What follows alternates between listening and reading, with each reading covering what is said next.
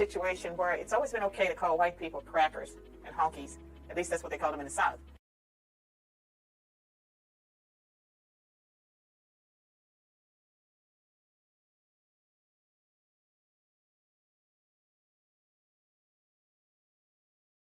You still had a situation where it's always been okay to call white people crackers and honkies.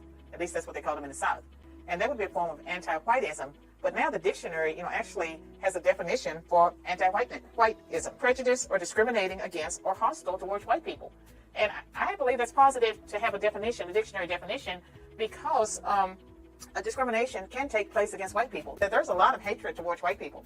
We hear about the hatred towards racial and ethnic minorities, but there's a lot of anti-whiteism that takes place across America, and it should be on equal level with anti-blackness, or anti-Hispanic, or anti-Muslim, anything that's based on prejudice, that's irrational. White is just like any other racial or ethnic group.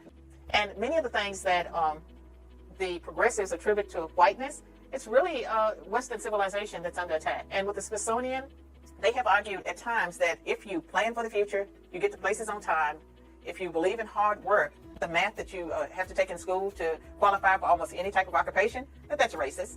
And just imagine and think about how dangerous that is. Because if you get large numbers of racial and ethnic minorities believing that math is racist, working hard is racist, getting to places on time is racist, that all of this is whiteness and that whiteness should be rejected, you are dooming millions of young people to failure if you're telling them that whiteness is evil and that all of these things that make for success, that people like me had to do to be successful, that somehow that's whiteness, somehow that's evil.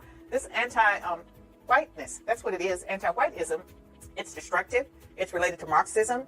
It's part of conflict theory. And one of the things that really troubles me as a person that loves all people is to see the bullying and shaming of little white children that's taking place in public schools under the guise of critical race theory and diversity, equity, and inclusion. It is wrong. And it's important for all of us to stand up and call it out when we see it.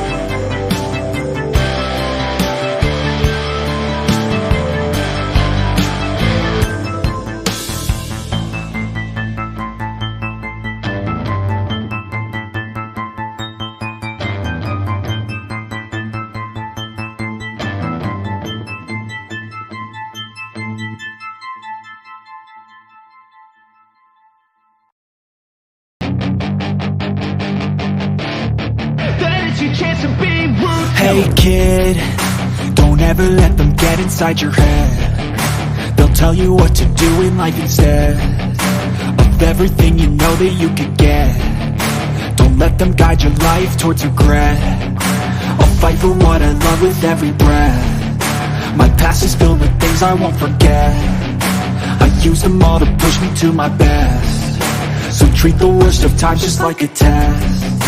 If only I could go back in time, I'd tell myself that everything will end up alright. Just push yourself, test yourself, figure out what you like, and find your limits, don't be rigid, always work towards a prime. Surround yourself with open minds, people can change your life. A few friends with intent can help you feel alive. Find a passion, take some action, and with a little time, just be patient, make a statement, try to enjoy your life. They'll try to kick you while you're down. They wanna rise up while you drown. They wanna fill your head with doubt. They're silently scared that you'll figure it out. I'll make it look like I'm losing, won't bother hiding my bruises. And when they finally think you're wounded, then it's your chance to be ruthless.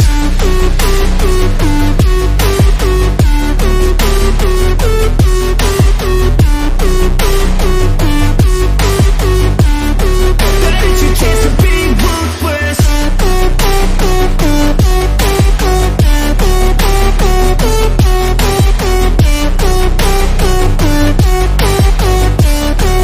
It's your chance to be ruthless. They don't wanna see me make it, they don't wanna see me care. Anytime I make some progress, I can see that they compare. I think everyone's against me, maybe something in the air. Am I paranoid? I swear a void is forming and they're scared. I walk a straight path, not many can say that. I like to play fast, cross me and there's payback. You better pray that I don't see your face at any place that I go. I know you hate that. I've been doing fine, I'm not wasting any more time.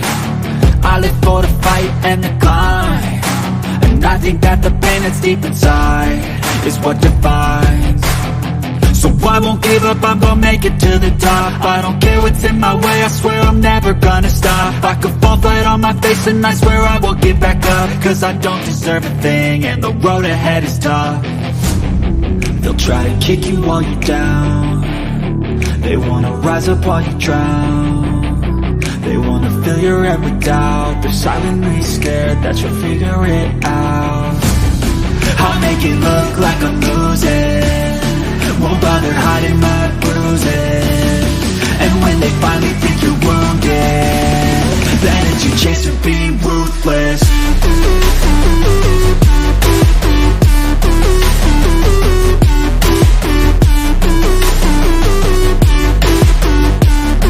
Then it's your chance to be ruthless.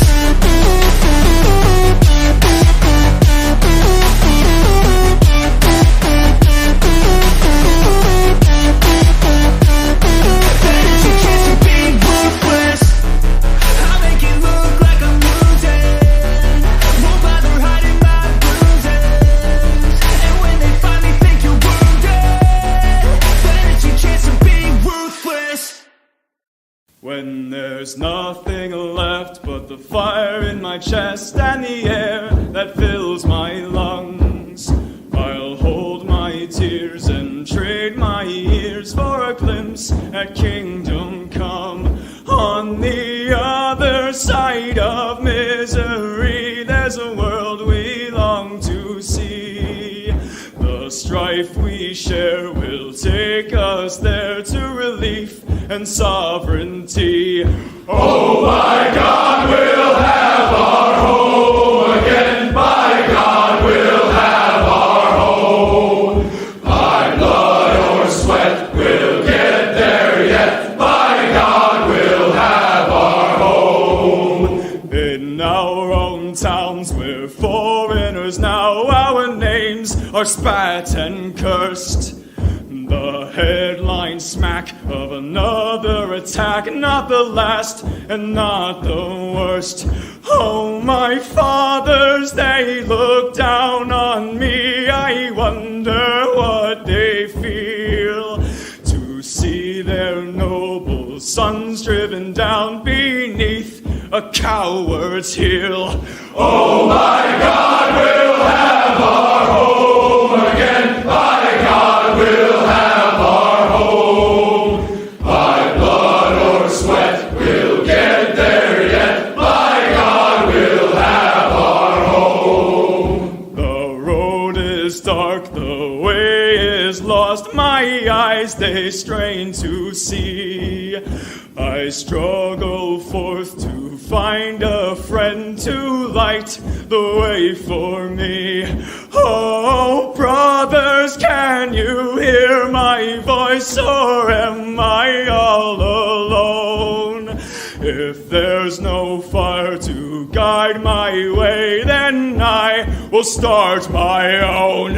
Oh, my God, we'll have our home again. My God, we'll have our home. By blood or sweat, we'll get there yet. By God, we'll have our home. Oh, by God, we'll have our home again. By God, we'll have our home. By blood or sweat, we'll get there yet. By God, we'll have our home.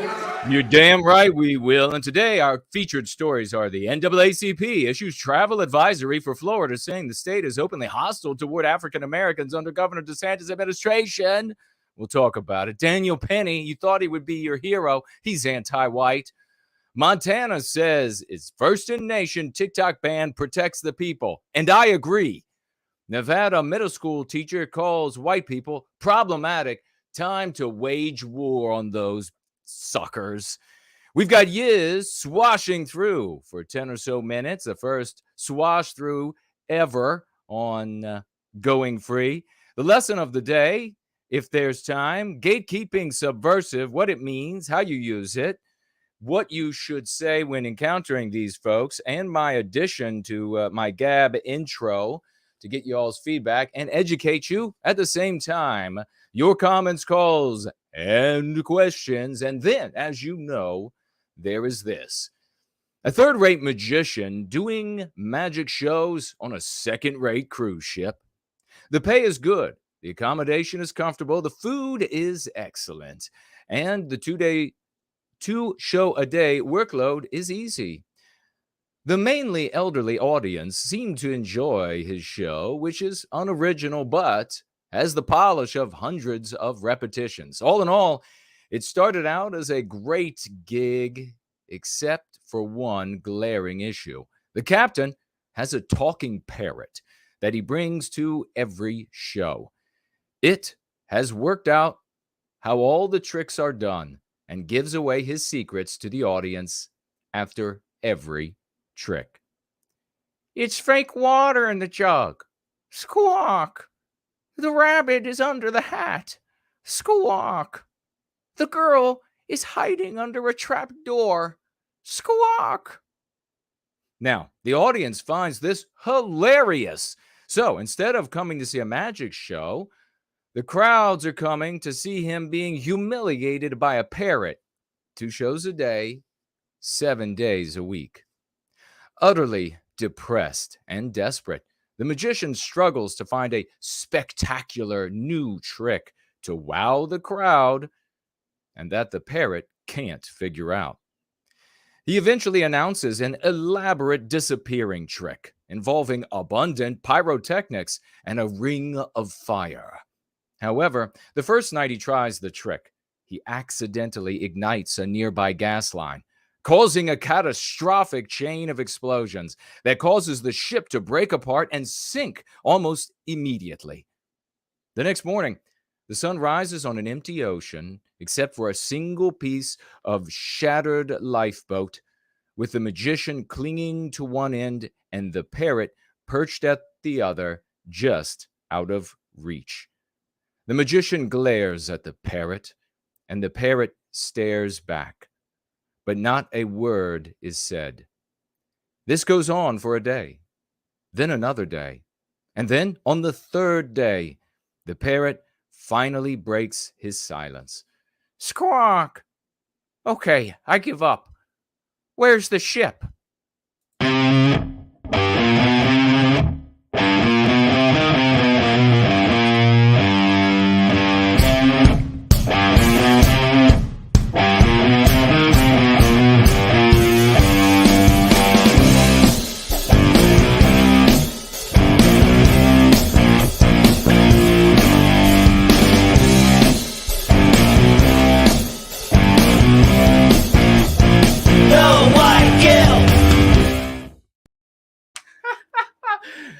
we are going free, ladies and gentlemen. We are going free. It's a Sunday evening, Monday morning. I'm so excited to be with you. I'm so excited to be going free. This is our Going Free gathering. If you are here for the first time, you are about to be blown away by the successes, the victories, the energies that we have here in service to white well-being with the Go Free method. That is very easy to learn. It's a matter of learning some concepts that you use in your thinking and your talking and your communicating that changes the story that you live in, whether you like it or not, and eventually the story that we are all living in, whether you like it or not, and thereby undermines the psychological warfare that is anti-whiteism that is waged against us. It is 5 p.m. in the once great state of Virginia, 7 in Sydney, 10 in London, and midnight in Moscow, where Moscowian things are taking place. A big hello to everybody over there on D Live. If you would like to financially gift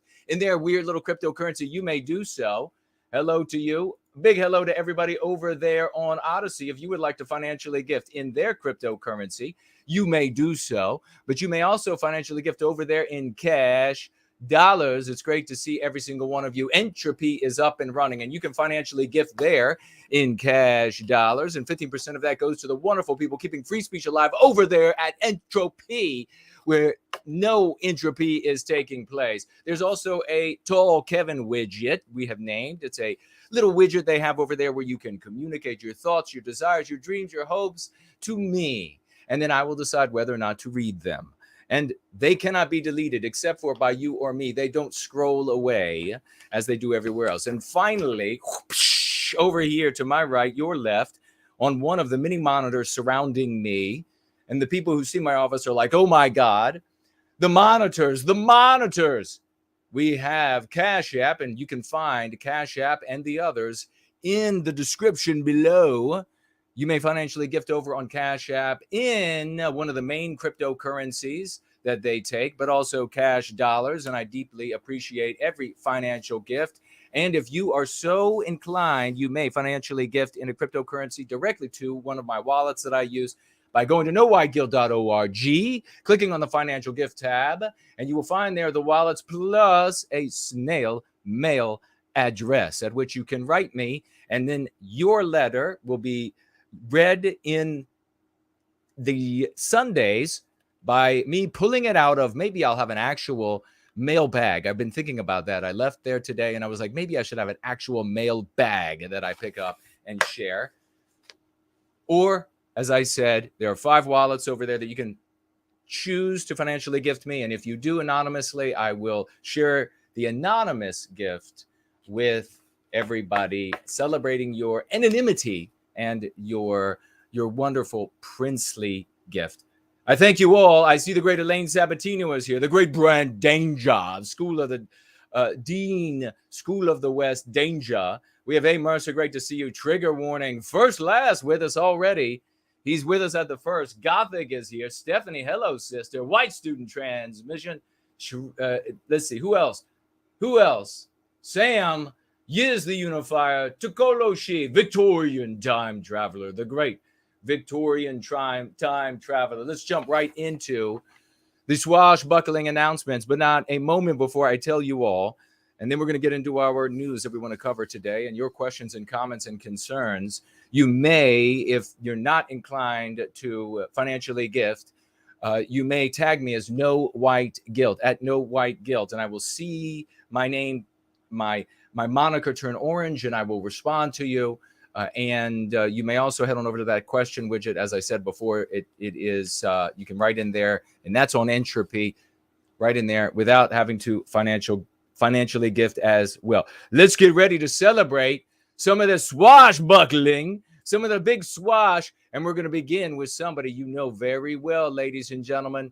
You know who he is. You know how to celebrate him. He's out there wallpapering the state of Virginia. It's Franklin IRL, making it happen, letting the folks know all over the good state, or the once good state of Virginia, that you can go free right here in service to white well-being. You can hold the moral high ground in your contest with the anti-whites. Imagine if Daniel Penny had the Go Free lexicon. Imagine if Sarah, what's the rest of her name?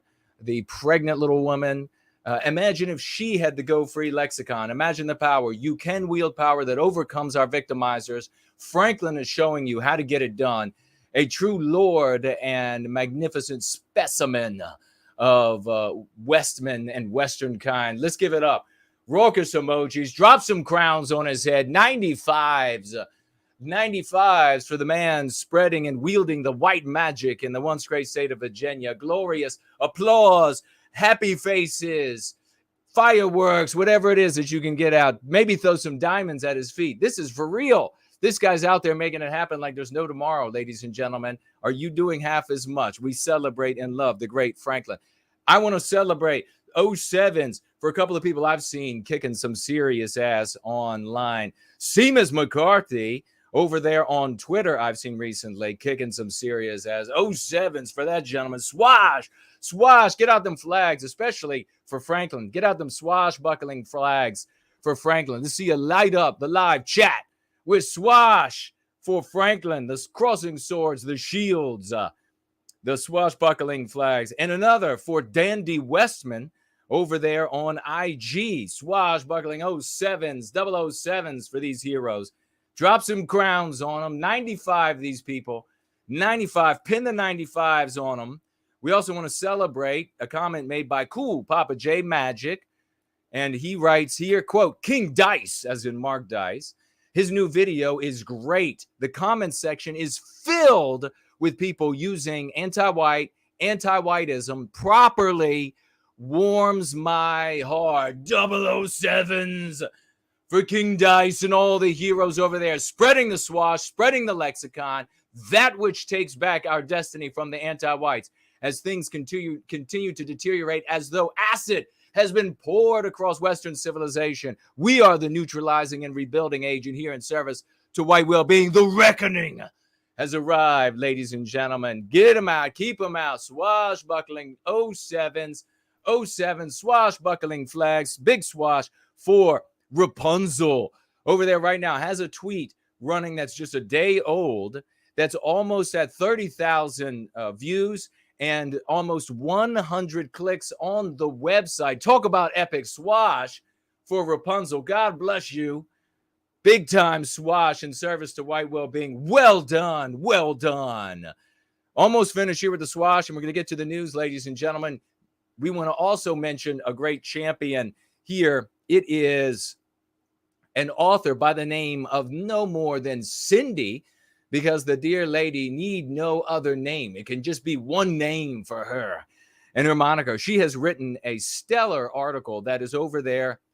It is over there on the No White Guilt Quora, and I will share, or we will share, someone will share that page so the folks can get over there and see and read this article and promulgate, big swash for Cindy. The article is titled Going Free of Anti-Whiteism. Totally epic.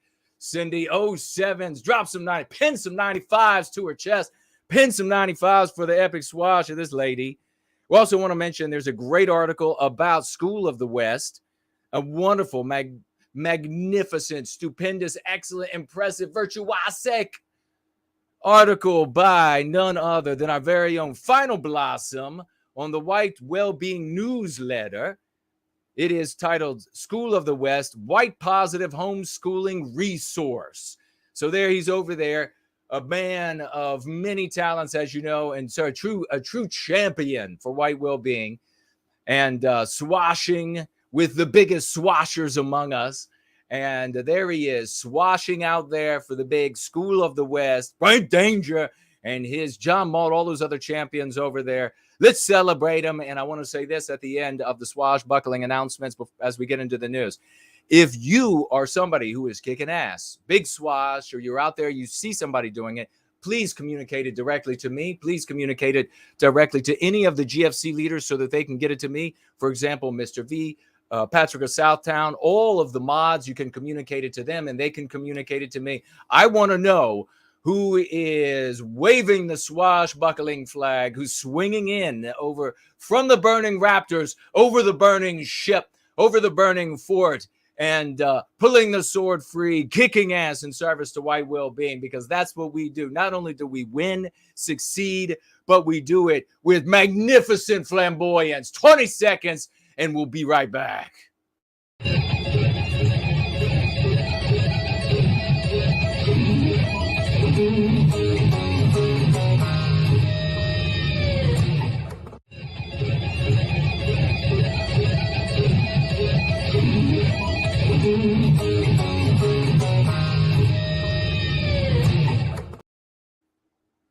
All right. NAACP issues travel advisory for Florida, saying the state is openly hostile toward African Americans under Governor DeSantis' administration. Could you imagine DeSantis being a problem? We can only imagine now. We can only say, you know what? I see that's in the news. I guess we could say that's in the news. The NAACP is telling Black people, don't go to Florida. Don't go to Florida. And also this in the future news, Black on white criminality radically goes down in the once great state of Florida. In all seriousness, the kind of people that would listen to what the NAACP has to say is and they don't go to Florida as a consequence, that's going to make Florida a better place. It's not just going to be anti-white Black people. It's going to be anti-white everybody. Probably more anti-white white people will listen to the NAACP and will boycott Florida, will won't go. And to go do what? To go down there and watch Disney World, which at this point metaphorically needs to be burnt to ashes. I'm glad that they're hurting financially, and it should be worse and worse and worse. If we had a government with me in charge as dictator, tyrant, lord, king, and emperor in charge, I would just take the leadership of Disney World away from them. Oh, well, but Jason, it's capitalism. All that matters is the enrichment of individuals. No, I don't think so. All that matters is the people and the country that we built. That's what matters, not the richness of individuals and how they can hurt the rest of the population. The one vote, one person rule has to apply to those billionaires and millionaires who can manipulate the totality of media, manipulate the totality of states and countries. And Disney World has gone too far, and they're out there wanting to teach the children about how to be good little confused on who they are, transgenders, and maybe they want to have sex with the other little boys, want to have sex with the other little boys and little girls. And why are you talking even about sex? But absolutely not about that. Just take it away from these POSs. So they say over there to NAACP, their travel advisory for the state in direct response to Governor Ron DeSantis' aggressive attempts. And who even cares about DeSantis? He is about as lame. When DeSantis gets on the stage, it's like he has gotten up there. He's such a wet blanket. It's like he's gotten up there and taken off his clothing. That's how lame he is. When Trump gets up on stage, it's like supermodels get up there and they take their clothes off. That's the difference. Let's not even talk about DeSantis. We'll go ahead and move on to what do we have here? Oh, Daniel Penny, ladies and gentlemen, as if you didn't know that this was going to happen in the end when it comes down to Daniel Penny. Speaks for the first time after a manslaughter charge. Predictable? Was it predicted? Was it predicted? Oh, yes, 100%, because that's how this works. After manslaughter charge over the savior of mankind, I'm sure there's already in the works statues of Jordan Neely, already statues in the works. And it says, I can't breathe across or maybe it doesn't. Maybe it says, they call it a chokehold when really why did they call it a chokehold instead of a headlock? It was a headlock. How many little boys out there have put each other in headlocks over how many times? I mean, how many times we wrestle, we fight each other for fun. It's recreational. We put each other, your brothers, you put it, your sisters, you put in, but you put your friends in the headlocks, and then you give them the noogie on top. You get them in a good headlock, and you're like, oh, you can't breathe. I can't hear you while I give you the noogie on top of your head. Oh, you can't breathe. Oh, you're turning purple. You know, that's something I didn't see happening to Neely. I mean, he wasn't that dark. You would have seen him turning colors. And yet he didn't. I'm wondering, was it actually suffocation? Was it something else? I mean, I don't know. But my friends, when I would get them in headlocks, they would turn kind of purple. But it wasn't a chokehold. It wasn't all they're saying chokehold. They weren't even saying sleeper hold. Some of them started off saying sleeper hold in the media because they thought, boy, that sounds deadly, doesn't it? But then it was so obvious it wasn't a proper sleeper hold. That's the one that kills you, by the way. That's the one that kills you. The sleeper hold. That's the one that you go unconscious like this, by the way. The choke hold. It was a headlock. And that's why they're not calling it a headlock. But they had to say, oh, he was in the choker hold. He choked him. The choker hold. Actually, you know what? There's a giant group of women out there in the world. Almost all of them, not all of them, but there's a giant group of women out there. They like choking quite a bit. They like to choke in certain circumstances. Got to be the right guy. They like choking a lot, but still they wanted to go with this chokehold and nearly, he died. He couldn't breathe. Cell phone footage of the incident on 1 May showed Mr. Penny wrapping his arm around Neely's neck in a not so nice way, wrestling him in a chokehold on the floor of the train. A headlock. It's just a headlock. The man charged with second-degree manslaughter after fatally choking a homeless man on a New York City subway train, the F train, aptly named, has spoken publicly about the incident for the first time. Now, what did you think Daniel was going to say? I see everybody coming out. Do you all remember this absolute imbecilic reject called Stick Man? He was actually, I renamed him Chopstick Man because he was a white guy who had a penchant for Asian women. And there were people, it's so interesting, so many of these LARPing Nazi types, they immediately loved this guy. They immediately, it doesn't matter. He's a penchant for Asian women. That's what he does. He's a penchant for many of these LARPing Nazis have Asian children of their own. Did you know that? Many of them, that's why they come together on hating Jewish people instead. And they took this chopstick man, this based chopstick man, and they made him like this god. He was just some punk that went out there, never had anything to share, never did it, no sacrifices for Western kind, no decades of service under his belt. But suddenly, all of these idiots wanted to know, they wanted to worship him. And they made little statues of him. I'm not shitting you. They made statues of him. They all wanted to hear what he had to say. He had nothing to say because his IQ was 85. He was a nobody. He was a nothing. And they all went to this guy. They wanted to celebrate this because why? He took a fucking stick to go out and have a fight. He was all padded up to go have a fight with some anti-white Antifa types. And he hit a couple of them with a stick. Oh, boy. That was going to change everything. Remember, it started, Jason. Why are you down? What, Jason? Why are you down on the people doing things? Why are you down on the people actually out there in the real world doing things? I mean, that chopstick boy, he went out there and he hit somebody on the head with a stick. He's doing something. You don't do anything. Your community doesn't do anything. He's actually doing something. Where did he end up? What did he end up doing for nothing? Oh, he made a bunch of money selling T-shirts and shit off you losers? Oh, that's what he did. Okay. Thanks for sharing that. We have the same phenomenon here with Daniel Penny. Immediately, a guy on a train decides that the people on the train are threatened. And you know what I think? I don't think he did this out of a normal service like to society. I think he was on his way to the gym. He was probably sick and tired of having to put up with this kind of stuff on the subway. And he finally said, I've had it. I'm not going to listen to this anymore. I'm not going to sit here in fear. I'm not going to wait for this guy to pull out a hammer or a knife or whatever. He just throws his jacket on the floor of the train. I'm sick of it. So I doubt it was motivated by, we have norms in Western civilization and you have to abide by these norms and you've taken it too far, sir. Let me just take off my gloves. I'll just take off my gloves and now we will have at you. I doubt he did that. I think he was probably just fed up because Western civilization is shit now, thanks to the anti-whites.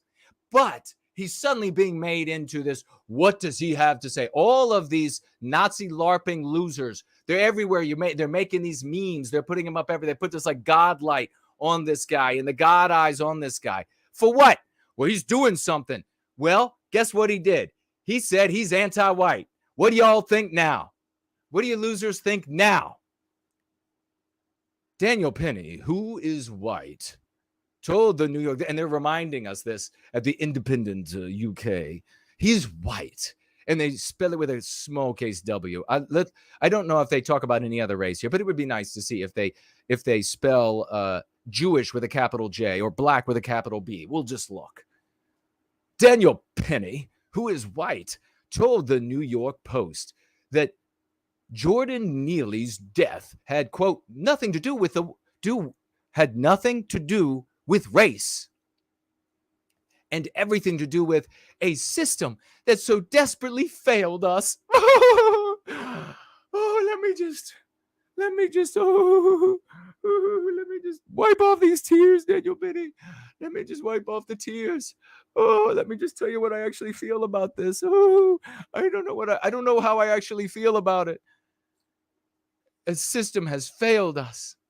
Nearly a 30-year-old street performer who was experiencing homelessness was black with a capital B. So this is the independent UK anti-white POS bastards. Think about that. This is like advertising. I want you all to remember, we see the advertising. There's advertising on the screen right now. You can't get away from the advertising. That's all Western civilization is. Jason, we are conservatives, Jason. And we are supposed to tell people that all that matters is your selfish, individualistic asses and dollars. So advertising is the most important. It's the god of economy, Jason. Well, call that. I'm going to sacrifice that on the altar of our people. We're not putting up with any more of this shit. Independent. I'll tell you what I would do if I were in charge. Well, I'm guessing this is based in the United Kingdom. If I were in charge over there, I know what I would do to the independent UK. I would arrest everybody working there. Think of the fact that these people sat down and said, the writers, the editors, sat down and said, we will not capitalize W because the white race is not a thing. It's not a thing that's... Now, mind you, they say here, this isn't important. This is not trivial. They say he's white. He's white. Lowercase w. So you're saying that there is such a thing as the white race. It's just inferior. It's just a second class type of person below all of the non-white races. That's what they're openly saying. Are you ready to take back our civilization yet? Are you ready to do something that works? Or do you want to just keep sitting around like a gatekeeping subversive? Do you want to just keep saying things and snickering at this system? Because it's getting worse. You're going to have second-class citizen prices within the decade. Do you understand what I'm telling you?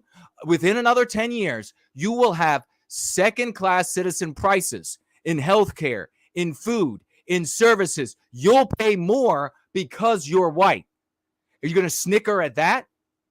Are you going to look at that and you're going to say, one of these days, the universe says it's violence. It's violence that wins. One of these days, I'll do something. Meanwhile, let me get back into my shitty little car and just shut up. Let's put an end to this. Cell phone footage of and what's great here also in this article is they say Penny's name and then they say, comma, was or is white. And then they say Penny or Neely, comma, was black. So it's the exact same. There's a parallel sentencing is what they're doing there, a form of it, except they went out of their way to say the black race is superior. The black race is a first-class citizen. White race, second class. You look at these advertisements. I talked about it before. We talk about it in Go Free. Ad agencies and in-house ad agencies have teams of people deciding, let's pair the beautiful white woman with the non-white male. Yes, yes, and he will be most robust. Find one that is a model, and he must be rippling. He must be rippling in muscles. We want to see rippling muscles, and she must eye, like carefully his muscles, but not be caught because she just wants him because he is not white. Okay, and it goes through these teams of people, and that's how it gets on. It's not a king throw of the dice. God damn it! When have you had enough? Cell phone footage of the incident on 1 May showed Mr. Penny wrapping his arm around Neely's neck and wrestling him to a headlock chokehold on the floor of a Manhattan F train. Witnesses confirmed that Neely did not physically attack anyone on the train that day. He was just another innocent black person. Just like Comrie, that's her name. Comrie, Sarah Comrie. Was that her first name, Sarah? Comrie, the tiny pregnant woman, just got done with a 12-hour shift, who obviously, when she got outside, decided that she didn't have a form of transportation. So she saw 5 black males, 5 adult black males, and she thought, I'm going to rob them for their bicycle. Makes perfect sense. But you see, she's a white person, and her crime in the anti-white narrative, when are you all going to start listening to me? When are you, not you folks who are going free, everybody else who is hearing this, you're the ones who have to take this message. You're the apostles. You are the special people. Just remember that. I get here, I get fired up. You are the special ones. You are the apostles. You are the ones that will lead the others as they come. The flocks of lemmings, the flocks of these sheep. You got it? When they show up, you are the leaders of those masses of imbeciles. The crime is, if you're a white person, you always have to defer. You have to be deferential. You have to be a doormat to all anti-white people, but especially anti-white, non-white people. I saw somebody saying on the news, well, it's when you're white, it's just black that you have to defer to. Bullshit. That is not an accurate formula. I'm right, you're wrong. Because in your formula, you then have to say, oh, well, except in these instances. With my formula, you're always right. You don't have to say except when. Because let me tell you what, there are plenty of non-white people, black people out there who are conservative. And if you were to agree with them on video, oh, the media, the rest of the anti-whites are not going to be very happy with you. So you see, it's about anti-whites. So they were seeing, it just makes it a little worse, visually a little worse. They were seeing disagreeing. Comrie disagreed when they said, hey, excuse me, miss. Excuse me there, miss. Why are you trying to steal my bicycle? Why are you trying to take my bicycle? I'm busy studying astrophysics while I ride this bicycle because I can do 13 things at once. Why would you try to steal the bicycle? I was also dribbling a basketball. Why would you try to steal my bicycle? I noticed that everywhere I turn in life, there's a white woman trying to steal my basketball and my bicycle. Why is this? You're not trying to take my physics book. That's what happened. And then she said, no, it's my bike. I saw you on a bike today, so I'm taking it. You've disagreed with an anti-white person. He did not order a bike. If he had ordered a bike, he would have shown the people who had run up around Comrie and him. He would have said, look at my phone. Look at my phone. Here's the evidence. I ordered this bike. He didn't do that. You know what else he didn't do? Nobody else talking about. He didn't immediately order another bike, because if he had, that would have been in the news as well. He would have said, hey, okay, fine, hussy, I will just order a new bike. No, she ordered a new bike, but he didn't. Time for all these people to get sued. You know, the problem, oh, but you know what? She's anti-white too, because her lawyer comes out and says, oh no, we have no beef with the 5 upstanding gentlemen who accosted my client. No, we're going to sue these content. We're going to sue these like Twitter accounts. We're going to sue these people, these media, probably leave the Twitter people alone. Probably the media organs that went ahead and published that she was anti-white slurs. So they said, no, that's not these 5 upstanding gentlemen. She's got no problem. We won't be suing them because whatever did they do wrong? No, we're going to go after the big media companies. Good luck with that. Meanwhile, she's getting death threats and has to go into hiding.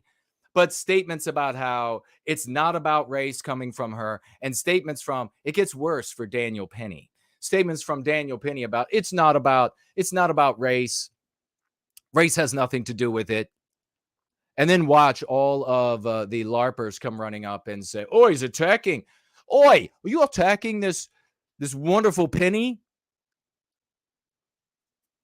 All right, let's continue. Police arrived to find Neely was unresponsive and was pronounced dead at a nearby hospital. A medical examiner's report issued 2 days later determined his death was a homicide due to compression against his neck. Did anybody else look at the body?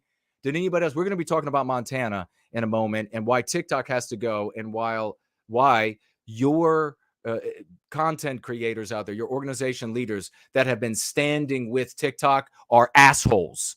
Okay? We'll be talking about that in a minute. They're not just wrong, they're assholes. So don't go anywhere. Daniel Penny, back to Daniel Penny. Did anybody else look at the corpse?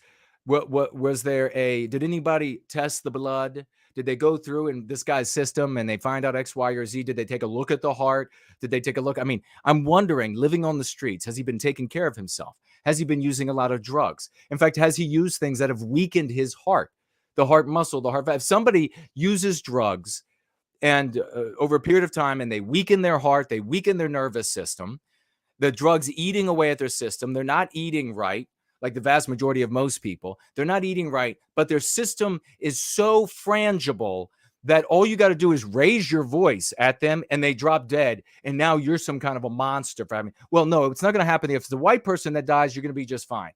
But if it's a non-white person and you're a white person, you are up shit creek. This is how the world works. And there's no use in just complaining about it. There's no use in saying it's not fair.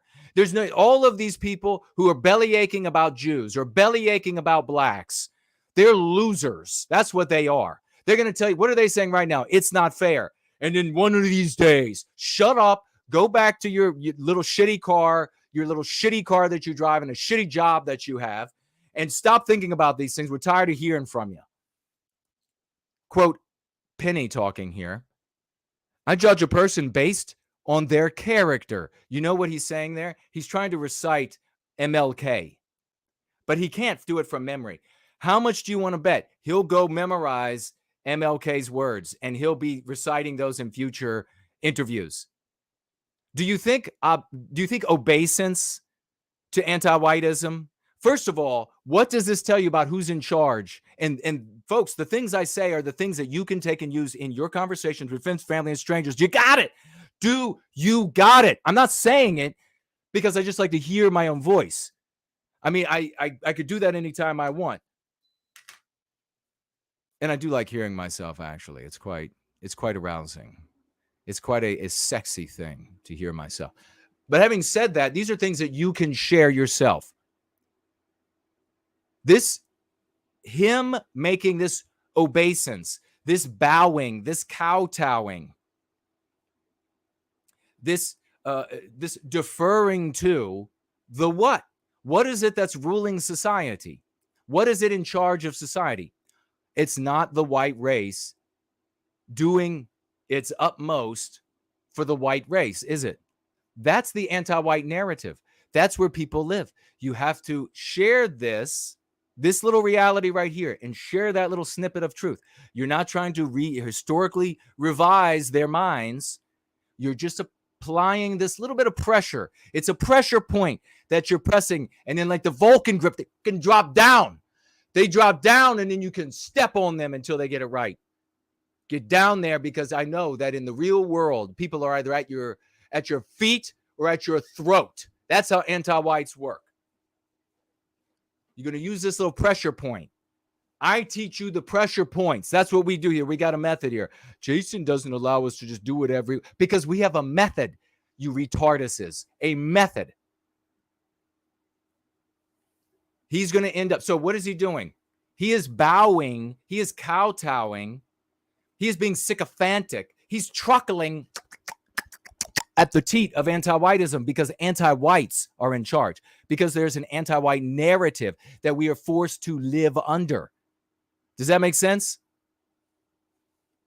So he's trying. He doesn't know. He hasn't memorized. He's been busy living his life. He was in the Marines for a few years. He's been busy traveling, he says. So he's been traveling. He's just trying to white flight away from how shitty the world is for white people, especially white men that are fair-skinned and have blonde hair. He's just trying to get away from it. I judge a person based on their character. And then he says this, I'm not a white supremacist. Folks, that is him saying that he is not heretical to anti-whiteism. That is him saying that he is anti-white, period. Mr. Penny told the Post, quote, I mean, it's a little bit comical. Everybody who's ever met me can tell you I love all people. I love all cultures. Oh, Daniel, hero of the white race. Oh, he's so based. True. Based, Daniel. I love all people. I love all cultures. You can tell by my past and my travels and adventures around the world.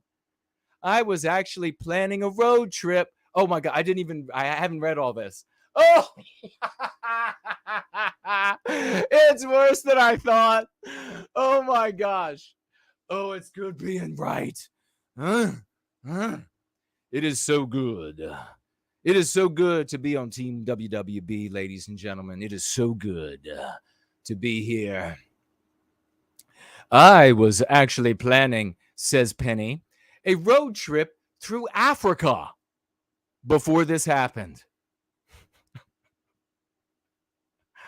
Oh my God. Was it for a chokehold competition?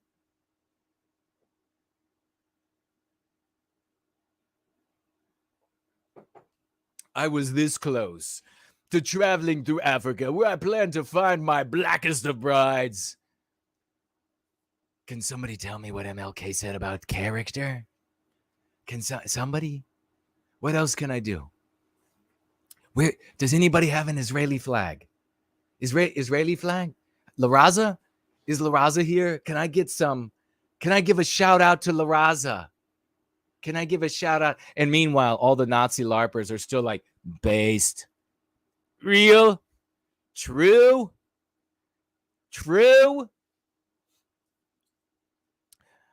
The office of Manhattan District Attorney Alvin Bragg, anti-white par excellence, determined there was probable cause to charge Mr. Penny. So they just, as I understand it, they didn't even have the jury to decide. They didn't even have it. They were just like, we're charging you.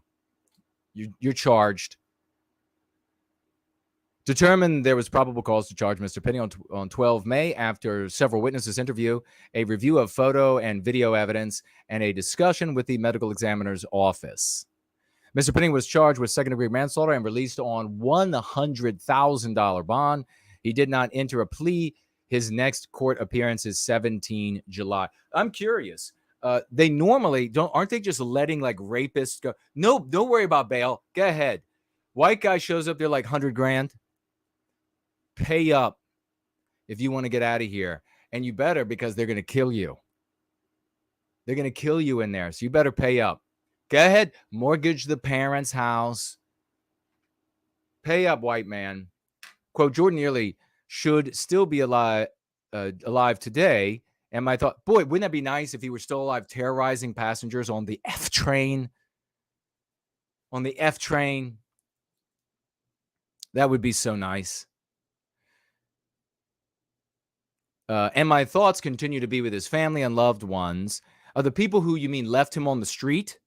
The people who were ignoring the fact that he was, the family members, the blood, that were ignoring that he was hungry and thirsty.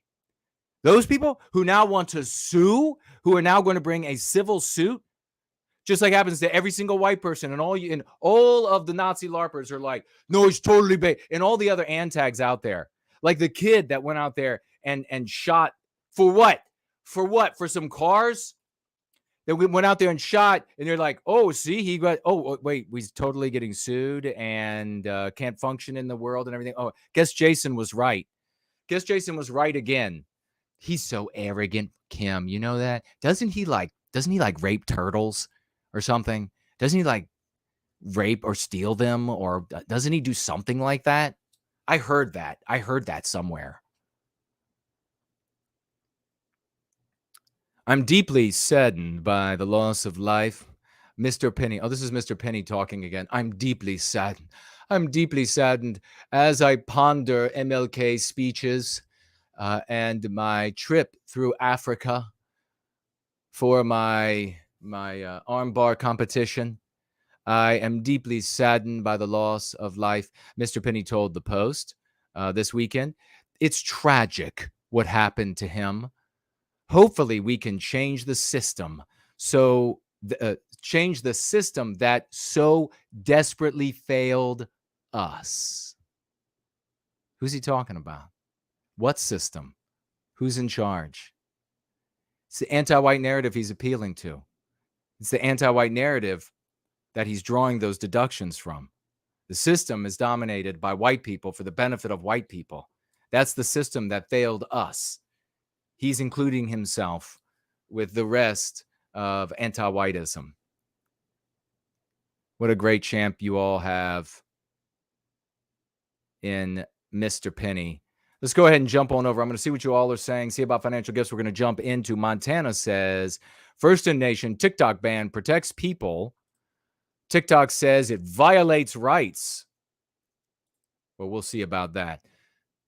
Ulrich is here. Great to see you, brother. Caesar is here.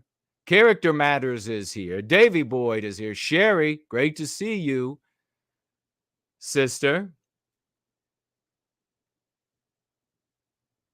Gothic, Crystal is here. Great to see you, sister. Golden Honeybee, wonderful to see you. We'll get a refresh over here. We'll bring up the story on the screen right now. Do any of you have any thoughts? Have you shared the URL? Open it up, ladies and gentlemen. Make sure that we dominate the world in service to white well-being with what we're doing, because quite frankly, nothing else is working. Do you need any more evidence? Jason says nothing else is working. POS? What did he say? Evidence of other things working? Well, we don't need evidence. Montana says, First in Nation. Janice is here. Great to see you. Phantom of the Paradise. Hello and welcome. Great to see you, Sister Janice. Roger is here. Trigger warning. We read your name before. It's a good name. Simon JJ, the great Slots, is with us. Big thinker in service to white well-being. Lucky to have him. Great to see you, brother. Hyperborean Dream. Very cool name. Hyperborean Dream is with us. Remember, tag me if you want me to see your comments. First Last makes an apropos statement here, doesn't he? He says, arrest Penny. Arrest his ass. Take him off to jail. I couldn't care less with his statements now. Just Michelle, great to see you, sister. Tex is here. Al Robot is here. The wonderful and stupendous comedic genius Elaine Sabatino is with us. Wonderful to see you, sister. Fire up everybody in the live chat today. Promethean Healing. That's such a cool name. Great to see you. Inner City Pigeon. Pigeons are neat. Pigeons are, they're kind of dirty. They're kind of, especially in the city, kind of dirty, kind of gross. A lot of them in DC. They got to put things up to prevent them from shitting on everything. Makes the monuments look awful, but you got to do it because they'll shit on everything. But they're kind of neat. You know, they got this iridescence in them. They make this little hoot sound. They actually have a very neat way. Them and turtle doves, they can fly. They can generate lift. Do you know this? They can generate lift on the upward stroke of their wings. Did you know that? A fascinating factoid. They twist their feathers on the upward swing, the feathers at the end of the wing, so they generate lift on the upstroke. And the reason for this is that their main predator is, of course, hawks with agility that you can't even fathom. Spud is here. Great to see you. The one and only Polymathic Fornol is with us. Great to see you, champion. European Man is here. Diva is here. Wonderful to see you, sister. Elaine says about the based chopstick man that he had a penchant for white erasure. And she says, based chopstick is hilarious, Jason. Do you remember that from back then, or am I reminding you now? Yeah, everybody was like, how dare you, Jason? JK160 is here. And then we always end up right. And that's why they hate me. White Student Transmission, great to see you, brother. Doxastic is here. Hello to you. All right, we're going to see. Thank you all. Everybody who celebrates, when we celebrate, you're better than everybody else. Just know that. God agrees with me. You are better than everybody else. Agrees with me. All right, we have over here on Cash App, we're going to read just a couple here. We have 10 white well-being. Let's give Penny the bird. It's a karate move. 10 white well-being dollars. And she says this, I love Jesus Christ. She writes, for white well-being. Thank you so much. We also have the great Slots. So we're just mentioning Slots here. $1 financial gift over there on Cash App. Don't forget, a couple of weeks ago, he financially gifted $1,000. $1, he says, a multiracial J orbiting is white erasure. Oh, that is nice. That is nice. Boom. Boom. Multiracial J orbiting is white erasure. Yeah, that's another thing from these gatekeeping subversives, is that they're always like, it's everybody against the J's. No, it's not. No, actually, no. We are here to stop the victimization of white people. Go away. You have nothing to do with it. Also want to mention, and we're going to get into Montana right now. We're going to get into Montana. Oh, boy, she would be so happy. She would be so happy. $5 financial gift over there on Odyssey. We don't have many that happen over on Odyssey, but over there on Odyssey, $5 from the one and only, you know him well, Rory Herbert of the United Kingdom. Thank you so much, good brother. Rory Herbert, white well-being dollars. What's going on with Montana?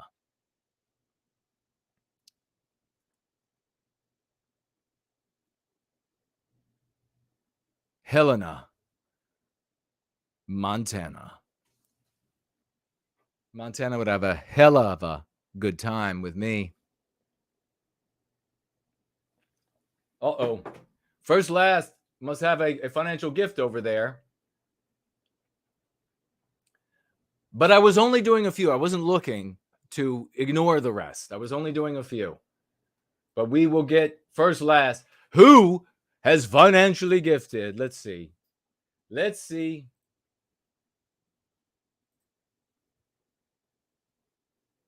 Uh-oh. Get out your raucous emojis. Get out your 07s. Get out your 95s, 007s. Break it down with some gems scattered at his feet.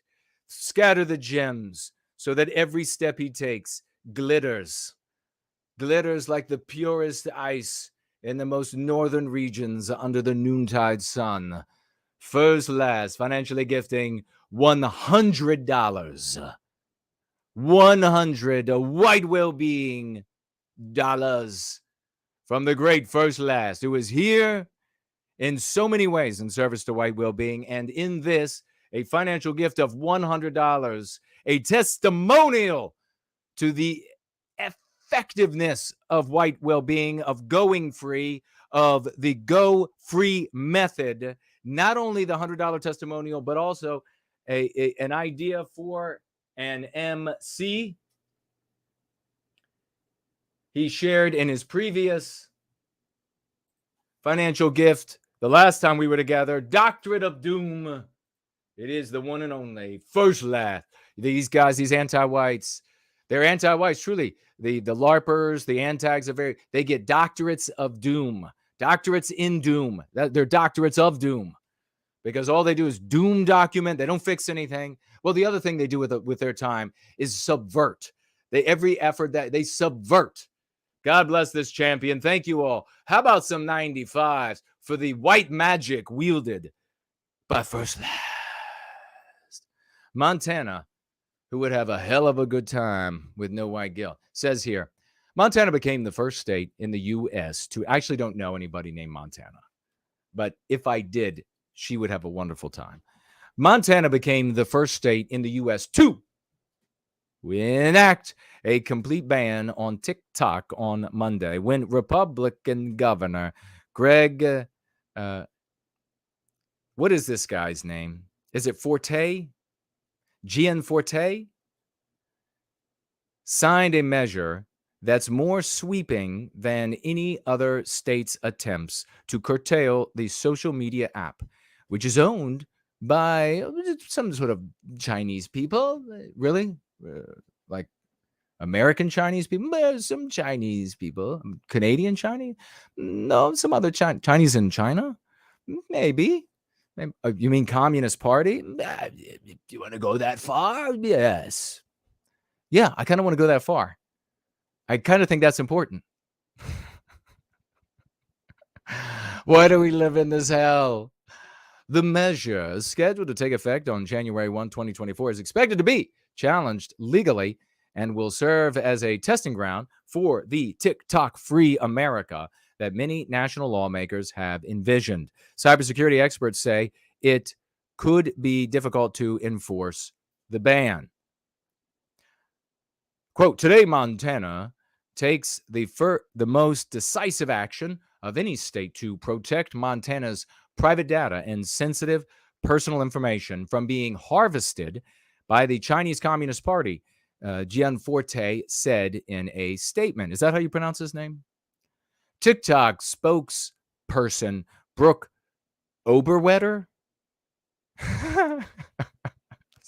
It's a wonderful surname. I don't know. Something just strikes me as funny by that. Oberwetter. You're not like are you the underwetter? You're the overwetter. So I guess you're kind of like not the one getting wetted on. Argued that the law infringes on people's First Amendment rights, which the whole world has, but not American white citizens. You see, this is how this works. Communist Chinese, they've got First Amendment rights here.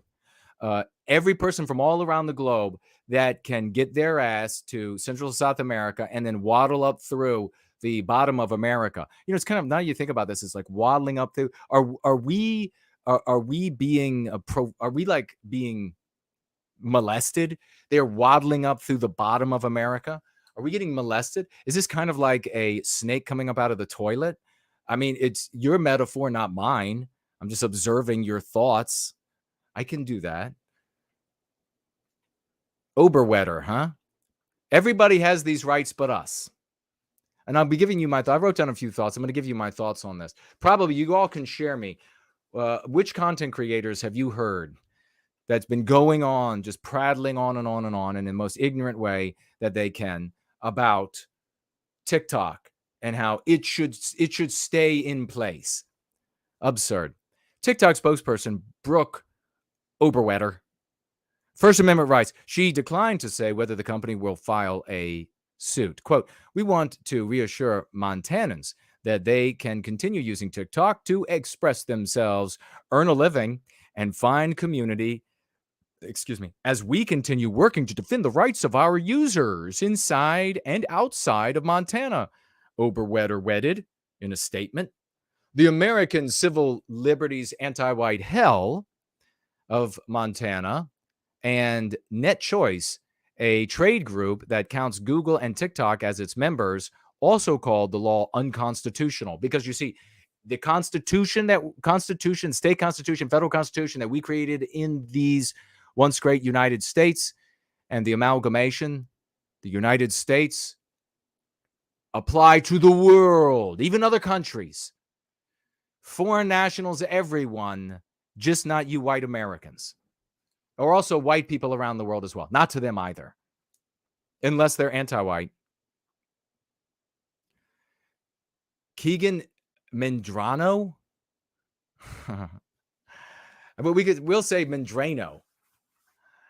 Keegan Mendrano. I love the names. Is this all fake?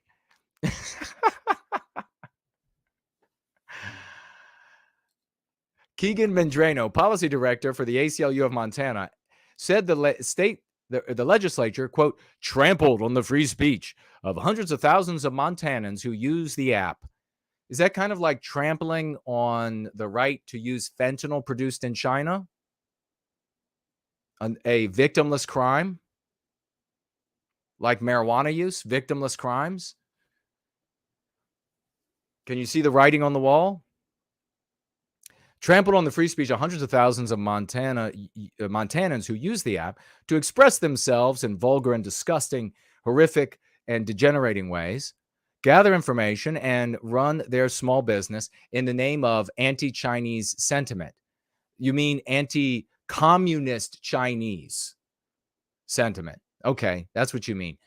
Some lawmakers, the FBI, and officials at other agencies are concerned the video sharing app owned by ByteDance, of course, communist Chinese, could be used to allow the Chinese government to access information on U.S. citizens or push pro-Beijing misinformation that could influence the public. TikTok says none of this has ever happened because they would tell you differently. So, before reading any further, because it is 6. I mean, maybe we'll read some more, maybe we won't. I don't know. We have, of course, we have this Nevada middle school teacher, your child's middle school teacher. This is not some. Remember, these are not aberrations. For years and years, on the screen here, for years and years, I and other brilliant people were at the forefront. We were at the tip of the spear. And we were telling you all, stop just making fun of these people. Stop just laughing at them. This is not an aberration.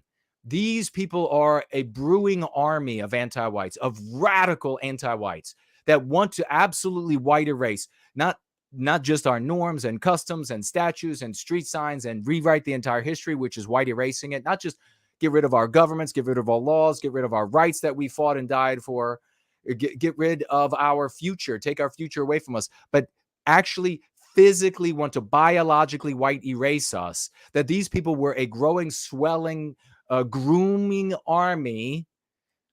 And therefore, these ones that you're seeing, these are not just an aberration here, aberration there, that you can feel confident. There's still so many of these people out there, so many misled good patriots. Misled patriots are out there in their millions. And they sit around at conversations, over the new car that they're putting a new motor in. And they're building the new motor and the new tranny goes in. And by that, I mean transmission. When they say they blew their tranny, that means the transmission blew up in the car. It doesn't mean what it means today. They're still there clinking their beers together, probably their Bud Light beers, which they'll be drinking again as soon as Bud Light follows my advice, which I gave them for free. Cut the price in half and you will sell out a Bud Light. No one will ignore it anymore. Sell out. They'll clink their Bud Lights together over their brand new Ford F-150. What is it called? A Razorback or something like this, that you can see a lot of the Ford F-150 that's really light in the leaf springs. They'll be clinking their beer, their Bud Lights over that, thinking nothing can happen to us. I mean, by God, look at how big my belly is. Look at how big it is. Yes, those guys at Sparta, they might have had 6-packs, but I got one giant, disgusting keg here. There's nothing that can be done to us. That teacher over there, she can't do it. I got a shotgun at home. Buddy, you're not doing jack shit. There's nothing here to laugh about. They got your kids. Your kids are going to come home, use that shotgun on you. Metaphorically, if not literally. Because they've got your kids' binds. And they got your kids' minds in hardcore anti-whiteism on TikTok. No more making jokes. So that's the teacher we have coming up in just a moment. But before we get to that insane teacher that's everybody's middle school teacher now, everybody's. I was waging war on them when I was in middle school, 11 through 13 years of age. We now have TikTok. So let's talk about TikTok for a moment. Let's talk about the Communist Chinese Party and TikTok. I'm going to ask you right now, tag me as No White Guilt, and I'm going to take a look at what you write there. Tag me as No White Guilt. What have these misleaders, misadvisors, and these content creators who call themselves alt-right, they identify as right-wing and all of these different things. Why? Because they're trapped in the anti-white narrative. We look down on the anti-white narrative. You just like on Flatland, the story Flatland, where the three-dimensional objects look down on those two-dimensional objects. That is the difference. That is how evolved we are compared to these people. That's why they always look at us and they're just like, I don't get it. What are they doing over there? Yeah, I know. When we come through their two-dimensional world, they're like, I can only see that slit coming through. I can't see the three dimensions. And you describe the three dimension to them and they don't understand. There's a bottleneck coming. A lot of these people aren't going to make it through. Oh, well, I'm fine with that. I am so fine with that. I am so fed up, I tell you, with the midget-witted world, the midget-sticked world that scurries around beneath us like cockroaches. They're cockroaches. Where's that from? What movie is that from? I must have seen like a snippet of a movie. They're cockroaches. Say hello to my little friend. That came from somewhere. Maybe I'll watch it again. Cockroaches, I tell you. What kind of things are they telling you? Well, I'll tell you the kind of things I've heard, and I'll take a look. I'll keep an eye open. Spud says, did you hear about the migrants that are going to be housed in public school gymnasium? Yes. In New York, and you say here in Williamsburg, as in Virginia, parents are suddenly not so keen on mass immigration when it's on their doorstep. Yes, that's what smart people have been saying all along. It's what bright blue-collar workers in America, white blue-collar workers, have been saying for generations. They've been saying, when this comes home to roost, well, the problem is that they've been making sure it doesn't come home to roost. And then when smart people like us here, they say they'll just take the money from everybody else, just like these states that are falling short to pay all of their anti-white responsibilities. They just say, well, we're out of money. Anti-whites in control of the federal government. Okay, well, then we'll just take some money from these states that are fiscally conservative, and we'll give you their money. And we'll just pay you out more, and we'll give them less to keep your anti-whiteism going. That was the problem. The folks should have come and followed what we're doing here. Now we're here. And we're stomping all of these losers out of the way as everything gets worse and worse. They said all along, it's got to come home to roost. You've got to put these people in the places where these voters are. You know how much heat I took decades ago now when I said they have to be moved to these anti-white, white areas. And it has to be in such a way that they don't want to leave. So I've talked about like the idea of states, and you could even have private individuals by way of state backing, setting up housing, setting up places in these areas. This should have been done decades and decades ago. But you didn't have smart people resisting anti-whiteism. You had idiots. You had these morons that just slander the shit out of everyone that doesn't want to do things, that don't want to do things their way.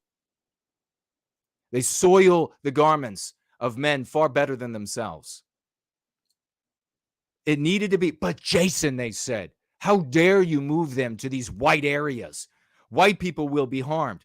Yes, anti-white people will be harmed. And yes, there will be some collateral damage. But where are we today? Exactly what I predicted.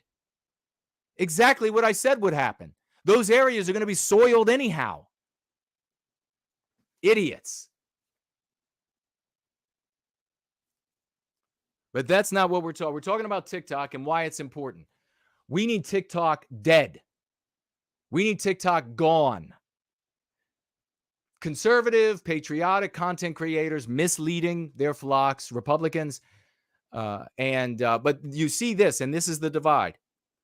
You have deep state, anti-white actors who, by the way, want to take a ban on TikTok and build it in an omnibus way, which is not supposed to be happening anymore. Remember that whole battle over speaker? Remember that? We weren't supposed to have omnibus bills anymore. What the hell's going on? How is that happening? Does everybody forget? They want to take it and they want to build it into another bill. And then they want to add a bunch of other stuff. Oh, in addition to banning TikTok, which should be done, we're going to build in a bunch of other garbage to be able to look at all of your social media, to be able to that we already are looking at. But we just want to add another tool, another avenue to get into your things. We want to give ourselves more power. No. Republicans, if you hear in my voice, if there are any out there that want to be a hero before the end, want to do anything remotely good, write up a TikTok ban that has nothing else in it. TikTok banned. There's the bill. Everybody who says no is an enemy of the state, is an enemy of Western kind. Everybody who says yes is a hero. That's simple. TikTok ban, no other verbiage needed, no being built into another bill, hidden in another bill, no more omnibus bills that contain a bunch of other things in them. One issue. Nothing else. Don't try to take any more of our rights. So what happens is these people who consider themselves on the outside, not in the what would be called the rhino Republican, rhino conservative ilk, those who consider themselves alternative, oppositional, or in rebellion to those individuals, they call themselves right-wingers, alternative news sources on the right, etc. They call themselves those things. This shows you, it's a great example how the idiot's idea of always adopt the opposite position of your enemy. And remember, we don't have an enemy. We have a victimizer. Do not call them our enemy. They are our victimizers. When you say you have an enemy, that implies a whole host of unspoken premises, that there is some sort of commensurate status, that we have as much ability to inflict injury on them as they do on us, that there's some kind of a fair, some kind of a balanced jostling, and there is no such thing. The relationship we have to our victimizer is that of an abducted child being raped. We have the power of force, the power of speaking to the masses, all of these things that can change our fate like this are in the hands of our victimizer. Call them our victimizer. But these folks will say enemy. And they'll say, well, the precept, and this is another one of those misapplied cliches that you see all the time out of midwit America, midwit UK, midwit France, midwit Norway.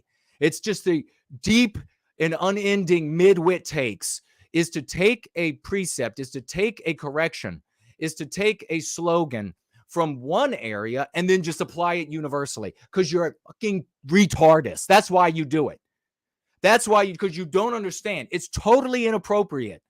Why don't you have other people telling you this? Because nobody is as bright as me and Team White Wellbeing. That's why. You cannot take these cliches from somewhere else and say, well, you know what? You just always take the opposite position. Then you're doing what's right. And I can't tell you how many meetings I've been at, conferences I've been at, live chats I've been at, where you see the entire assembly suddenly say, all right, aye to that. Salute to that. We all agree with it. Yeah, that's what you do. No. Your victimizer right now in the form of anti-white, rhinos, or whatever they call themselves, or people call them, those people are taking a position that say, ban TikTok, that's good. But then they're tacking on a bunch of other things. Do you see now how just take whatever the opposite position is, the 180 antithetical position, just take that every time, works out perfectly, how that's wrong? Because the opposite position here that the alternative right-wingish people have been taking is, no, TikTok good. More TikTok. I want here more TikTok. They are just bad on TikTok because TikTok they don't have control of. It's like listening to these Neanderthals, these troglodytes, these anchorites. The anchorites come waddling in, they're like, ugh, on their knuckles. The anchorites come in on their knuckles, and they're like, these conservative content creators, and they're like, hey, if the rhinos oppose it, then I like it. The TikTok isn't controlled by the regime, and that's why they hate it. So we should have access to it. Oh yeah, is that because the people who control TikTok are angels? Is that because they always tell you the truth? Is that you're always going to get the truth from the TikToky people? Is that what happens, you dipshits? Is that what happens? Are you the people who actually freeze turd and then lick it as popsicles? Are you those people I heard about? You dipshits? Because because the Communist Chinese Party, they're going to give you truth. They're going to give you, think of this thinking, folks. Think of this thinking. I really want you to think of their thinking. They're saying you need TikTok because that is an alternative voice.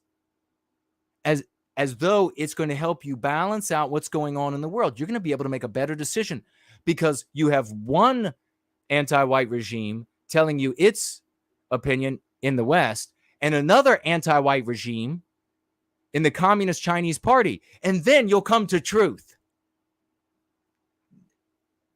In the regimes of governments, they give you only that which empowers them. They give you only that which leads to their objectives. You don't get truth from foreign sources, dipshits. How many times do I have to say this? You do not get truth from foreign sources. The Communist Chinese Party wants white America to die, in my opinion, of course. Why is that? Because that weakens the United States. They are not going to tell you something that will empower you. They're not going to give you something closer to truth because they're not the anti-white oligarchs in the West. They're only going to give you the poison that serves their objectives. And you have hordes of conservative content creators and conservative patriotic leaders out there with millions of followers telling you to TikTok yourself into oblivion. Follow the TikTokers. What did I say would happen to Twitter after Elon Musk bought it? What did I say made Twitter a platform that drove news? I can't believe how right I am. I swear I must be like a third God. A third of me must be God. A half of me must be God. No, was anybody else saying? Maybe there were smart folks out there, a lot of smart folks in Team White Wellbeing. You find the best. That's why they're here. What did I say? What drove Twitter? Everybody out there, everybody, mountains, and they were saying, oh, Musk will buy it, and then all of the news will be driven by Twitter. And I said, Twitter doesn't have its power because it's innate in that platform. Twitter has its power because anti-whites in the news and entertainment media have chosen to reference Twitter as the pulse of the public because Twitter was so anti-white. I said they'll either select another platform to start citing or they'll create a new platform. They're citing TikTok now. TikTok is the new Twitter. TikTok is the new Twitter. Burn it to the ground. TikTok is increasingly cited as the pulse of the people. If TikTok is not banned, and that will be where the ultimate pushback comes back from, is anti-whites who want to use TikTok as the pulse of what's being said rather than Twitter. if conservative content creators, that so many of them out there that people look up to and they're like, oh, he's a genius. Have you noticed how confused he is about his sexuality? He's a total genius. Have you noticed how like totally incompetent he is? Have you noticed when he goes to punch, he goes like this? Have you noticed? That means he's brilliant.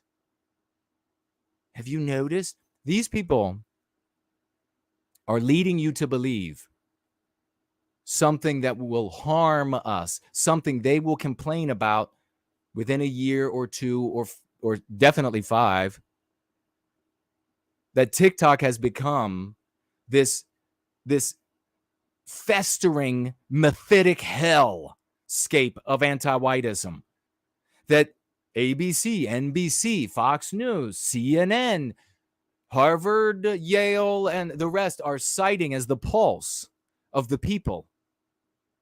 And something will have to be done. Well, we didn't know then, they will tell their flocks. Oh, we did know. But people weren't listening to me because I'm actually a healthy man of the West.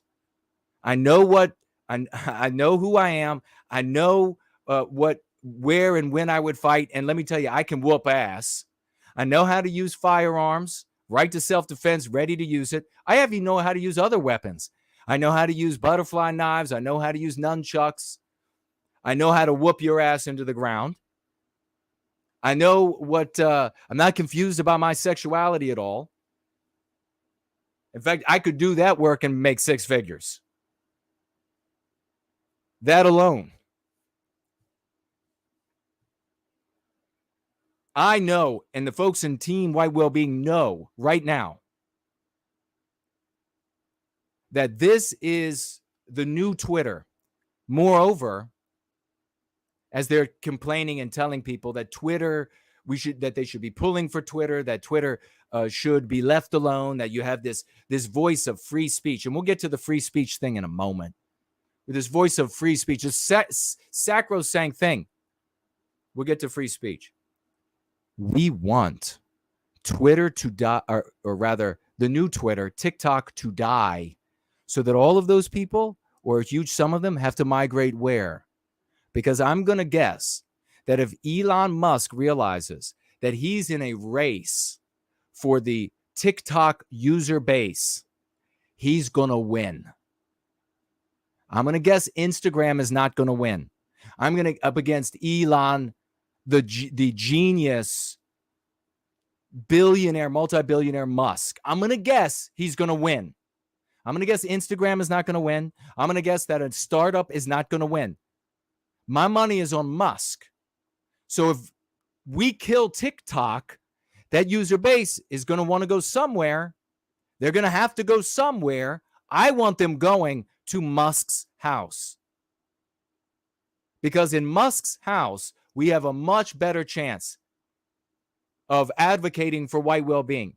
And I'm saying this as somebody who is paying a close attention to what appears to be a mild, recurring shadow banning on Twitter. Because when I juxtaposition my mild shadow banning on Twitter to my instantaneous banning on TikTok 3 times, for advocating white well-being, you know me, I'm not going there saying anything negative about non-white groups, anything negative about these privileged groups who call themselves victim groups. The only thing I do is say that we need to end the victimization of white people, and TikTok has banned me 3 times doing that. Twitter hasn't. I even was able to operate on Twitter when it was owned by radical anti-whites. Yes, I was shadow banned all to shit. Yes, I couldn't get the message out to anybody on Twitter. They locked that account down.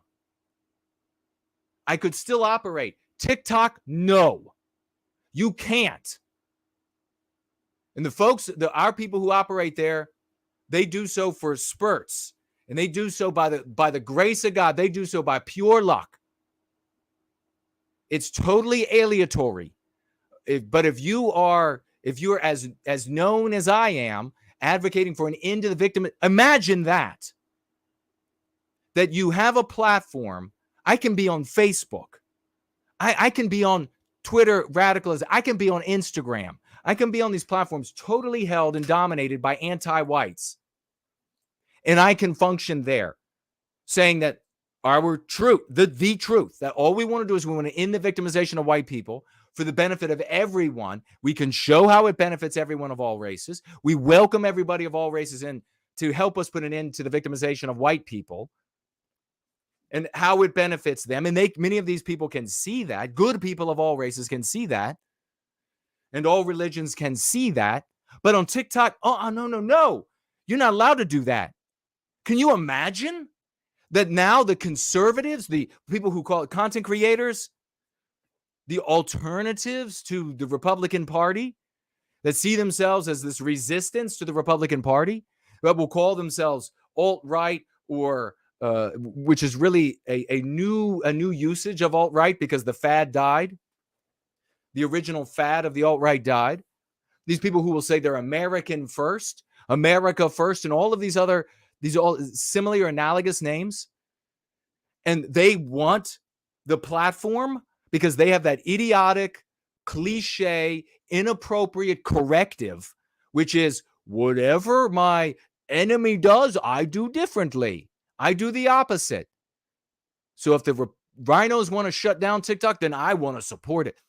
That platform doesn't allow people to argue for an end to the victimization of white people. That's the Chinese Communist Party position. You cannot. That's my experience. 3 times banned for advocating for an end to the victimization of white people, an end to the persecution of white people, an end to the exploitation of white people. The Communist Chinese Party, who I am under the impression run, and many others run TikTok in the West, don't allow that. I can do that on all of the other platforms in Western civilization to various degrees of shadow ban, and they make it difficult, etc. It doesn't get worse, though. TikTok is the worst for defending white well-being. Here's the other thing. We talk about this free speech. You have all these misled patriots, and they're all like, free speech, free speech. It should be allowed, free speech. This is a platform owned by the oligarchs of another country. They don't have a right to free speech. They have no right in America. Why would you take the same position that anti-whites take?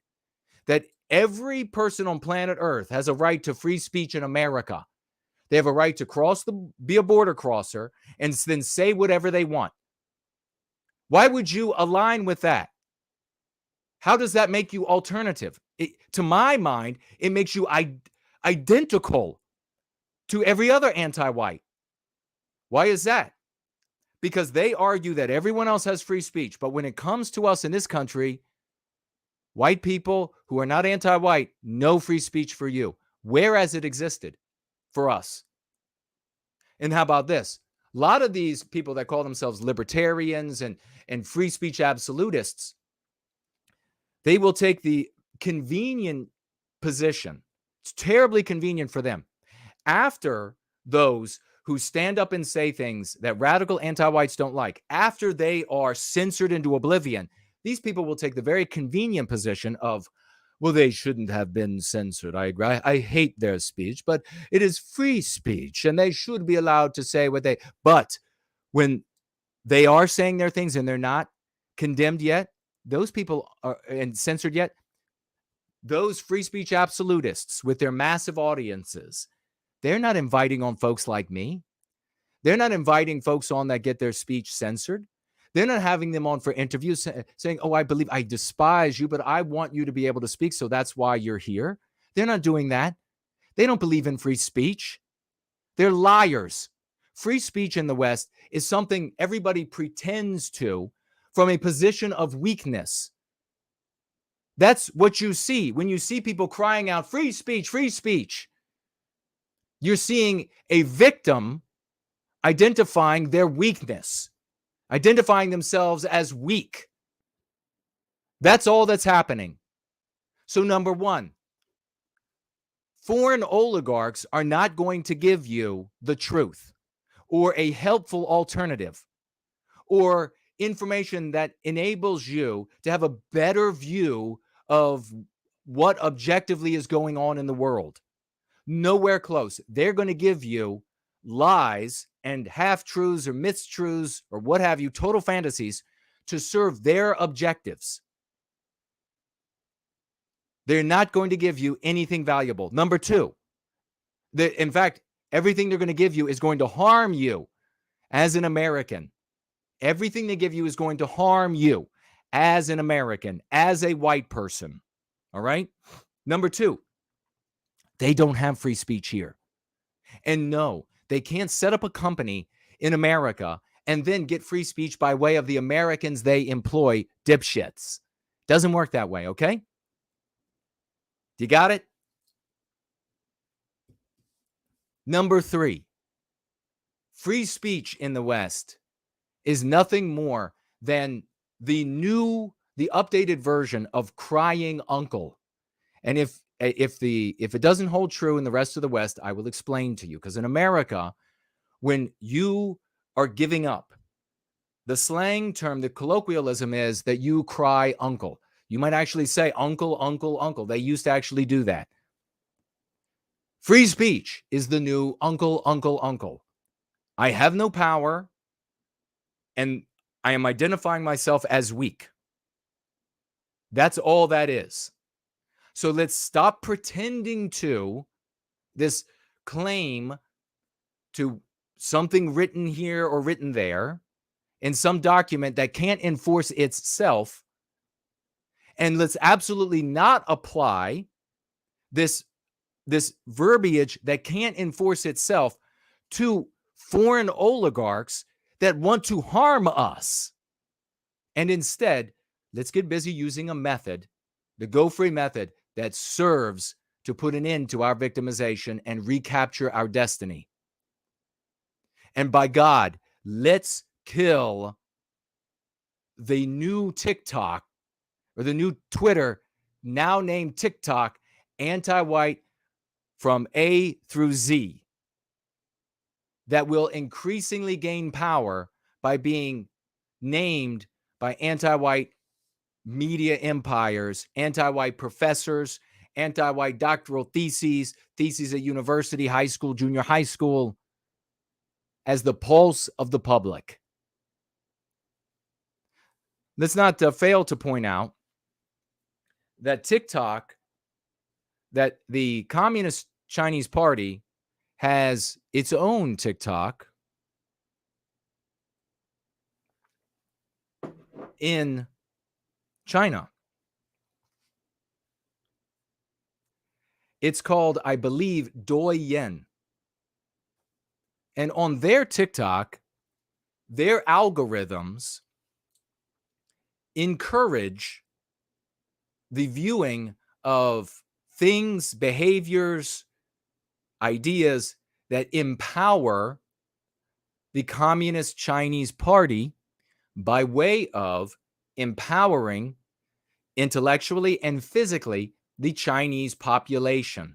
So everything that I've seen, and I may be wrong, so you'll have to look into it for yourself. This is what I've seen.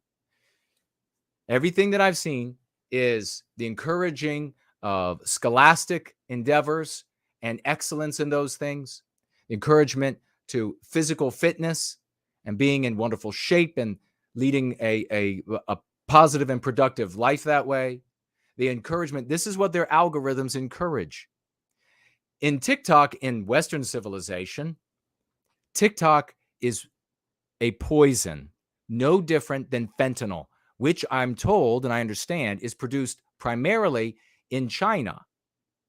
Isn't it interesting that fentanyl, a drug that is obliterating American citizens, primarily, what I understand, check it out to make sure I'm right, I could be wrong, white males in the white population getting on fentanyl, killing them themselves left and right, accidentally dying on it left and right, is also producing a new age mental drug in the form of this app.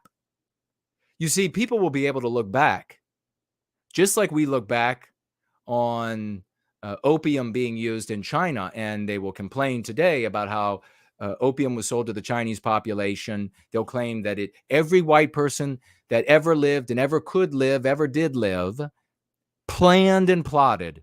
I mean, maybe they're going to be born in 20 years from now, but they were part of the planning to get opium into China because this drug was ruining the population and keeping the Chinese oligarchs weak as a consequence of a weakened population. Mark my words, in the future, they will look back and say the same of the digital apps on the human brain. We are already seeing, and the evidence that I've look at it for yourself. In fact, you had this new owner of Twitter say the same thing, that it's destroying civilization. What did Musk say? He said something along the lines of TikTok is destroying civilization. How does it do that? All of the retarduses, midwits out there were busy saying, it couldn't do that. How could it do it? I just don't even know how it could. Yeah, you don't know how it could. So shut up and stop thinking. You're thinking too much. You're giving your opinion too much. You should be listening more. And certainly in this case, you should be listening more. These things are absolutely changing the wiring of the brain. Again, what I've read, I could be wrong. The sources I'm reading could be wrong. So I want you to look into it for yourself. In fact, go get yourself a good education in it, because I think you're going to find I'm right. So not only are they pushing the exact opposite of what they push on Douyin in China, which is TikTok in China, but in the West, they're pushing the degeneracy in every form that you can imagine. They're pushing degeneracy and idolism and everything that undermines the health and well-being of a person. Addictions to this and addictions to that, addictions to the scrolling. While it's promoting all of these behaviors in life, it's also rewiring the brain. Please go look at the data. I might be wrong. Rewiring the brain. You're going to have people coming off of that app that are vegetable-like to the rest of us. That would obviously be the goal of the oligarchs of one country vis-a-vis the oligarchs in another. The problem in the United States is, and in the rest of the West, is that the white people are not in charge. White people who are not anti-white are not in charge. White people who care about white people are not in charge. You see, if I were in charge and I care about white people and I care about the totality of everyone who lives in America, if I were in charge of America, I would shut down TikTok immediately. And I would pull up my Navy outside of China. And I would say, you try to undermine the population again, and I'm going to really undermine your population. That'll be the end. That's what I would do, because I care about my people and all the citizens of the United States. I care about the future. I care about what the young are going to be presented with. The problem in the United States is we're not in charge anymore. It's a grab fest. It's thievery. It like the world has never seen. Off of the production, the creativity, the secrets, etc., everything of the fruits of Western kind and the good people of non-white races who have also contributed. That is what this is. And so where's the incentive to prevent the oligarchs of China? Well, ultimately, it's a much weaker incentive, especially since the anti-white oligarchs are not just United States focused, since those are the same oligarchs in China, in Canada, the same oligarchs in the UK, etc. So it's not only in America, they could see America get a lot worse off and it would be fine for them.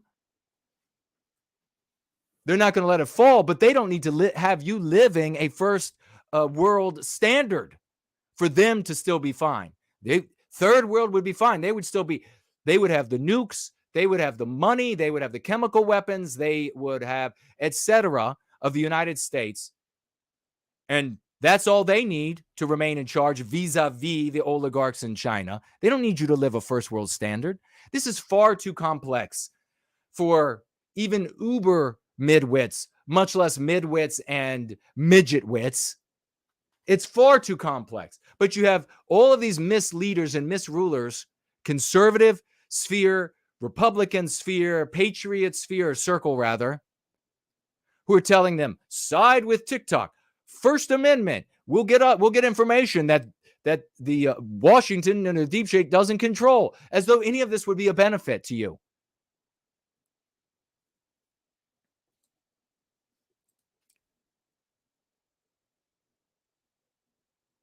I wrote myself a couple of notes about this. Just taking a quick look to make sure I hit them all.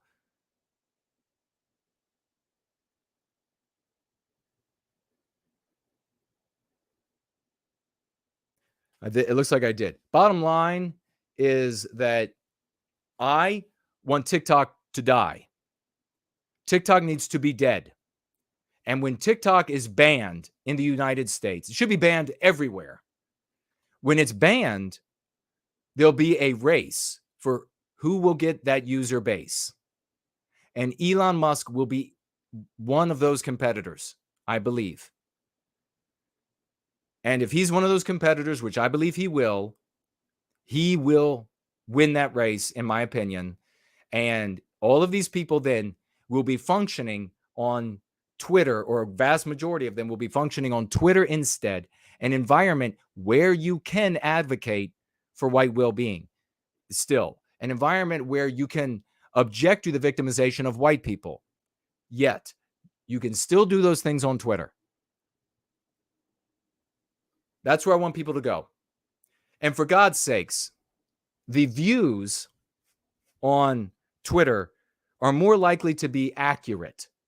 Has anybody ever been on Instagram or even on Twitter and you see somebody show up, some content creator show up on one of these other platforms, and they're like, yeah, here's my content on TikTok, and I'm putting it over here on Instagram as well. I'm on Instagram, and I see they're making videos and everything, and I'm like, it's kind of neat. Oh, it's kind of neat.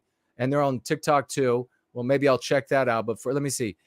Okay, let me have a look. Oh, they got like 1,200 viewers here on Instagram, or 250 viewers on Instagram. How many what's their TikTok? Do they have more content? What do they have over there on content? Do they have more viewers? 7 million? I mean, I haven't come across a single TikTok account from going by way of finding it on Twitter or finding it on Instagram that doesn't have some paltry shit of a following that's more in keeping with the content that they're creating, because it's just degenerate. It's just like, it might just be funny, but you could tell, for example, it might be some person. There's so many females, so many white females not having children. I mean, you can even see them. Some of them are like in like higher than middle class homes. I mean, you can see like the crown molding. You can see by the kinds of doors they have in the rooms they're in, the kinds of cutlery that you see on their tables, the kind of French cabinets and side tables and all kinds of things that they have in their house behind them as they walk around. These kitchens, and you're like, are they in like a 5-star? Who has a kitchen like that? There's like really up.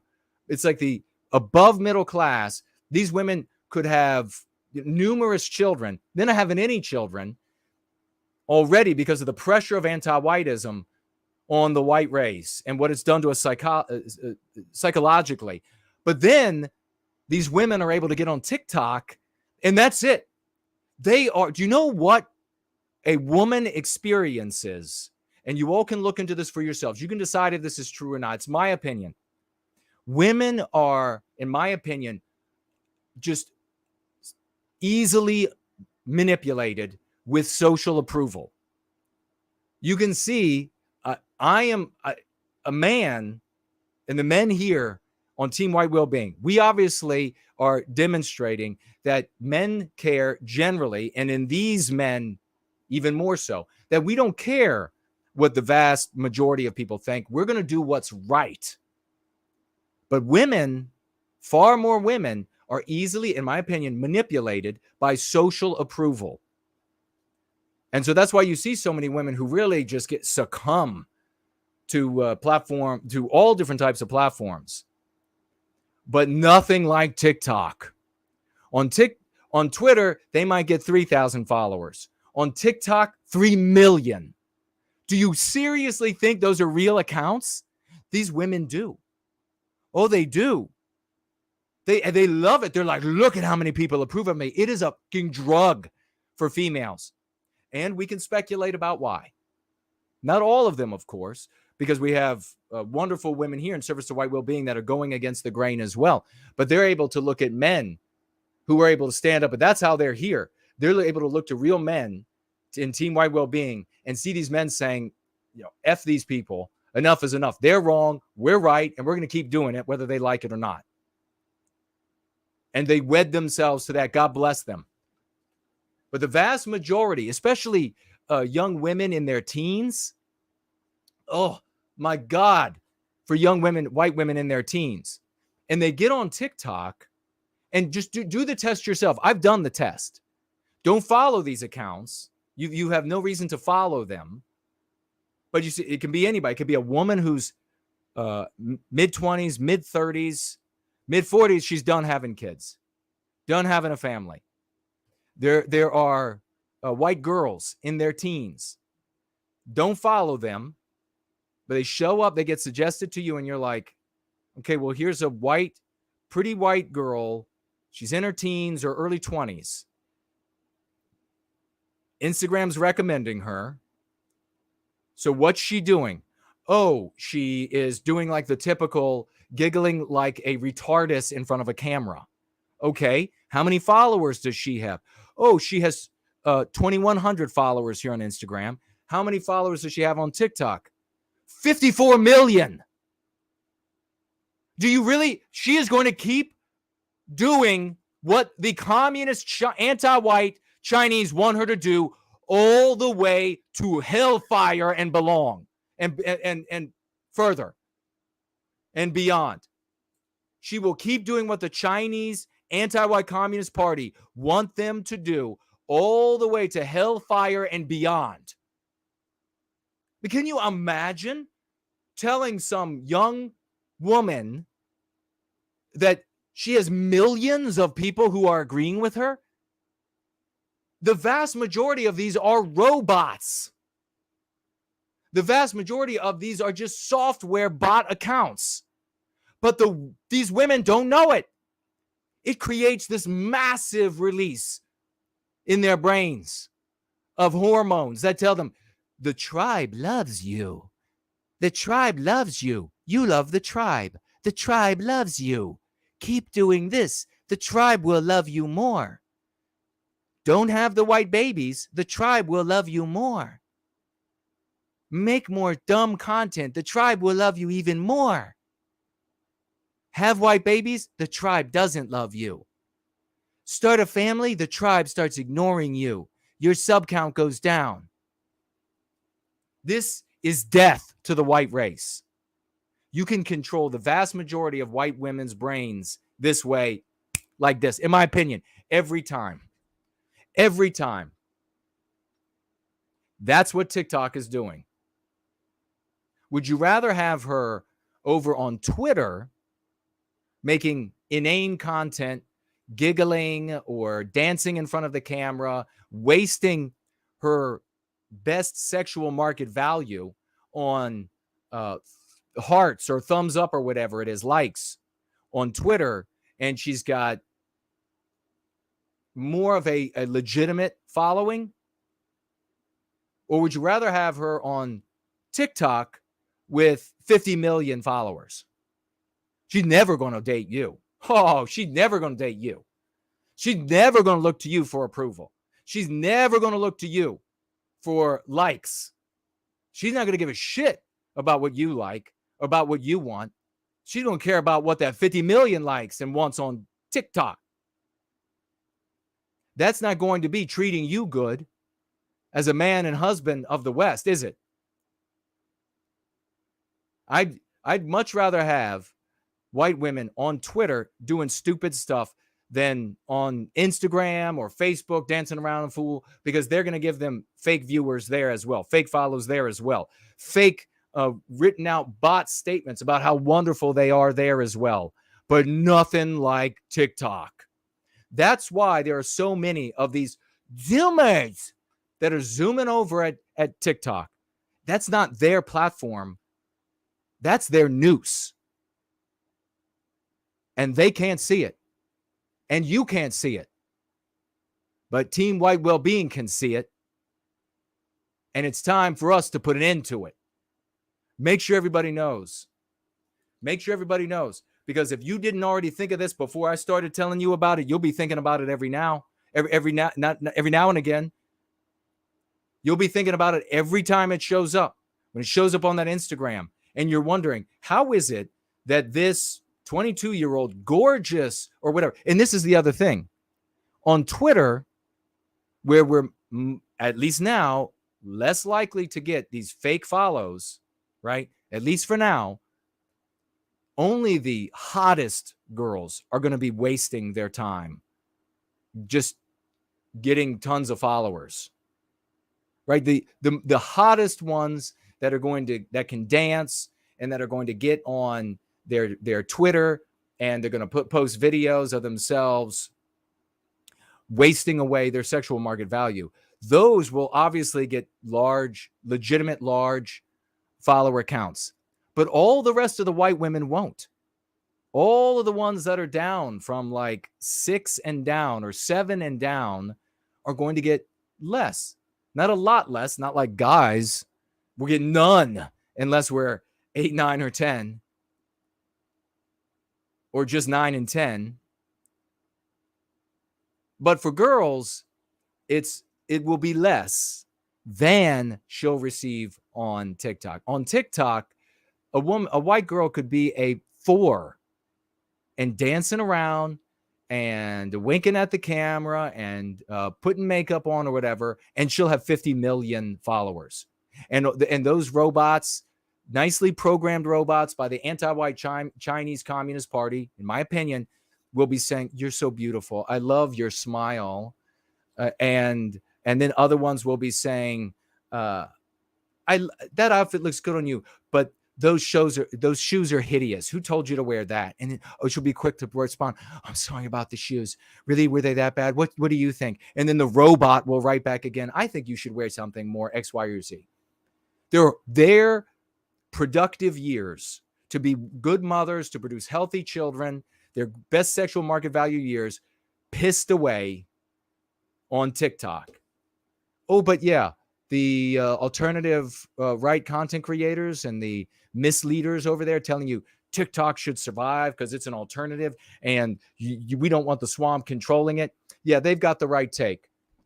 Until a couple years from now, they find out that No White Guilt and Team White Wellbeing was right. And now you have this pandemic of women that you will never get off of this digital drug. This digital drug. Go ahead and copyright that now, because that is going to be what these things are called. Digital drugs. Because they consume the mind. And they'll be able to put people in MRIs. They'll be able to put these girls in MRIs, push them into these donuts, and then have them get on TikTok and see the brain, the pathways dug deep in their brains, physically dug deep in their brains, that are providing them with dopamine and everything else hits every time the bot legions of followers praise and give likes and etc. And then how they're crushed when the bot legion says, "Don't like this. Don't like you doing that behavior that will cause there to be more white people that are proud of themselves and who don't hate non-white people, who are happy to invite non-white people to help us put an end to the victimization of white people." No, you're condemned for that. And then they'll be able to observe how or what their opinions are of the white males around them. You can't compete, guys. Let me just tell you right now. I'll get out ahead of it. You can't compete. They won't give a damn what you're thinking, whether you approve or disapprove. We're going to be having in about 30 minutes Yiz the Unifier come on. She's going to swash through about 10 minutes or so. But before we do that, I'm going to take a look at your financial gifts and get on to this next story about this teacher and your comments out there. If you have any comments about TikTok, you think I'm wrong, let's go ahead and have an argument or debate about it, and I will destroy you. But let's go ahead and do that. I'll take a look at what you all are saying now. We'll have a look over at Entropy. We have 2 financial gifts over there on Entropy for me to address. As I see, Jerome V has joined us. Great to see you, brother.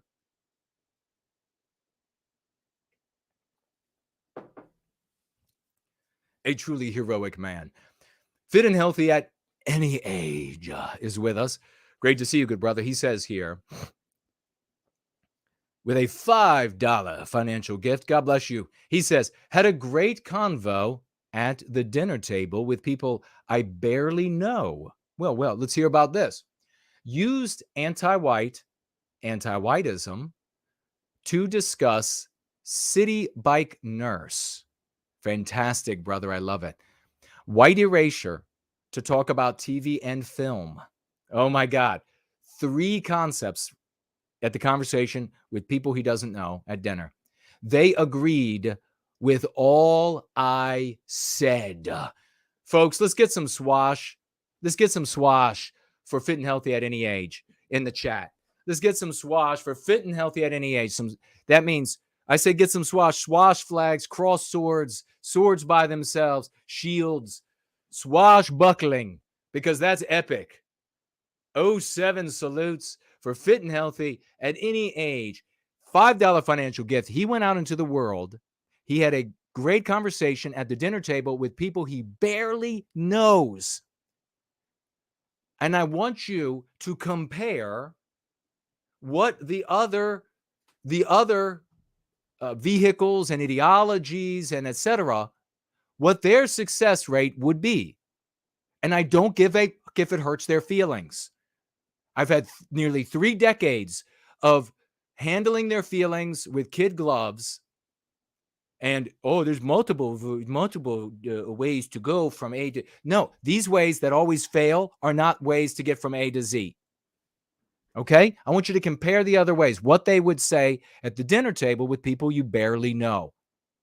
Fit and Healthy at Any Age used the concept that we promulgate anti-white, the concept that we promulgate anti-whiteism, and the concept that we promulgate white erasure to talk to people he barely knows. He said they agreed with all he said. He says, go free, he finishes with this, is smooth and easy. Do you want smooth and easy? I'm asking you, I'm serious. Do you want smooth and easy, effective, works? Or do you want to have a conversation about white genocide? Right? And everybody at the dinner table is going to be like, what are you, some kind of imbecile? They're going to immediately think of the Holocaust, and that makes them immediately think of white people killing off groups of non-white people, killing off homosexuals, cutting their heads off, gassing them. That's what you've just put in their heads. How smart of you. End of that debate, right? How well are they going to take the Jays are all behind it. Let me show you these all of these cartoons I have. Look at all the cartoons I have. This one really got a funny nose on that one. I'll just show you. It's the Jays. What are people going to say at the dinner table? Normal people that you barely know. You don't show them. I know. I've been with content creators that I've disagreed with who will bring that kind of garbage up, who will bring up just this endless belly aching. People just complain. How many people have you liked in the world or accomplish anything who just complain about the problem? How many? Do they ever do anything? Nothing. They never do anything. And then I've been with these people in the company of strangers. In the company of strangers. I've had meetings, idiots set up meetings in restaurants where there are other people. And guess what they don't do? These folks who like to bellyache about jaywalkers suddenly don't bring them up with strangers. Isn't that fascinating? In the public place, they suddenly don't bring it up. I wonder why. So what if they had done that? What if they had started saying, oh, it's the Jesuits, you see, and the Jesuits and back in 1940, so another, and then they made a monument to it, and they're going to look at you and say, you are some kind of conspiracy burnout, and I want to live my actual normal life. I want to continue getting a paycheck. I'm not going to indulge your. They'll probably be like, oh, really? Oh, really? That's interesting. And then they'll look at their loved one or whatever, and they'll give them the look of this guy, right? Am I right? Got a psycho at the table. Am I right? And then the loved one's like, yeah, you are absolutely right about that. That's what they're doing. Or how about the antag that says, well, let me tell you, I am going to do some historical revisionism right now. I'm going to begin with the H that never happened. Oh, really? Let me tell you about how good that works for folks. Fit and healthy at any age with a testimonial that you should hear if you care about the victimization of Western kind. How many thousands of these do you have to hear? Go free is smooth and easy. Boy, I like the way you put that, brother. It's smooth and easy. He says, this is his final sentence. This is how we win! Exclamation point. KIP with an X. Keep it Promethean. Keep it pristine. Amen, good sir. And God bless to everybody who added Swash to the live chat for this champion. We have Yiz the Unifier coming in as well. And we're going to have her on in 20 or so to swash through here for just roughly 10 minutes. She says with 5 white well-being dollars, God bless you, sister. Weekly Folk Tide, she begins to remind people to share School of the West with others. That's epic of you. God bless you for that. We support each other here. We trumpet each other. They trumpet each other over there. They're crazy. We trumpet each other over here. We celebrate each other. They celebrate each other. They're crazy. They're just crazy. Look at them celebrating each other. That's what we do. I met, she goes on, with 15 family members yesterday for a birthday party. 15. And shared it with those who have children. Help be the change we all want to see. Kip, she writes with a white heart emoji. God bless you for that. Folks, get out to swash. She was swashing through the family birthday party. Have you swashed through a family birthday party? Let's get out some swash. Swashbuckling flags, swords and crossing shields. We can actually even add the fireworks going off for the swash. Fireworks are also swash in the swash repertoire. Yiz the Unifier as well. 2 champions here. Fit and healthy at any age. Yiz the Unifier. Talk about 2 of the horses of the revolution. Riding in on fiery steeds. Come to put an end to anti-whiteism. Swashbuckling as they do. Swinging in through the mists. That's how it'll be for us. Swinging in through the mists of the end times. God bless you. The end times for anti-whiteism. And then the story will begin again. All right. Let me see what you all are doing on looks like the other platforms. We got everybody there. We're going to jump to this. Has anybody seen the Nevada teacher? We'll get over to Cash App shortly. I want to see your comments and questions. Make sure you tag me. We're going to take a look at this. We're going to bring Yiz the Unifier on. She's going to swash through. It's going to be epic. And then we're going to take, after that, a very short break, and we'll be back.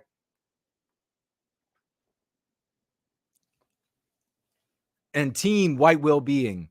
will continue to rule the world. We got jerseys. Reptile made a jersey. We're going to have to find out. Maybe we all need to start getting Team White Well-Being jerseys. Because that's what we are. Everybody else can have a one leader or party leaders or whatever, because they're just children. They're just children gone off, right? But us, we're Team White Well-Being, and we're taking this mother back. Nevada middle school teacher calls white people problematic. That's problematic, bitch. Claims education is racist. We don't use that word. It's an anti-white slur. And then she says to start a riot. How many people have heard about this? Oh, you won't hear about it because it's going to be a hush crime. Telling these things to students? Oh, that's a hush crime. They don't want to tell you about that. They don't want to tell you about that because that will upset, that will cause the anti-white narrative. That'll cause some white people to go, wait a second. Wait a second. They don't want white people to do that. They need us to lower our guard. Remember that. What do we do? Those who study the Go Free method, who are the actual proselytizers, who will be remembered as the founding circle. Who are the apostles? Who knows what miss stands for when these people are missing pretexts? Who knows? They do that to make white people lower their fists.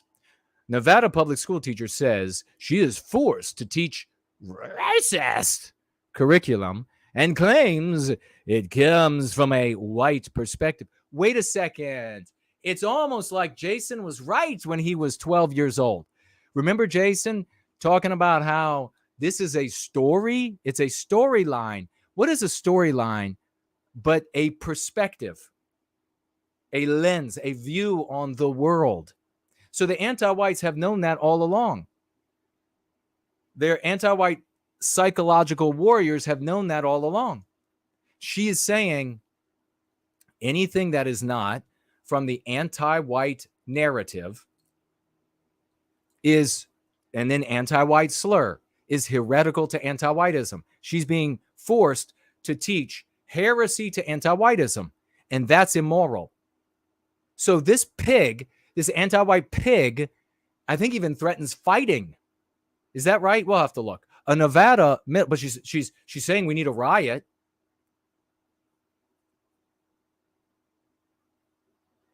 The Great Four Null is at least one. I don't know if there are any others. The Great Four Null says moralize, intellectualize, sentimentalize. That is the acronym of MISS. Pretext. That's why they do it.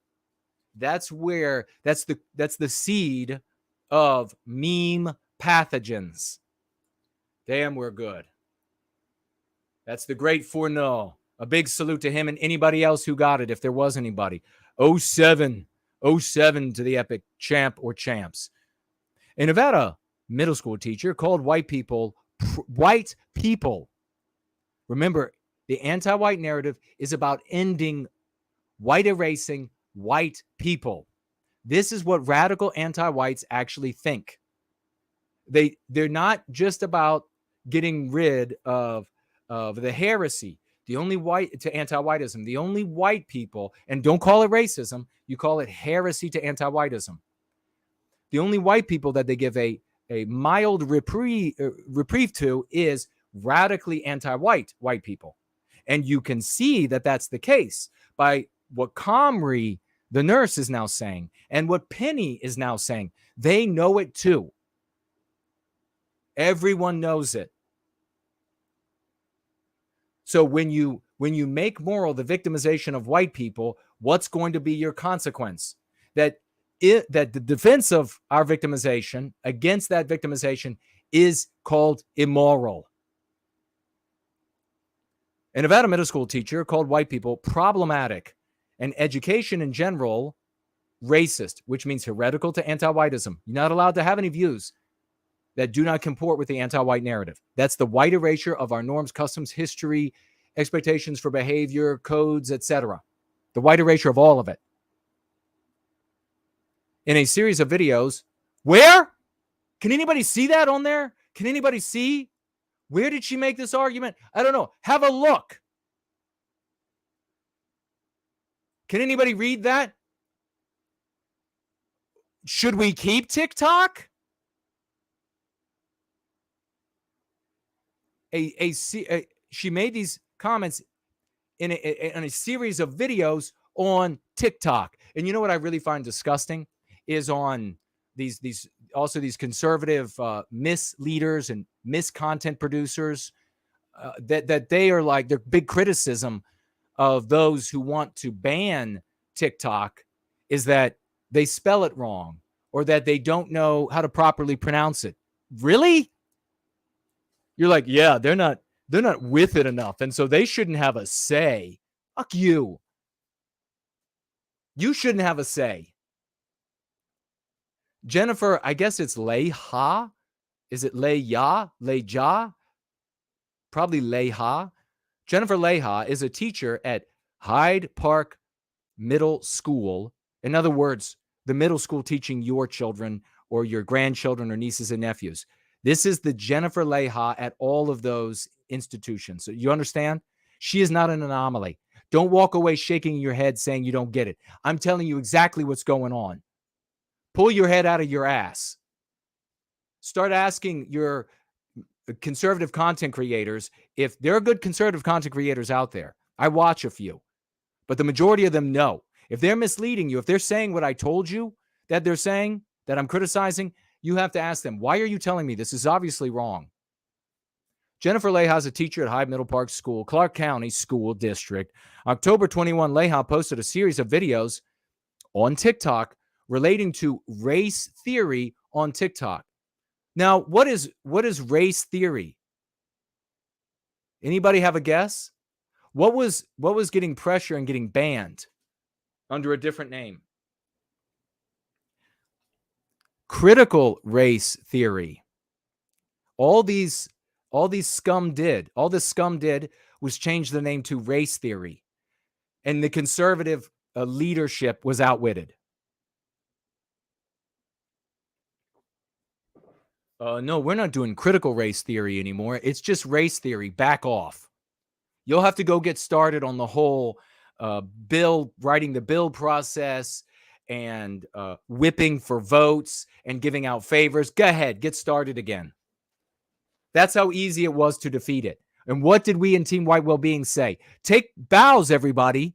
Take bows. Slots, Brand Danger, Franklin, Mr. V, Biospirit of the West. How many others out there? Tons of our champions out there. Lane Sabatino, Southern Bloom. I mean, start taking bows. Start taking bows. Because Team White Wellbeing was saying, you're not going to get away with that using their verbiage. They'll just flip it. It took one word away. In one video, Leha was signing, Leha was signing Start a Riot in expression of support of the following statements. Start a riot. And here's this lovely anti-white pig. Now, don't go bother this anti-white pig. I don't want you to bother her. You can see this anti-white pig. But you can see, I mean, she got blue eyes. But she's a demon because of anti-whiteism. And how many followers does she have on TikTok? 500 million? Which does what? When you are arguing from a moral perspective, which is the moral imperative of anti-whiteism that's forced upon us, and you believe that you have 10 million people that agree with you, that kind of emboldens you, doesn't it? That kind of compels you to do things that you wouldn't do if only, say, 10 people agreed with you. If you had a bunch of pushback, like you would probably have on Twitter, right? You probably wouldn't be so bold to go out and poison little white children this way and stir up white children against the non-white children against the white children, right? But when you got 10 million followers, that kind of emboldens you, doesn't it? So she was signing Start a Riot, and what they mean, what anti-whites by riot, is anti-white militaristic operations, because they train, they study, they create maps, they create a legit stratagem to take down institutions, to stop cities, to undermine law enforcement. So she is law enforcement. She's saying there, start an anti-white terroristic war. The middle school teacher. So she's saying start this anti-white war while in sign language, I guess, while she says dress codes are sexist. So what does that mean? They're heretical. A dress code is heretical to anti-whiteism. You should be able to dress any way you want. You should be able to, what is that? White erasure of our norms, our behaviors, our expectations. Why are those things important? Because that creates Western civilization, goddammit. That's why they're important. She goes on to say, education is inherently, she of course uses the anti-white slur, racist. It's inherently heretical to anti-whiteism. What does that mean? Anything of white norms and white people is left in it. Anything. History is whitewashed. What does she mean by that? That there's a history out there that has been accomplished and achieved by white people, and then white people wrote it into our history books, and she wants it what? White erased. And she wants you to go to physical war. She's teaching 11 to 13-year-olds this, and all her followers on TikTok. And then white teachers are problematic. She's a white teacher. So for everybody out there that says, like when I will point out that anti-whiteism, and this is one of those places that you need to be both an adult, in other words, have maturity, the maturity of an adult, hard to find these days, and you have to be at least a midwit. Not many of those anymore, it seems, or an uber midwit to get this, at least that. Then when we say that anti-whiteism doesn't need white people as much as it used to, and that it's sacrificing increasing numbers of white people, including white women now, that does not mean that anti-whiteism is non-white. I can't tell you how many people that will come up to me thinking that these absolute retarduses, drooling retarduses, dragging one leg behind them with a giant hump on one shoulder and a chip on the other. And they tell me, oh, well, if they're getting rid of the white people, it means that they're non-white. Self-owned. No, you imbecile. Here you have exactly what I'm talking about. Religious fanatics, which is what anti-whiteism is, sacrifice themselves all the time. How many times have you seen whole cults kill all their members? And here you have a white, anti-white, blue eyes, bright, pretty blue eyes. This demon would probably be a pretty person if anti-whiteism, look at her smile in this one. Look, she got like a nice smile.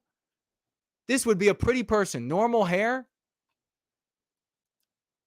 And she says so she's white, the white people have to go, and she's a teacher. The white teachers have to go, she's saying. Do you get it yet? This is a religious fanatic saying, I want to carry out the religion, the precepts, the goals, the teleos of anti-whiteism to its zenith. I want to carry it out to its end. Now, probably her, if it came right down to it, at the final moment, she would say, wait a second. But at this point, where it's not about to happen to her, she's not about actually to have her heart cut out for the demon anti-whiteism. She will villainy signal it to the world. And even though she won't get fired, other white teachers will. This is a complex matter, and if you can't understand, you just got to give it up, surrender the leadership to Team White Wellbeing, and just do what you're being told. Because genetics produce leaders and followers. And if you found yourself in a follower camp, suck it up. Quote, I say as someone who is a white teacher. Yeah, I see that. I say that as somebody who's a white teacher. I have to be aware of the problem if there's any chance of me helping to fix it. She doesn't want it to start with her. Remember, we were talking about border crossers? And when it starts showing up in their neighborhoods and they're suddenly like, but they will villainy signal all the way until it ends up on their doorstep because they're religious and fanatics. Don't they realize, Jason, that it's going to just undermine their ability? They won't be able to sustain. Folks, people don't function this fucking way. They're not all thinking about where it's eventually going to lead. If they are white people that are anti-white, they are selfish individualists serving their interests right now. They don't care where it leads tomorrow. Leha then lambasted the, quote, white majority in education, quote, since that means that everything in education, from our suspensions and our detentions to the way that we handle conflict from our textbooks to our curriculum, everything is going to be handled with a white perspective rather than a multicultural one, close quote. What does multicultural mean in that verbiage there? In the verbiage of the anti-whites, it means no white view, no white perspective is allowed. What's it mean there? It means a small capital W, as we saw in the very first story of today from The Independent, is a white man, and then when it's talking about the black guy, is a capital B black man. First-class citizen, second-class citizen. There's no white perspective allowed. Multicultural means no white perspective. In my opinion, based on what she's saying there. Quote, we are all white, and then all of our admin are white, she said. Oh, how terrible. You notice these people never say, oh, get rid of me first. And while, yes, myself and other white educators, we can improve this and do the best that we can to fix this in education, the more long-lasting solutions would be to hire, in other words, to not hire white people.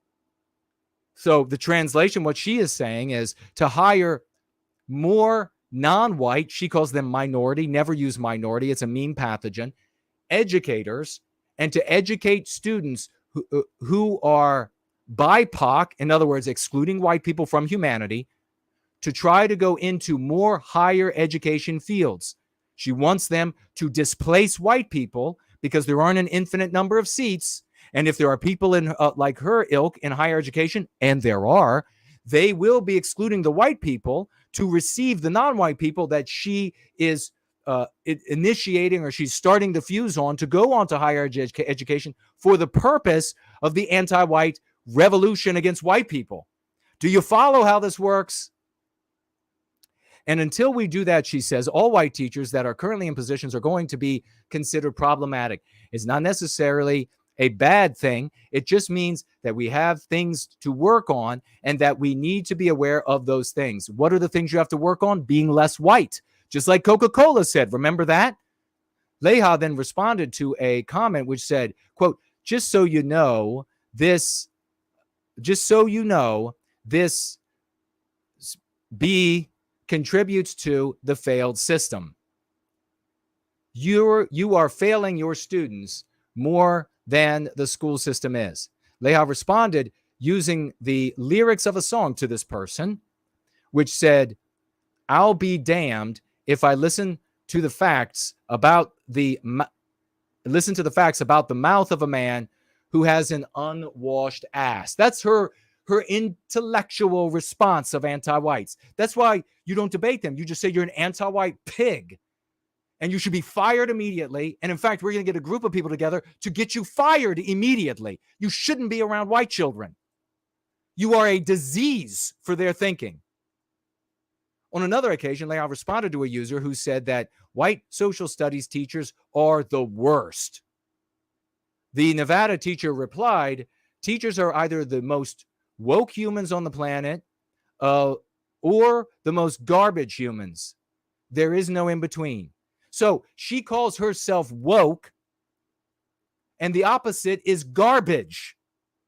Are you calling them woke? Are you garbage? Because you are if you give them the name of their taking, because then you take the name of their giving. Oh, but you see, I'm just using it sort of as a joke. This is not a joke. And subconsciously, you can't know the difference. Subconsciously, you won't think garbage. Subconsciously, you will think of yourself as backward, inept, asleep. Everything that asleep implies. Unaware, unoriginal, not in step. Regarding education itself being racist, Leha said, the system definitely is, and many of the things we are qualified to teach continue to perpetuate, quote, racism, anti-white slur system too. Just to get down here any further, let's see if there's anything left, and we're going to bring the great Yiz on right now for a swashing through. On another occasion, Leha said that she was close to physically fighting another teacher for, quote, misgendering a student. She said, quote, I'm almost there, close quote, at physically fighting. Now, why is she almost there over misgendering a student? What does that have to do with anything? Well, if you look at Leha's motivation, it is white erasure. What is this whole thing about all of the different genders and the multiplying genders and everything? What is that doing? It's upturning the Western standards and norms for what is a man, what is a woman, what are the ways they act toward and among each other, what are the expectations. That is where it comes from. That is why now you have Ford. You think people are going to stop buying Ford? No, they'll start buying Bud Light as well. It's about, when you talk about this, about the victimization of white people coming from anti-whites, you'll get a foothold because we're smart here. We figured it out. We're doing what works. Does that make sense? Ladies and gentlemen, for a swashing through, I give you the one and only Yiz, the unifier. Sister, Hi. you and what's going on? Well, I accidentally knocked my camera out of whack, and I just had to fix it. There's a big horsefly flying around in here. Oh, boy. And when I was trying to get it, I accidentally stepped on the sheet at the bottom of the bed, and it jerked my my USB camera out of the socket. I just had to redo it all. So, oh, wow. sorry. Fast. Anyway, thanks for having me on today. I didn't expect Cheers. this. I had a big birthday party. My mother hit a milestone, so we had a big party for her yesterday.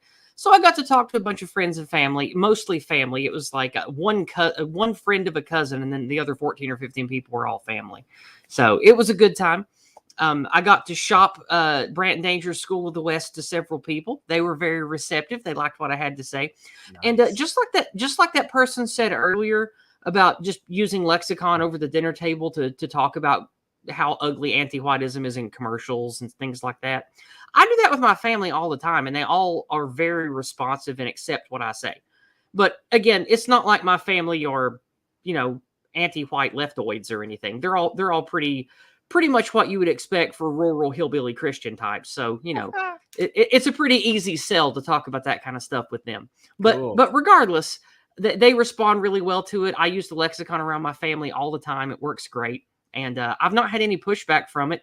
And I've even had my cousins and one of my aunts say anti-white around me before. So that feels good. So it feels good to see the curative contagion at work in my own family. So yes, that's nice. I love it. Well done. Epic swash. But you wanted me on here today just to sort of swing through and talk about what I do. And my main thing that I like to do is I want to be the counter to the edutainment or whatever, the way that our enemies get so many mean pathogens into people today is entertainment.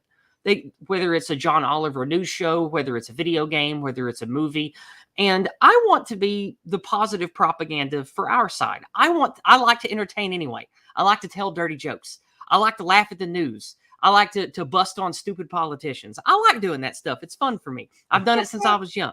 So I thought, well, I can use my charisma and that kind of thing to try to make some kind of show where I can not only entertain people, but I can put some positive messaging in it too. So that's what started my Discordant Dragon show. And Very cool. That's every Monday night. Swing by. It's on my channels. It's 6 p.m. to 8 p.m. Eastern time. We run a little long sometimes, but Usually I try to stop at exactly 8 p.m. because that's because for most of when I've been doing this show for the last couple of years, 8 p.m. was when Dragon Synth Adventures started, and I didn't want to miss it. So, but with that not being as much of a thing in the last several months, I've started going longer to like 8:30 each Monday. But I have on between 2 and 4 guests, and we have 5 Dragon topics, which are just, hot button news items.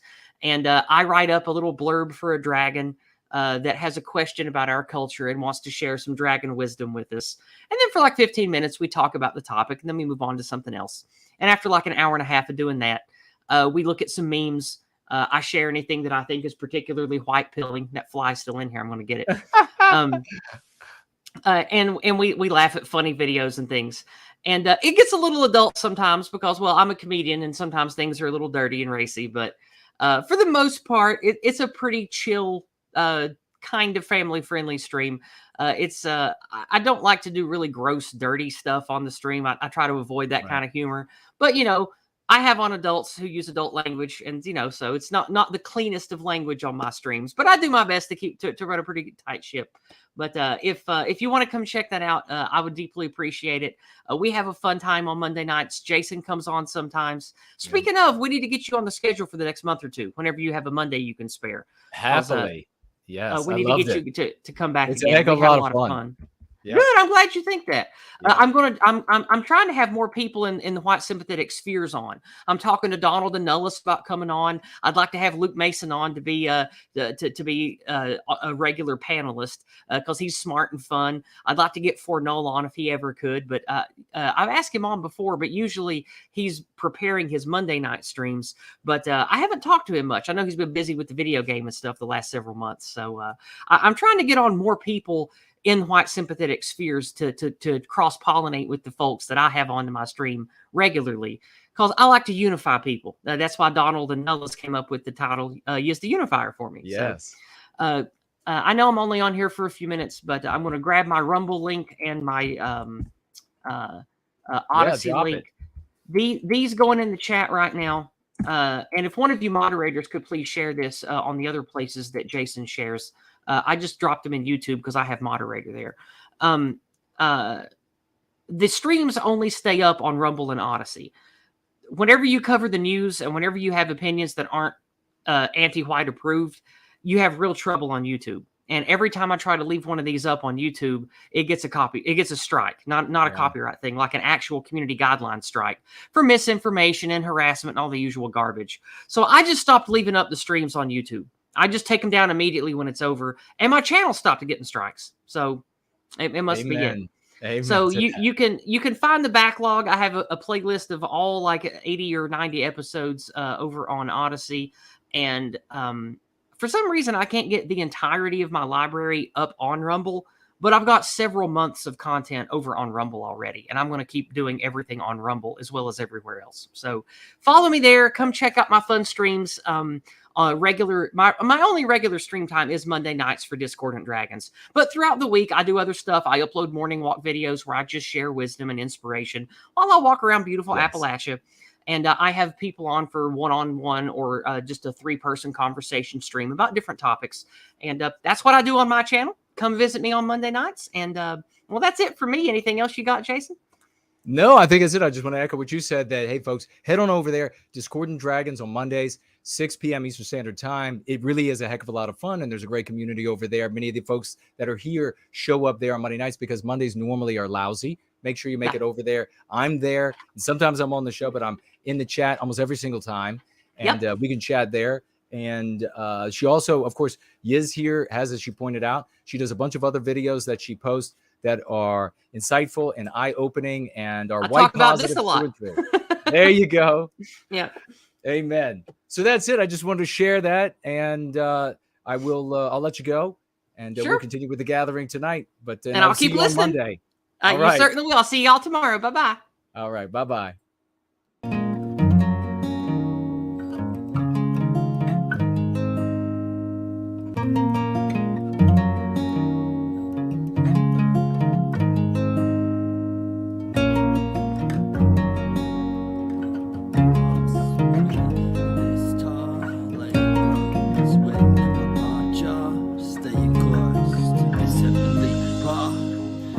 say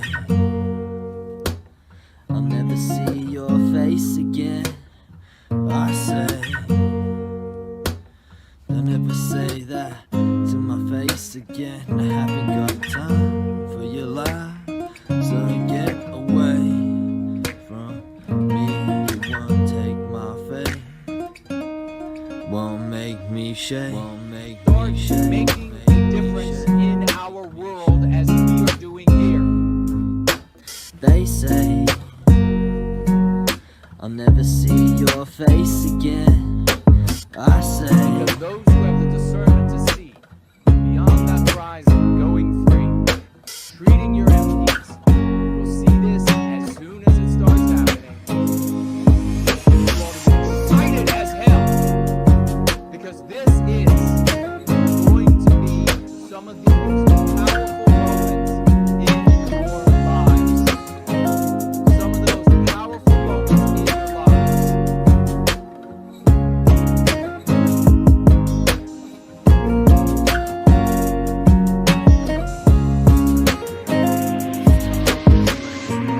spend my job, staying close to this heavenly path. They say I'll never see your face again. I say don't ever say that to my face again. I haven't got time for your lie, so get away from me. You won't take my fate, won't make me shake, won't make Start me shake, making make a me difference shake. in our world as we are doing here. They say I'll never see your face again. I say Those who have the discernment to see beyond that horizon, going free, treating your MPs, will see this They say as it starts happening. I say This is going to be some of the most powerful moments in they say I'll never see your face again. I say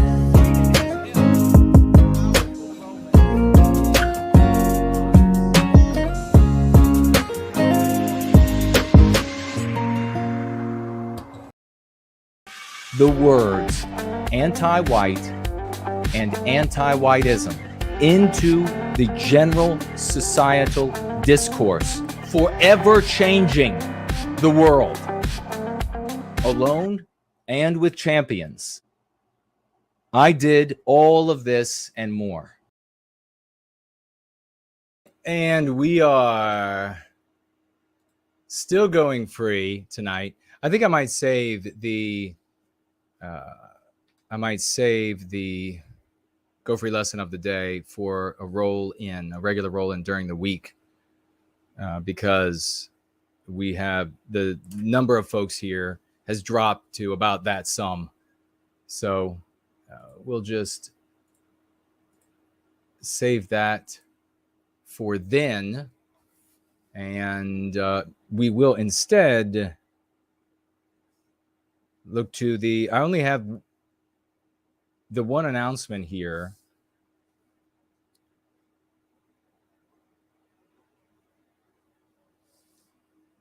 And we have content creators to look at. So, and World Conqueror is first on the calls today.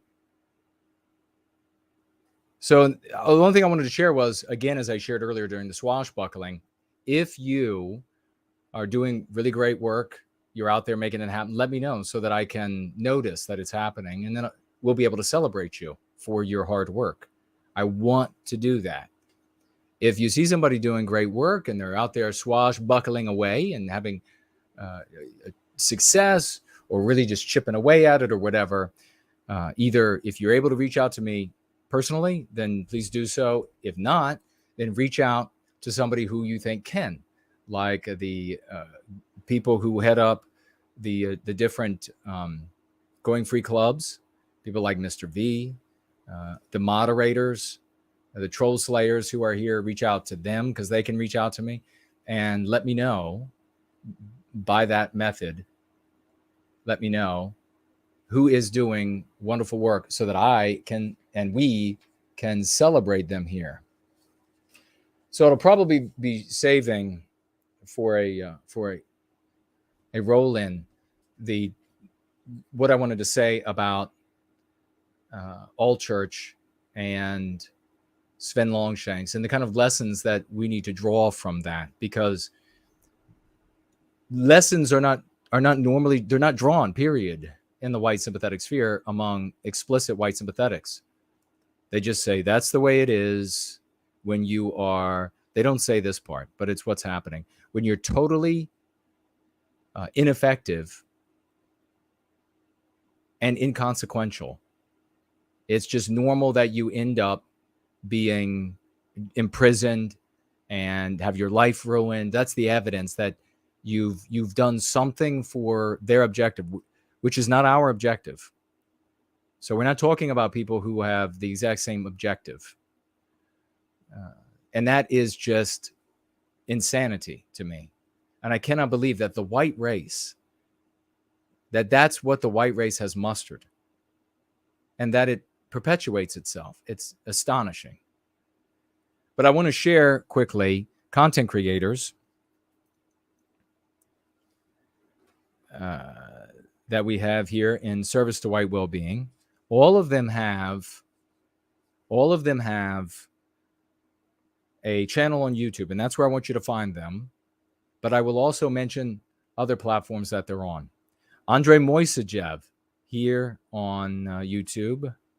White People Press. You can also find them at whitepeoplepress.com. And if someone knows what's going on with Tony, please, let's figure this out. Westman Media. It is also on Odyssey. And then you can search by the names I'm giving unless otherwise stated. School of the West. You can find also at schoolofthewest.world. Discordant Dragons. That's over, and Yiz has shared her link. Dragon Synth Adventures. And that is a show that's occasionally done by Fornull. And when he is going to do the show, he'll let folks know. It normally starts at 8 p.m. on Mondays when he's going to do it. And you can find that over on his channel, Dragon Synth Adventures. And he can share, if he's still with us, his link in the live chat so that folks can find him there. Please follow all of these people. There's no reason you shouldn't. You want to follow also No White Guilt Clips. Very easily find him as No White Guilt Clips on YouTube. And if not, maybe somebody can share the URL. It's actually youtube.com/ I think it'll probably go through as / No White Guilt Clips. But here I have it as / C / No White Guilt Clips. But check it out.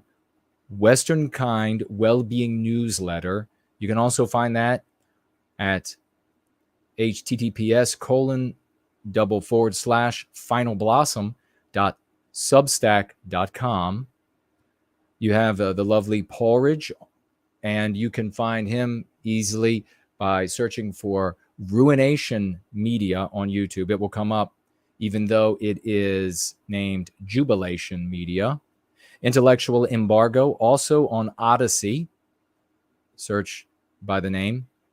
There is Final Blossom, also has a YouTube channel, youtube.com/user/ Final Blossom. You can stop the video and rewind, review these, and please just go through the list. And there's no reason why not just following. It's the minimum you can do. Alternative Voices Portal, also found on odyssey.com. World Conqueror on YouTube as well. youtube.com / @WorldConqueror. Biospirit of the Wests and others who are participating in the Quora. And I will share that, as well as that story that I was telling you about earlier, that article rather, that piece written by Cindy. I will drop that right now. And you can check that out. Wait, it might not let me. Oh, because it just goes beyond. Okay, what you'll have to do is you'll have to remember to type in the https:// and then this link. Is it still not going to let me? Oh, it's still not going to let me. Damn. You'll have to also add the N. I guess you could just go to the Quora, right? Head on over to the Quora. So let me go ahead and then you could just follow. You can find Cindy's article there. So let me do that. And this will probably work. Let me see if that will work then. Or am I wrong? I think that works. So go check this out. And if you can follow that Quora or become a member, please do. It embraces people of all races, all background, and the work is for the benefit of all backgrounds, all peoples, races, and religions. So God bless the good people over there doing that work for white well-being. For the mailbag segment, we have no mail. I looked down, I looked to the very bottom of the mailbag, and there was nothing. So we will go ahead and skip the mailbag. I will look at what you all are saying and financial gifts, as well as comments from the previous thread from all of you. There are some wonderful comments that I will read. And of course, live chat comments right now. Tag me as No White Guilt, at No White Guilt, and I will see your comments. You may also continue to financially gift, and we will get to the financial gifts first. Tonight we're going to get epically excited here. Let me see if we can do this without screwing things up. Get epically excited for Dude Bro Moment.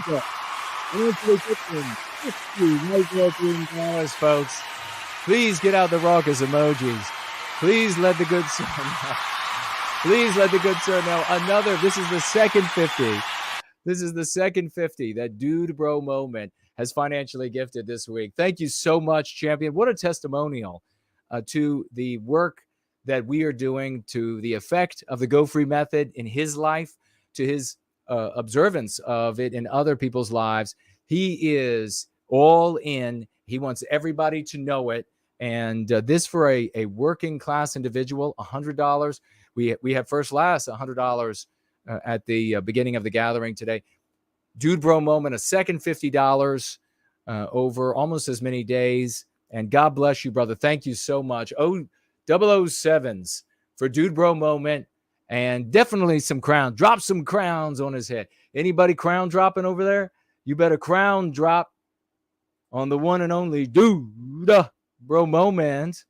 Financially gifting. God bless you, man. Let me see somebody celebrate over there on Odyssey. Is there anybody over there on Odyssey Watch? Odyssey doesn't tell anybody that we're live. It doesn't. All of these alternative platforms are garbage. They are such garbage. Rumble, everything. They just have the content creators and the type of content that they want to promote, and that's what they tell everybody about, and therefore they end up with audiences. They are not alternatives to YouTube the way YouTube used to be.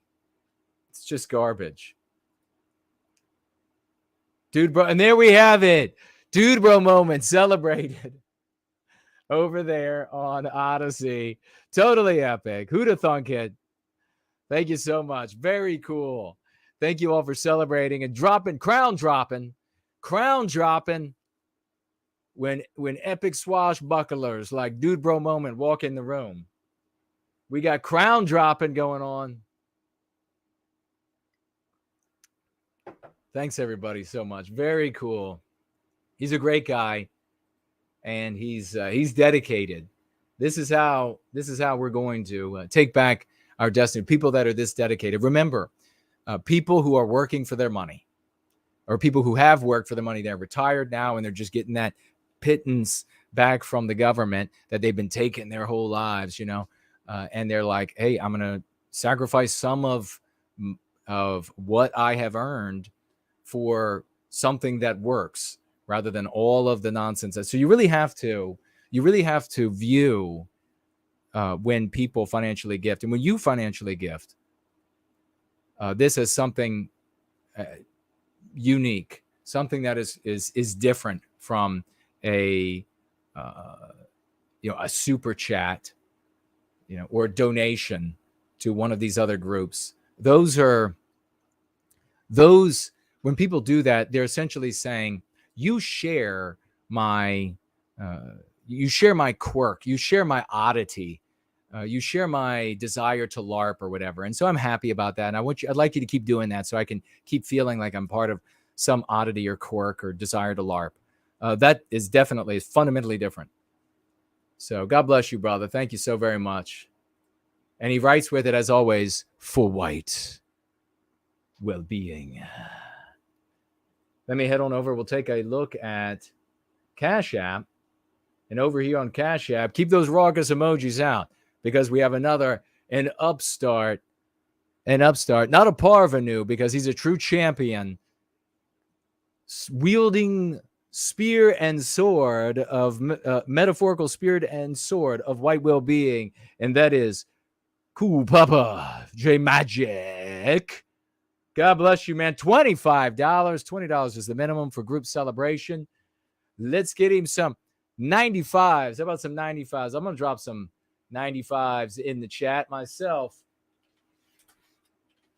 for Cool Papa J Magic. $25 financial gift. Bless you, sir. He says, if I had millions, I know where I'd invest. Wow, that's the kind of attitude that those in service to white well-being have. And why do they have it? What is it about this? We don't look like some sort of, some sort of political group from a certain 1900s period. We're not LARPing to anything. We don't have some sort of a weird conspiracy theory about what's going on in the world, and we're fear pointing you to death here. No, that kind of attitude comes about from, and thank you, Promethean Promulgation, and Lunder the Thunder, and Elaine Sabatino, and Slots, for 95ing this man. 95, Cool Papa J Magic. Make sure you 95 him. $25 financial gift. The kind of place that comes from, this champion, means that he's going out in the world. He's changing himself. He's changing his environment. He's making his family inoculated against anti-whiteism. And other families will see that happening. They'll follow suit. God bless him. Nobody is financially gifting. No working class person is financially gifting like this, who is not taking these steps in their world and making a difference, therefore, for all of us, which rebounds to them. So God bless you. Thank you so much. I see Nancy, Drew, and Anna have just appeared on my screen. Hello to these two great sisters. Jerome V is with us. Great to see. And European Man is still here. God bless you all. Thank you. Cool Papa J Magic. And keep them going. How about some fireworks? How about some 07s? How about some smiling emojis? Maybe some blowing kiss emojis for Dr. I. Another true champ. Dr. I is here. Dr. I. Hello, I'm Dr. I. Dr. I. Dr. I. He's like the good guy, and we get to decide what they look like in our stories. And guess what? In our stories, we make the anti-white appear as this worthwhile opponent that we conquer. So you get this worthwhile opponent out there, and then Dr. I shows up, and he's like, I'm Dr. I. Where's the victimizer? And he slaughters him metaphorically. He lays waste to him. In all of the places that these battles actually are taking place, right at the dinner table, at the cooler, at the lathe, at the press, rolling down the road on the back of the trash truck, working in the grocery store, working in the doctor's office, lawyer's office, all these places where these conversations are taking place. Those are the battles where Western civilization was lost. Those are the battlefields where we will reclaim it. Make sure that you're winning there. And Dr. I is winning there. He financially gifts today 20. Let's win at the water cooler dollars. And writes 07. 07 to you, good champ. We love it. Nothing but heroes here on Team White Wellbeing. Have you all learned anything new today over what I was teaching over the first segment? Did you hear anything that you thought, yes, I can use that? Yes, that makes perfect sense. Hadn't heard that before. If so, share it with in the live chat. Share it with everybody else. Tell us where maybe you're thinking about using it. Might it be the next family get together? Might it be the next outlaw get together? Whatever it is.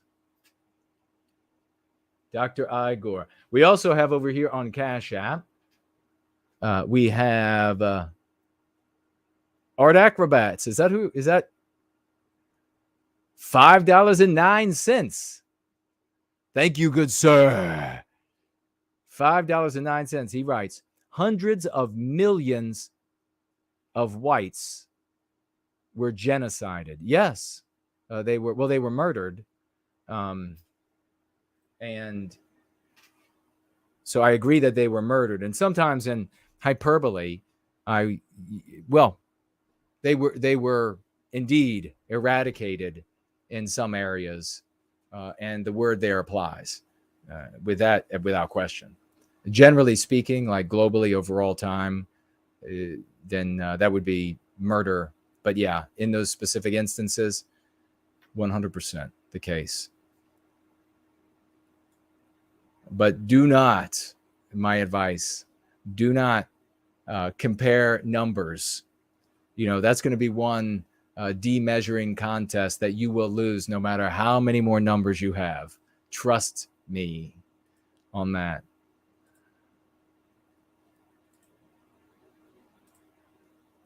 All right.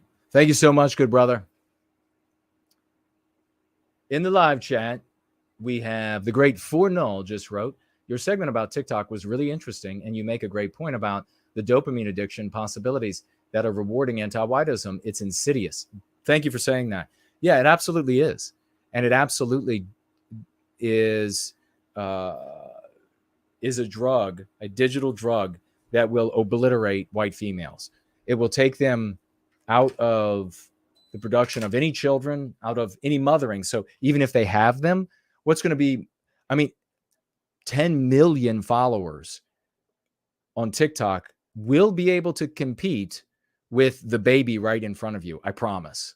For a woman, it will compete. She'll feel the urge to take care of the baby, but baby's really just fine. I grew up, I lived. I got to make this video for the 10 million followers on my TikTok account. So guaranteed. So the white women out there will be not producing children because of TikTok. And if they do, they will be abusing their children by not taking care of them properly because they'll get their dopamine hit from TikTok. And they certainly are not going to care what the men in their lives think of them at all. At all. In fact, all of these people, I didn't bother to go into it, but they say, China isn't doing anything to influence. Really? And they couldn't do anything to influence? And what would happen if they decided to do something to influence? They're so brain dead, these misleading conservative content creators and patriot creators out there. Because right now, they could very easily be sneaking into every account of every white woman that they should go out and live their best life in affairs. How would they do that? The suggestion by the massive fan base, and then the adulation for the those statements from the fan base, and then also when the content creators say, well, it's not. As soon as they give it a little bit of interest that way, it could be a press from and then, is it really cheating if 10 million people agree with me? This is so obviously a digital drug. And it's just one of those things in our world, anti-white world, that you're like, how can this be? How can that even the people who ostensibly don't want the white race to be victimized anymore, how can they be supporting things like this that obviously victimize the white race, obviously destroy Western civilization? How are you going to have Western civilization when a massive percentage of your females are getting dopamine hits that they could never get in the real world from TikTok, and a chunk of the males as well? How? Not nearly as many males when they're ignored by the females. They just go off and play video games, and ruin their lives with that. It's so obvious. I can think of 20 ways easily. I mean, it just immediately start proliferating in my head of the ways that TikTok, that anti-whites running TikTok could wipe out the white family, any sort of religious expression in the white race. I mean, wipe it out. It doesn't have to be everyone to destroy a people also. So thank you for bringing that up. Blue Acid says, is any of PA members' leaders salvageable for recycling into white well-being GFCs? I don't know. I don't know any of them, I don't think, personally. Ambriel is here. Great to see you. I don't know any of them personally, but I would think that almost everyone just about everyone can be redeemed. So I don't know where they are, but just about everybody can be redeemed to white well-being, to white positivity, and they can begin focusing on us rather than focusing on non-white races. And they can begin driving toward ending our victimization rather than, and this is what so many people miss. When you think that, oh, I'm going to end the victimization of white people because I'm going to end the presence of some non-white group, that's not how it works. Not even remotely. That's really a childish take. And that is all your best thinkers in the explicit white sympathetic sphere. I'm just going to end the participation in the economy by this non-white group. And I'm just going to end the presence of that non-white group. And then it will be fine. No, your children. Those are childish takes. That's why that has been there those takes have been in place for my nearly 30 years in this. And everything has gotten infinitely worse. There hasn't been even the remotest incrementalism toward victimizing non-white people in this way. Thank God. But there hasn't even been even the slightest incremental move in that direction. These people are do-nothings. They are do-nothings. They just want to give excuses. It doesn't work that way. It could never work that way. It's as impossible as saying, well, the first thing that has to be done is Christianity has to be eradicated before we can salvage the white race. No, then it won't be salvaged. Period. You're not going to be able to get rid of any non-white people. Get rid of them. You're not going to be able to prevent them from participating in the economy. You're not going to be able to get rid of Christianity. I mean, these are all just like wishes of children. And some of these wishes that they have are abominable. No one's going to go along with it. There's no way to even move toward those objectives. So you hear these people who confront these. I mean, I can't even begin to convey the infinite complexity of societal social dynamism in multiracial environments governed by an anti-white moral imperative that has infected enough people that it controls the majority of nodes of power. I cannot even begin to articulate how complex that system is, that plexus is, and confronted with that enormousness, the hugeness of this. Confronted with that, you have these people step up and say, I got a simple solution. Just get rid of all these people. Just get rid of... No. And the problem is that, yes, unwell people are going to say these sorts of things, very low IQ people. The problem is that anybody in the middle would give these people any heed. That's the real problem. I mean, you can't... You can rarely fix a problem anywhere with something as basic as that. And again, as I was saying earlier, you have all of this, you have these inappropriate applications of correctives to places where they don't exist. It's like you're with your father. This is what it sounds like to me. All right. We're just going to hang out here.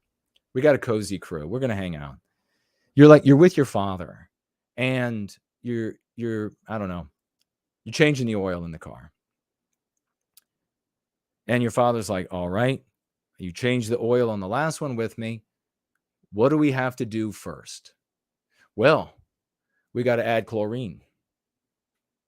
What? Your father would say, what the hell are you talking about? Chlorine. That's how we fix the problem in the pool.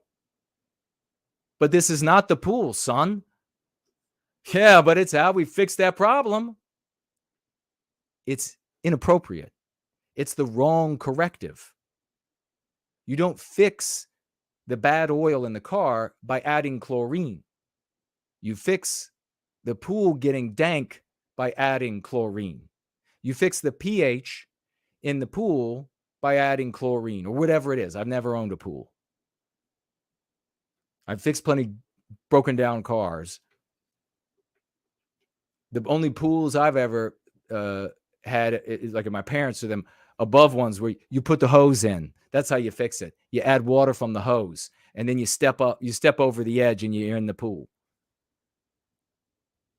But do you see how midwittery and uber midwittery who takes advantage of midwittery, they take these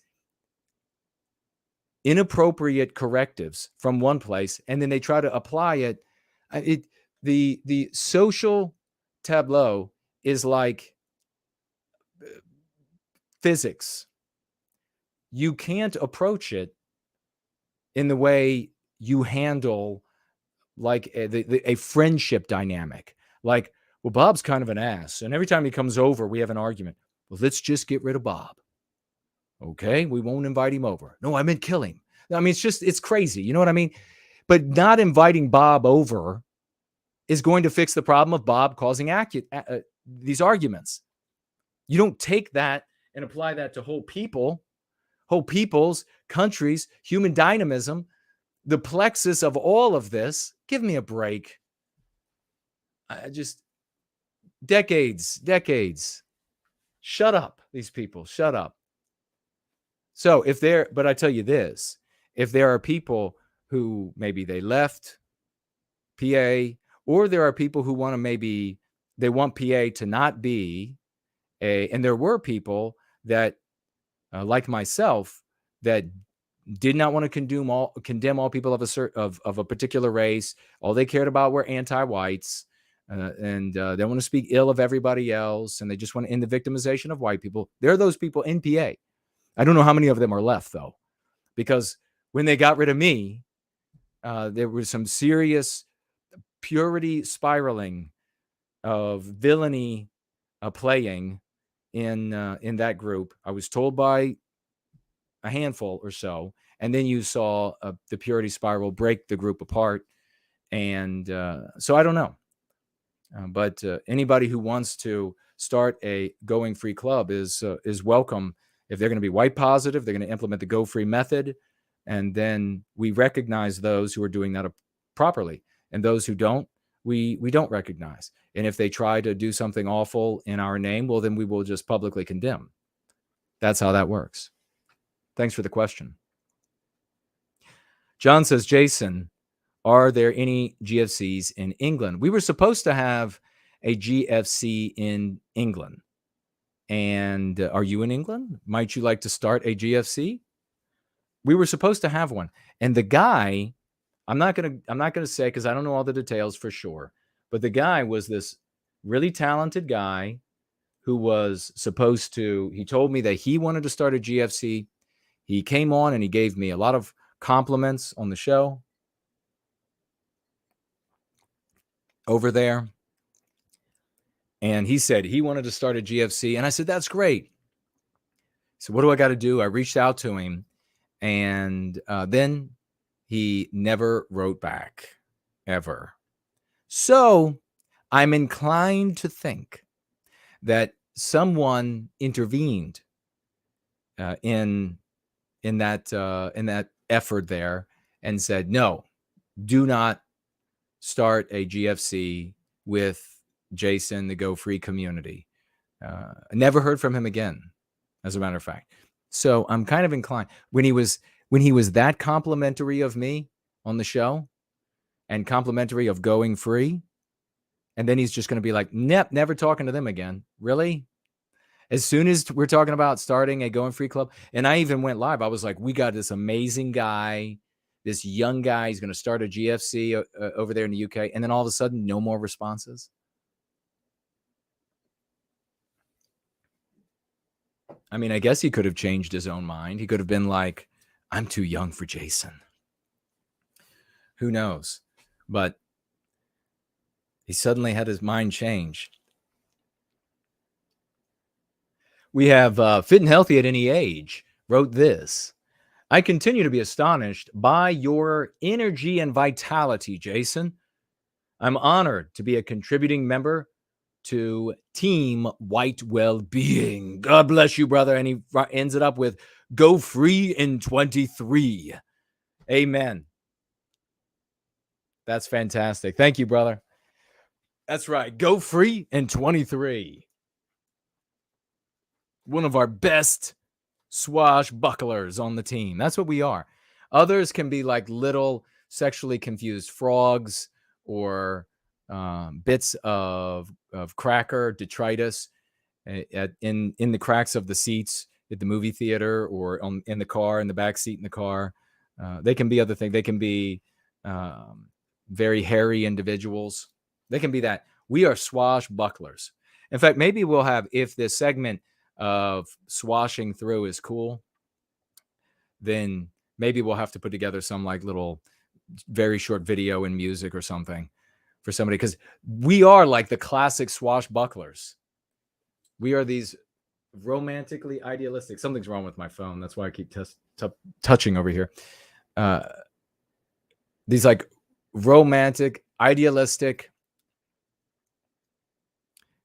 adventurers, heroes, and we're doing it. We're just these like quixotic heroes that come through the effluvia of the anti-white world with like a sword in hand and a rose between the teeth. I love it. Thank you, brother. Fit and Healthy at Any Age. We have Johnny Johnson writes here. In an anti-white society, disagreeing with a non-white person is a crime. Precisely. In such society, there is no justice for whites, as the justice system itself is thoroughly anti-white. We have a lot of work to do, and the first step is calling out anyone anti-white for being anti-white. Scream their names out loud from any mountaintop for being anti-white /immoral. Then, when society finally get on our side, no one will want the label of being called an anti-white. And when being an anti-white is considered to be immoral among the average Joe, we will win against this demon called anti-whiteism! ! Before I finish with his final sentences, I want to point, brilliantly written, Johnny, brilliantly written, is that before you get to the point that you have, a percentage of society agreeing that anti-whiteism is immoral, like a really awful thing, you'll attain that in your home. How would you like to have that at home? How would you like to have that in the family of your making, as well as the family of your origin? So that any sibling, any cousin comes around and they say anything anti-white, everybody's like, oh no, that's immoral. It's not allowed. How would you like to have that? I think everybody would, right? How about your place of work? Or maybe your just apartment at work. You get to the point where everybody there is like, no, nothing anti-white is allowed here. You have a new guy gets hired or a new woman gets hired, and they're in the lunchroom, and that person just says something anti-white, and the lunchroom is like automatically silence and looks at her. And then she's like, what? Like the social opprobrium just comes down on her like a guillotine, singing glorious songs, hacking through, you know what I mean?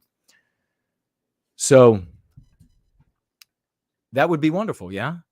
Let's do that. Can I get an amen for that? Who would be happy if in your household, family origin, family of creation, and in the workplace, enough of you started talking about anti-whiteism and feeling it to be a totally immoral thing, that there is this instantaneous group condemnation of any anti-white statement. Come on. That can happen. That is happening everywhere for people who are going free. Instantly. He finishes up with this. Our goal is to make it the status quo among the majority of the population to condemn anyone anti-white or engaging in anti-whiteism.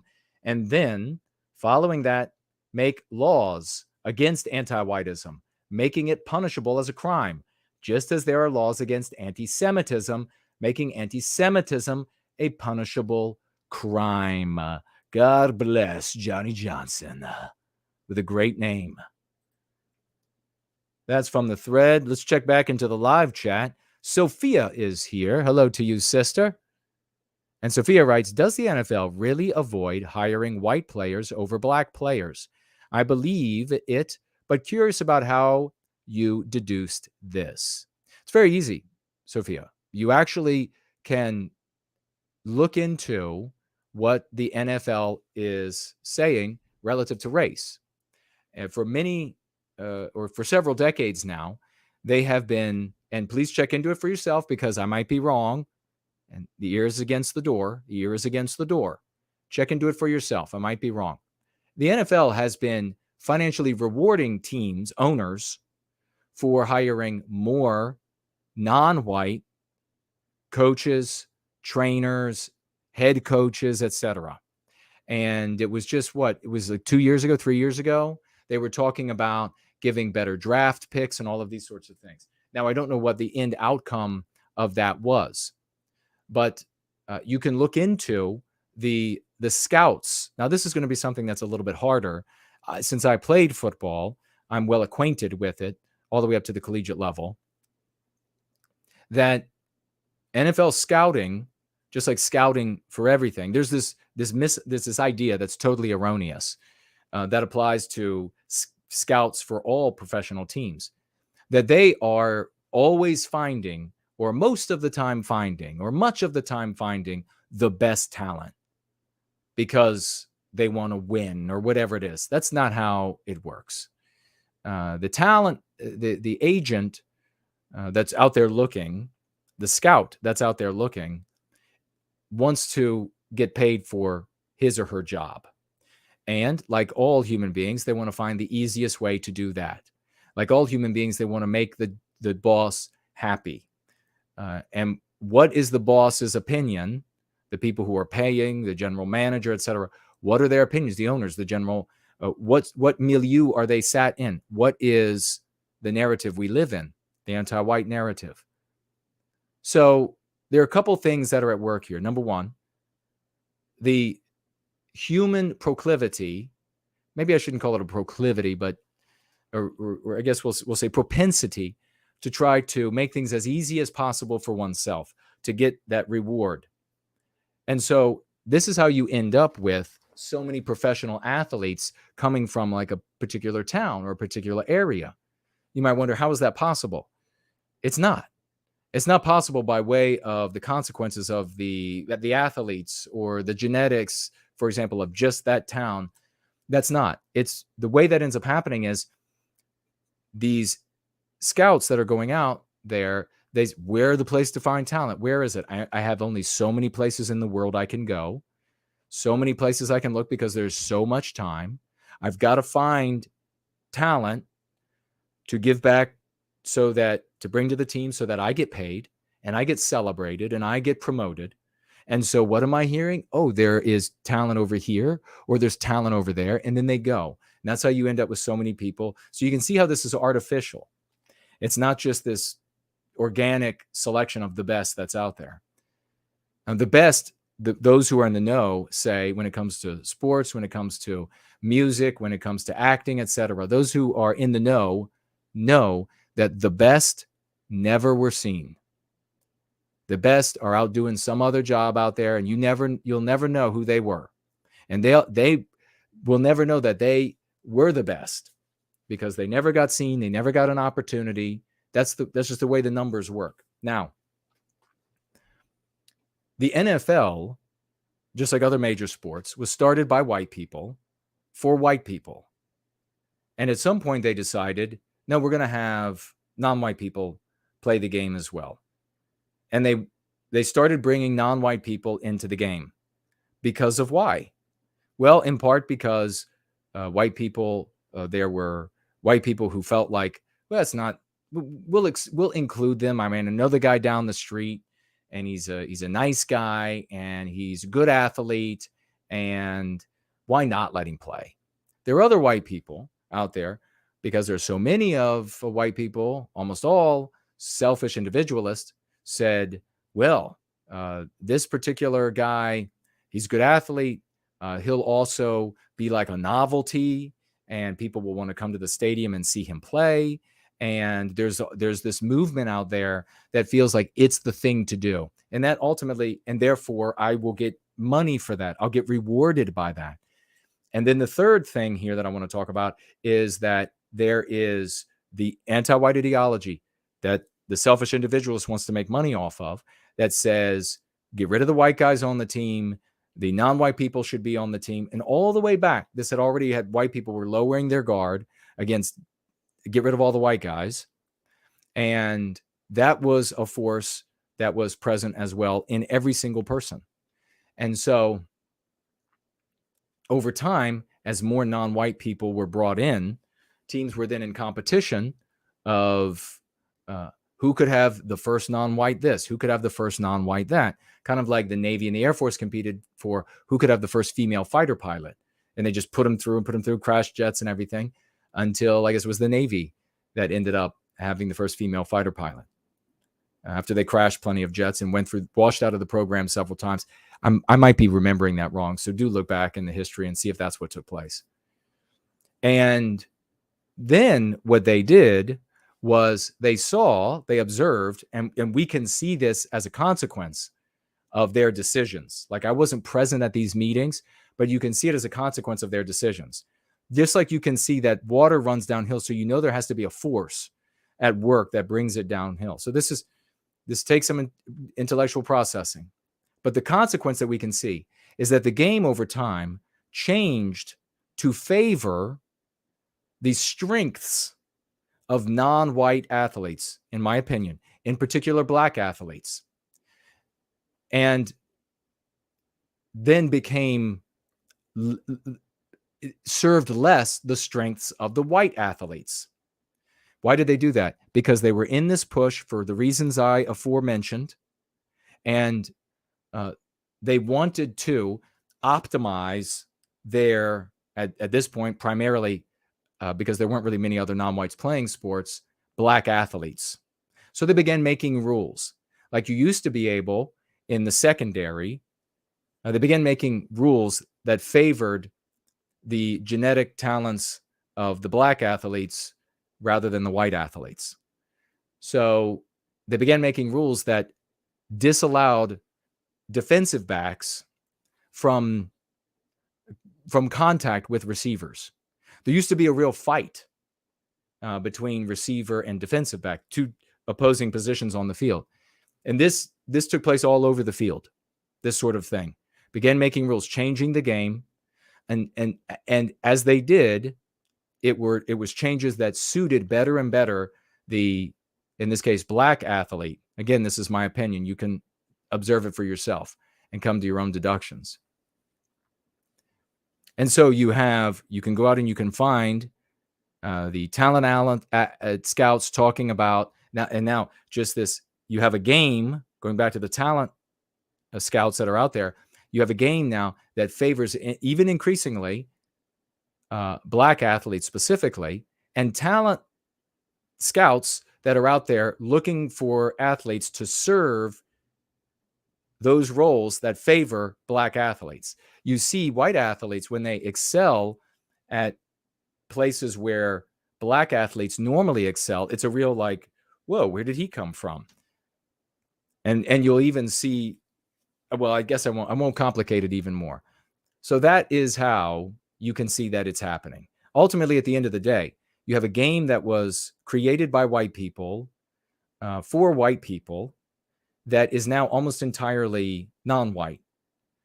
Same with basketball. And I know that you'll have white erased history, and anti-whites will go out there and say, oh no, it was actually created by this person in Mesopotamia or whatever. In my reading of history, which can be wrong, these games were created by white people for white people, and now they're almost entirely non-white, including the coaching and staffs, all of this sort of business. A great way to understand that scouts out there, and you can think about this in every respect, for football, for soccer, for baseball, for basketball, for singing, for guitarists, for drummers, for actors of various types, actor of the stage, actor of the silver screen, actor for television, all of this, your place where you work, nurses, doctors, construction workers. Once you have a compass direction of we need more of this, we want more of this, then the people looking for the talent, people looking for those to fill the roles, will go in those directions to find those people. In the 1980s, this idea came up, and this was, I have no doubt that the NFL hierarchy came up with this idea. I just feel very confident of it. You'll have to look into it for yourself. That they wanted to include Hispanics in football, American football, because there just were very few of them. And so they came up with this idea that started at the top and then bled its way all the way down through the Pee Wee leagues, that Hispanics were better at kicking the football, better than blacks, better than whites at kicking the football, and therefore better at kicking field goals, better at doing the kickoff, better at punting. All right. And this was going to be a way to get Hispanics in. Well, all of a sudden, like magic, the Hispanics as kickers and punters proliferated throughout the league. How could that happen? Was it just that suddenly, by magic, Hispanics were just the best kickers at all the universities and all the high schools, and the talent agents were like, wow, look at this, sudden it just came out of the Twilight Zone? No, they went out looking for them and to train them then to be kickers in the league. And then as soon as they had the energy of that was wearing off, and you saw people from other non-white groups, Hispanics, people who were half Hispanic and all starting to play other positions in football, Asians beginning to play football, etc., even Arabs showing up as well. And that started dying away. And now you find very few Hispanics kicking or being punters. It was like the thing for a while. Everybody knew. You went to football, you're like, well, where's the Hispanic guy that's going to kick the football? It's an insane thing. That's how it happens, though, in my opinion. Thanks for the question. We have Zizevan Plant in the thread says, also, my mother-in-law, just the other day, was berated by a patient. She works in healthcare. She was berated by a patient for being white. And this wasn't the first time. Not even close. Now, I want to add on to this. I have had many white healthcare workers tell me about being just absolutely berated and verbally obliterated by anti-whites when they're ill, when in the hospital. They just go after. It's some of the most repulsive stuff you've ever heard. It infuriates me, he goes on. She is the sweetest woman you could imagine. It makes me spitting mad that anyone would be nasty to her, or anyone, but especially someone so nice. WTF. That anyone would be so nasty to her just for being white. Happens all the time, but it's a hush crime. It's a hush crime. It contradicts the anti-white narrative. In the hospital and in the old folks' home, it's only white people that ever object to non-white people. Sometimes we see the videos where a anti-white, non-white person is beating the shit out of some elderly person, and they say something racially charged to them in the midst of the beating. But all the time it's happening, at least according to the healthcare workers that I talk to white people. And it's because white people have no value. That's how, did we just see it with Miss Comrie? Didn't we just see it happen to a white woman, a healthcare worker? Yes, we did. We just saw her treated like she had no value. Even even though she has a 6-month-year-old life inside of her. No value whatsoever. Her and that life had no value. That's the anti-white world we live in.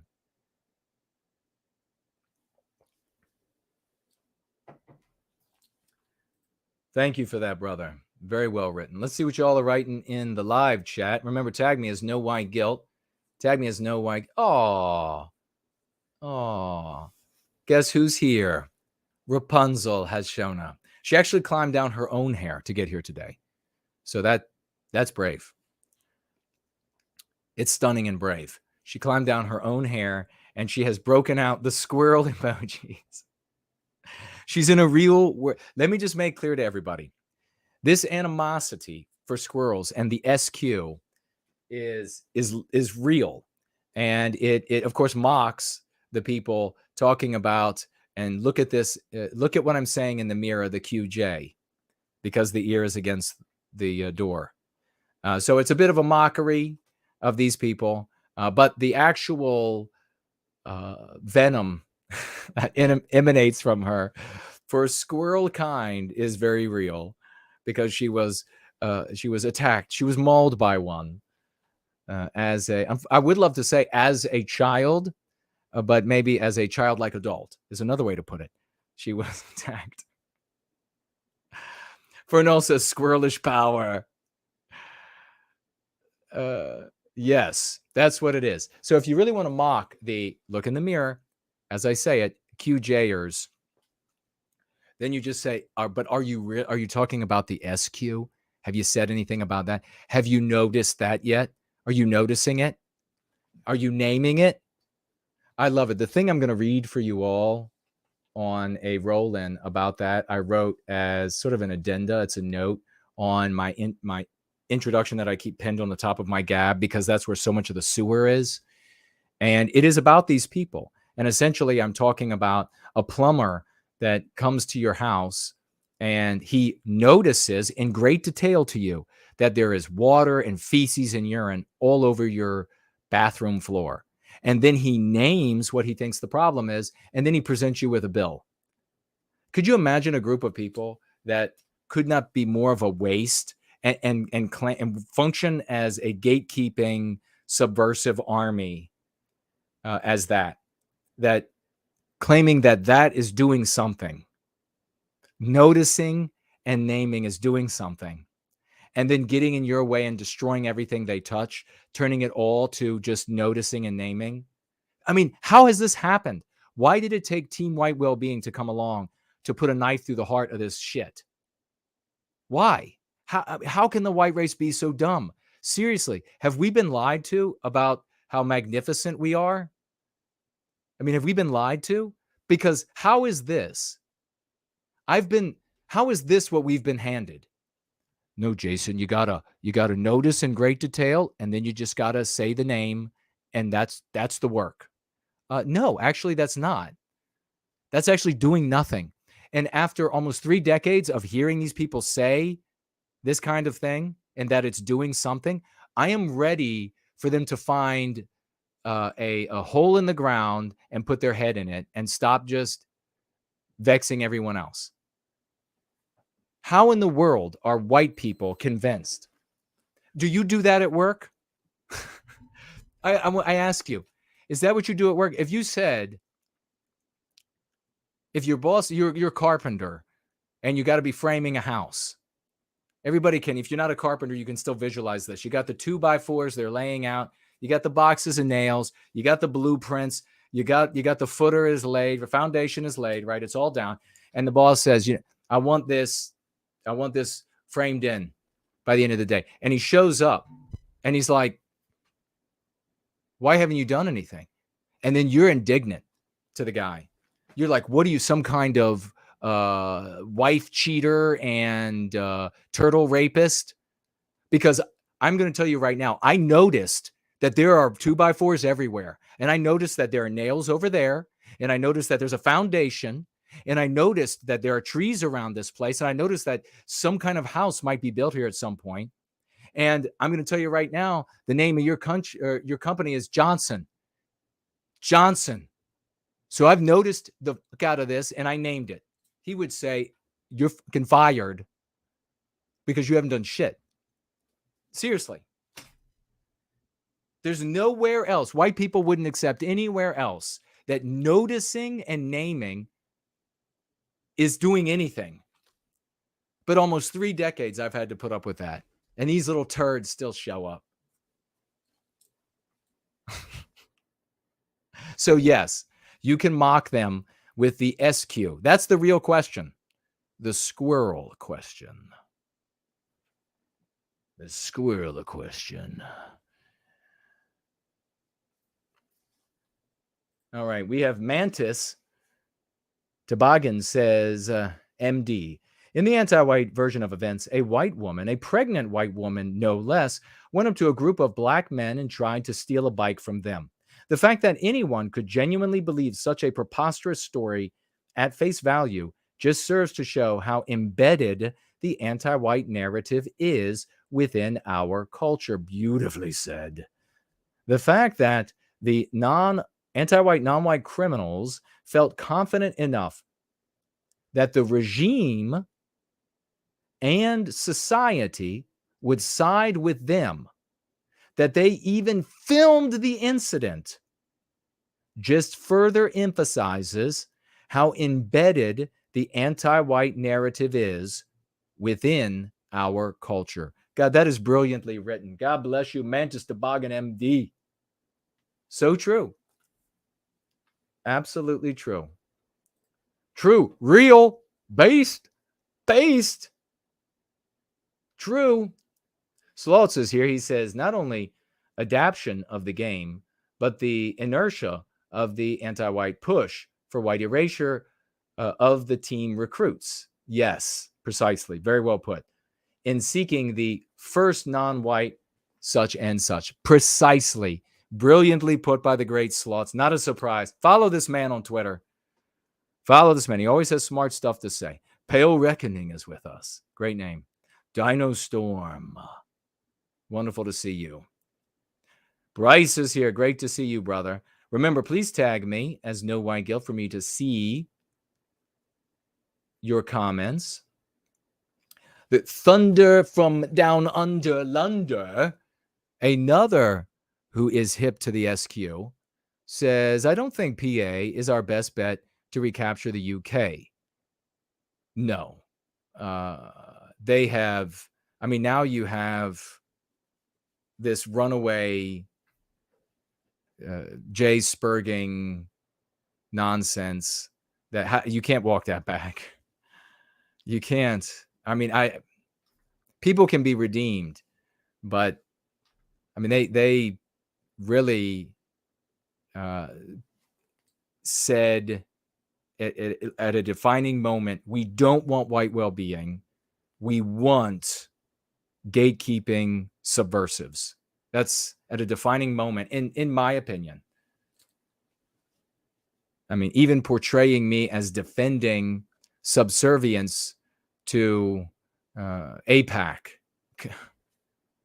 I mean, just outright misrepresentation for the purpose of turning people away from us, which, of course, is a gatekeeping subversive thing to do. So who are the gatekeeping subversives? It's always been the same group. He goes on to say, Homeland is no better. Perhaps we should step up NWG stuff in the UK. Yeah, I mean, if people over there want to start a Going Free Club, a GFC, or more, or 2, or 10, let's do it. Let's do it. We are under hardcore attack in the UK. And the pushback there that is focused in the story, in the anti-white narrative and on being white negative is never going to succeed. It never has. It never will. I'm not like, don't hate the guy who calls it as it is.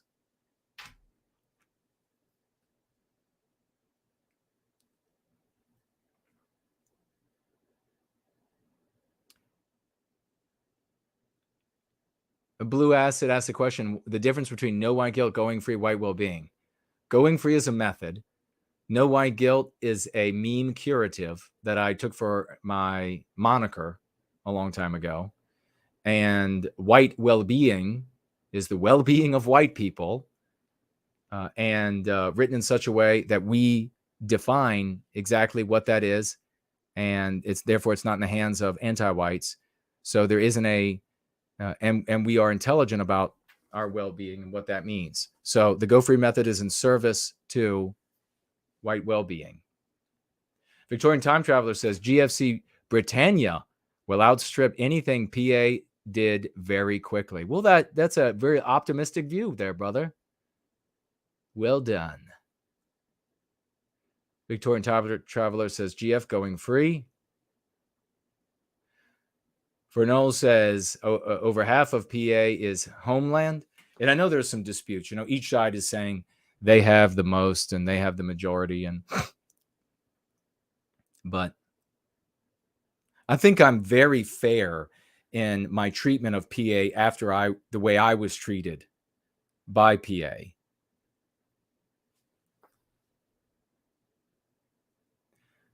Blue Acid says, I guess about PA seems like a lot of wasted resources. Well, if you're thinking about the vehicle as a resource, that centralized construction is faulty and has been taken down by anti-whites many times. And in many cases, it doesn't have to be taken down by anti-whites because it collapses on itself. I have witnessed this many times over the nearly 3 decades. And I have also learned about it from guys in the white sympathetic sphere much older than me that witnessed it throughout their time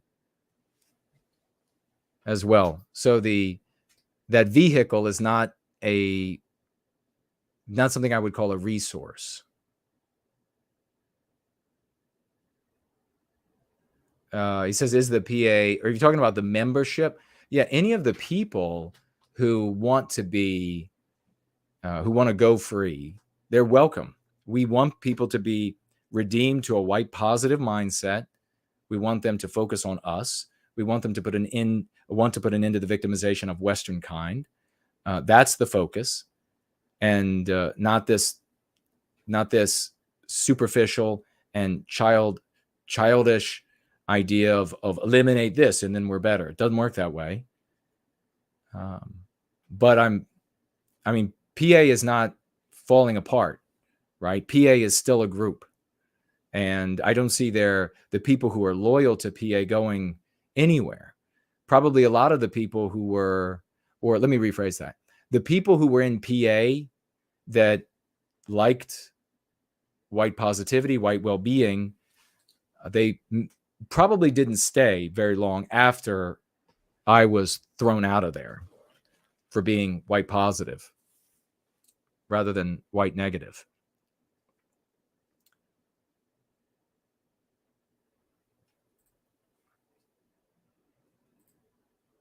TJ on the thread writes, white well-being is like swashbuckling kung fu.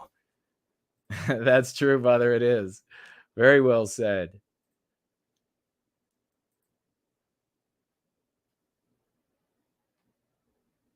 We have, whoa. Get out your raucous emojis, ladies and gentlemen. The Omnipath. 007's Omnipath. And definitely swashbuckling. Get out the bag of swashbuckling goodies. Flags, swords, etc. Fire, whatever you want. For null. The great champ, he writes here, a gift for being so smart for Western kind. And with that statement, he gave the testimonial of 50 white well-being dollars. God bless this champion. Can he do enough? This guy can never do enough for white well-being. He can never, he's just at it. He's making music. He's doing this digital stuff in the background, that technical stuff in the background, talking to folks. He's like me in the sense that sometimes he gets fed up like I do. But he is all love. He's all hope and redemption. We are so glad to have him. Raucous emojis. There we got hearts from Rapunzel for the great for null. God bless you, man. That's glorious. 50 white well-being dollars. All right, another look at the, where are we on? Okay, we're coming up on taking calls soon. Victorian Time Traveler says PA now stands for pissed away. Oh my gosh, that's funny. PA stands for pissed away. As far as I'm concerned, he says, that thumbnail is something I will never forget. When people slander you, they're slandering me too. Thank you for saying that. Really, thank you very much. And that's how team White Wellbeing should be. That's how teammates are. I mean, if one teammate, is getting beat up in a fight, the team shows up. And thank you so much for that. Yeah, it really was a slander of all of us. So God bless you. Thank you, brother. I appreciate it.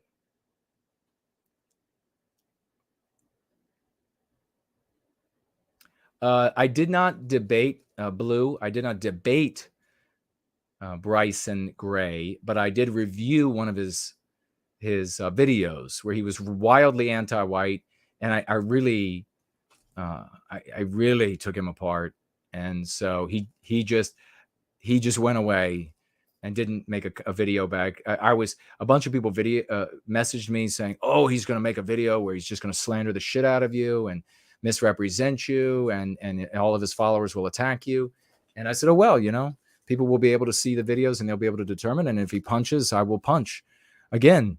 And I think he made the wise decision to just let it be. He's got a much larger audience base. Why would he bother? Why bother go up against Team White Wellbeing and get thrashed around in front of your colossal audience? That's like the small dog in the fight has the most fight inside of it. Why would you go want that to happen? And so I think he made the right decision. Bryce says 07. Thank you, brother.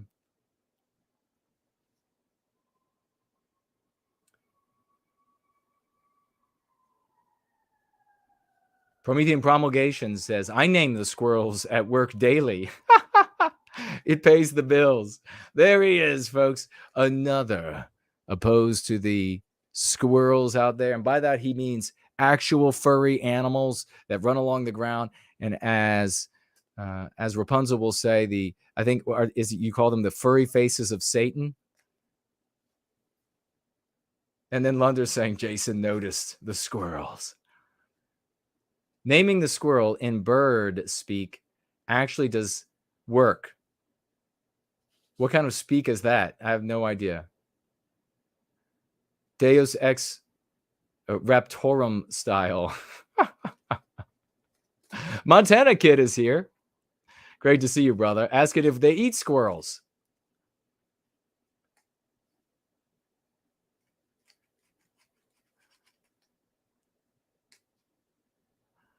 Yes, World Conqueror. If you don't name the squirrels, you are one. Oh my God, so true. Mock them heavily, folks.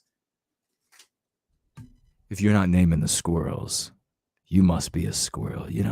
Have you looked at his face? He has an odd physiognomy. It's kind of squirrelish, isn't it? If he's not squirrel, I bet he's getting paid by him. Have you seen the size of his nuts?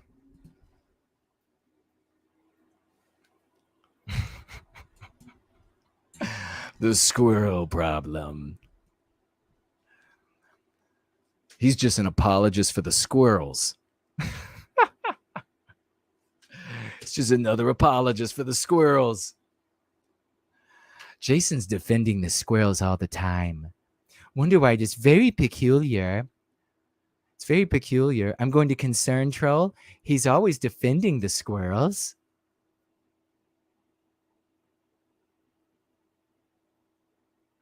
Oh my God.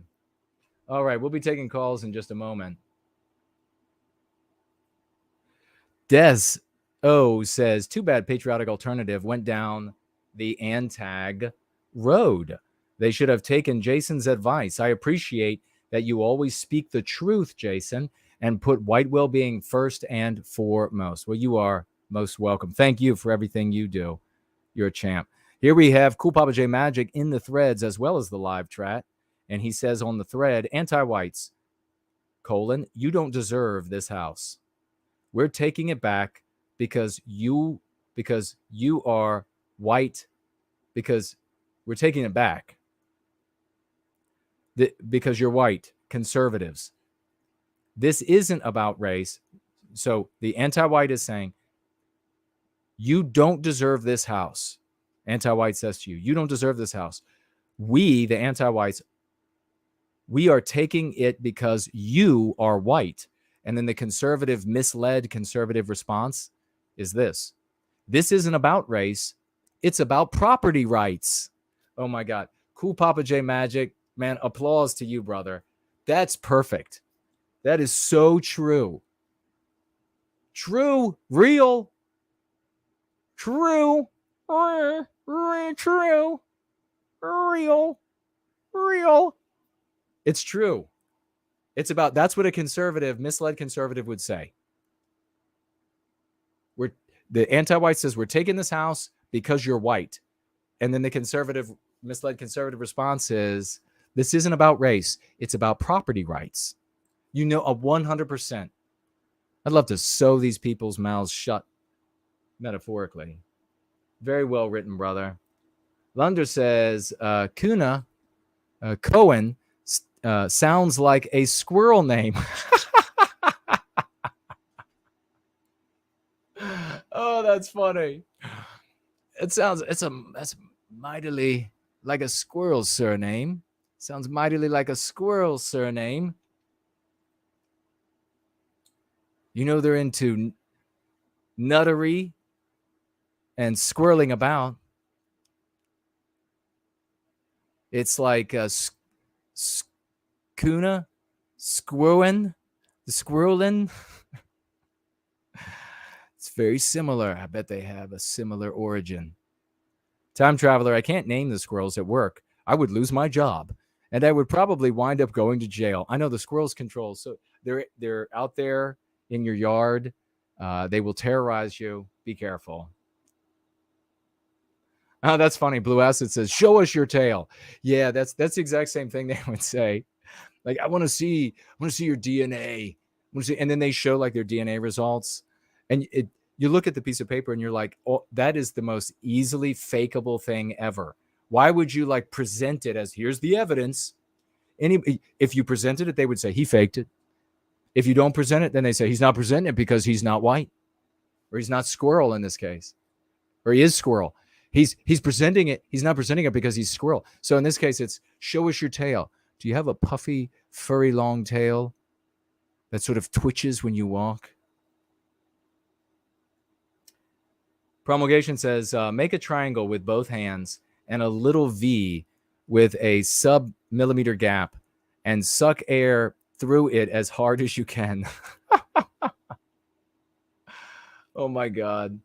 Elaine agreeing with Victorian Time Traveler that the thumbnail was a big slap in the face. I think that was one of the biggest errors that Mark made with the good people in PA that were still there.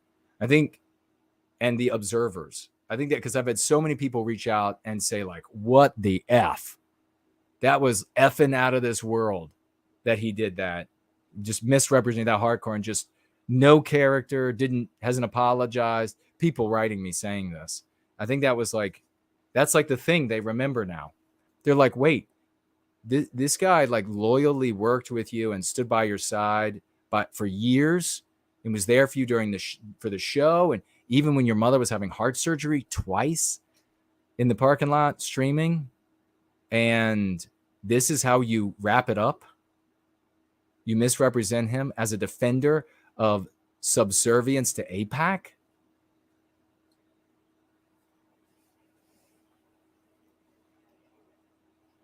Still no apology. And then no apology for the hot mic.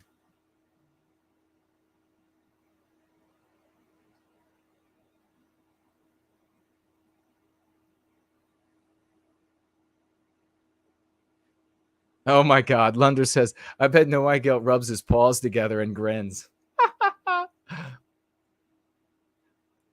He says, I mean, look at his snout. It's quite a large snout. Oh, that's funny. All right.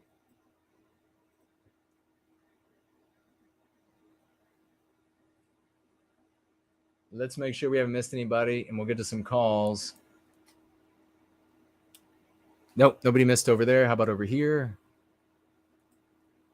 Oh, we do. JK160 is financially gifted 10 white well-being dollars. Thank you so much for that, brother. He says, Harrison Smith on InfoWars asked for white positive media.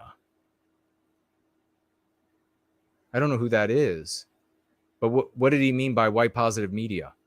The white negative people posted their normal garbage, but I shared FourNull's great music. Awesome, man. Well done. Is there a thread up for that where everybody can go over and share actual white positivity? Can you imagine? Fuck these people, man. God, I despise them. I despise them so much. So a guy on InfoWars asked the audience for white positive media, and a bunch of gatekeeping subversive scum decided to post a bunch of anti-Jew material, which is, that's what it was. And then they're like, why are you defending the jaywalkers? You're obviously a jaywalker. No, it's because you're a fucking loser. I will debate any one of you. You have lost everything. You lose everything. You destroy everything you touch. Every group, every chat, everything everywhere. And you turn people into these abysmal bitches that think they're doing something by noticing, and they're doing nothing except to get to the objective of victimizing Jewish people. Or it could also be black people. They're not achieving any of that. Nearly 3 decades, and they haven't accomplished one jot in getting closer to victimizing those groups. But everything has gotten worse for white people. They use white people's victimization as an excuse to pursue those revolting objectives. That's all they do. A bunch of bellyachers. That's all. They're just belly aching about Jews and everything they touch. And so what happens here? Harrison Smith is over there wanting some white positivity.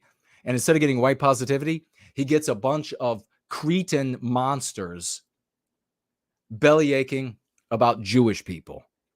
That's not white positivity. Can you imagine what kind of brain would conclude? These people are not of us. I mean, let's just be frank. They are not of us. They do not care about the well-being of white people. Yet again, another proof. Specifically asking for white positivity, and they get hatred for Jewish people. Fucking scum. Yeah, stay out of our way, because we know that you bellyachers, you just complain, that's all you do. We know that you are the subversives. We know that you are the gatekeepers to prevent people from rising to a true end to the victimization of Western kind. We have named you, and we're going to continue naming you as such. And I will destroy any one of you in a debate over this. You haven't accomplished anything. All you do is harm our people. The evidence is abundant. And that's why none of you show up. You like to just stay in the periphery and hurl slanders at men better than yourselves. That's all you low-life scum do. God, they disgust. Guy asked for white positivity. Thank you for sharing FourNull. We got so much great work here. Share FourNull, RC the Realist, Olivia, Key, Brant Danger, people making great stuff you can share. White positive. All right, let's make a call. Well, let's check really quick over here. Nobody on D Live or Odyssey. So let's make the call right now to World Conqueror. Here goes the call.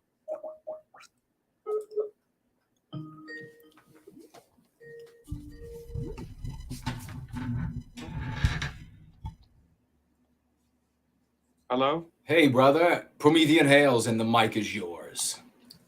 Hello, Promethean Hails. I remember last time I was talking about comedy. Yeah. How it's sort of used, against, by people against an oppressive system. And something I was going to say is, a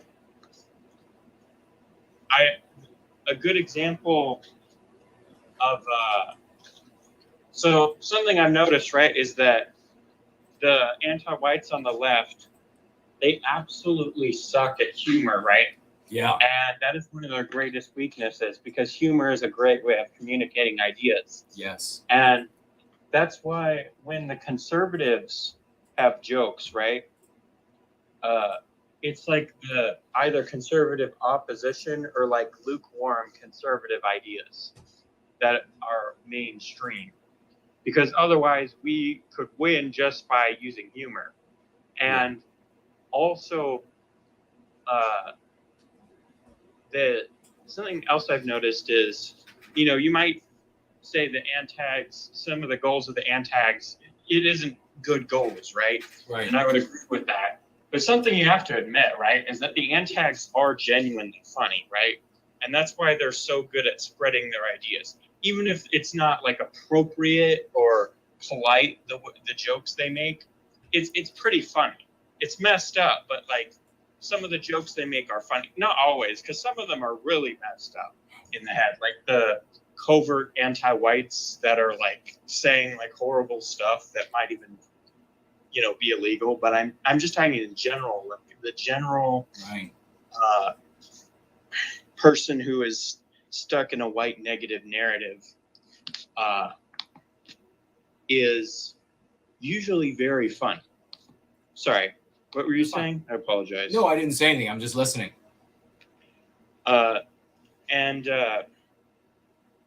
So basically, what I was getting at is that's part of the reason that humor is very important, I would say. And that's why I like the squirrel joke that that person was making earlier, that the people in the chat were making. That was pretty funny.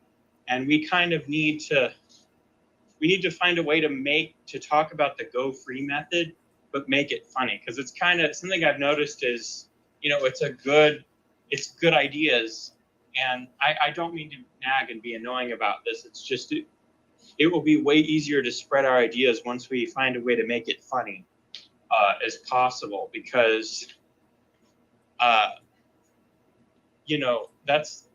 we will be able to defeat all of the white negative people so easily, because we will be right, and if we are just as funny as them, we will be able, because most people, when they look at politics, they aren't paying attention to what seems to be the most factually correct, right? Right. They pay attention to what's the funniest.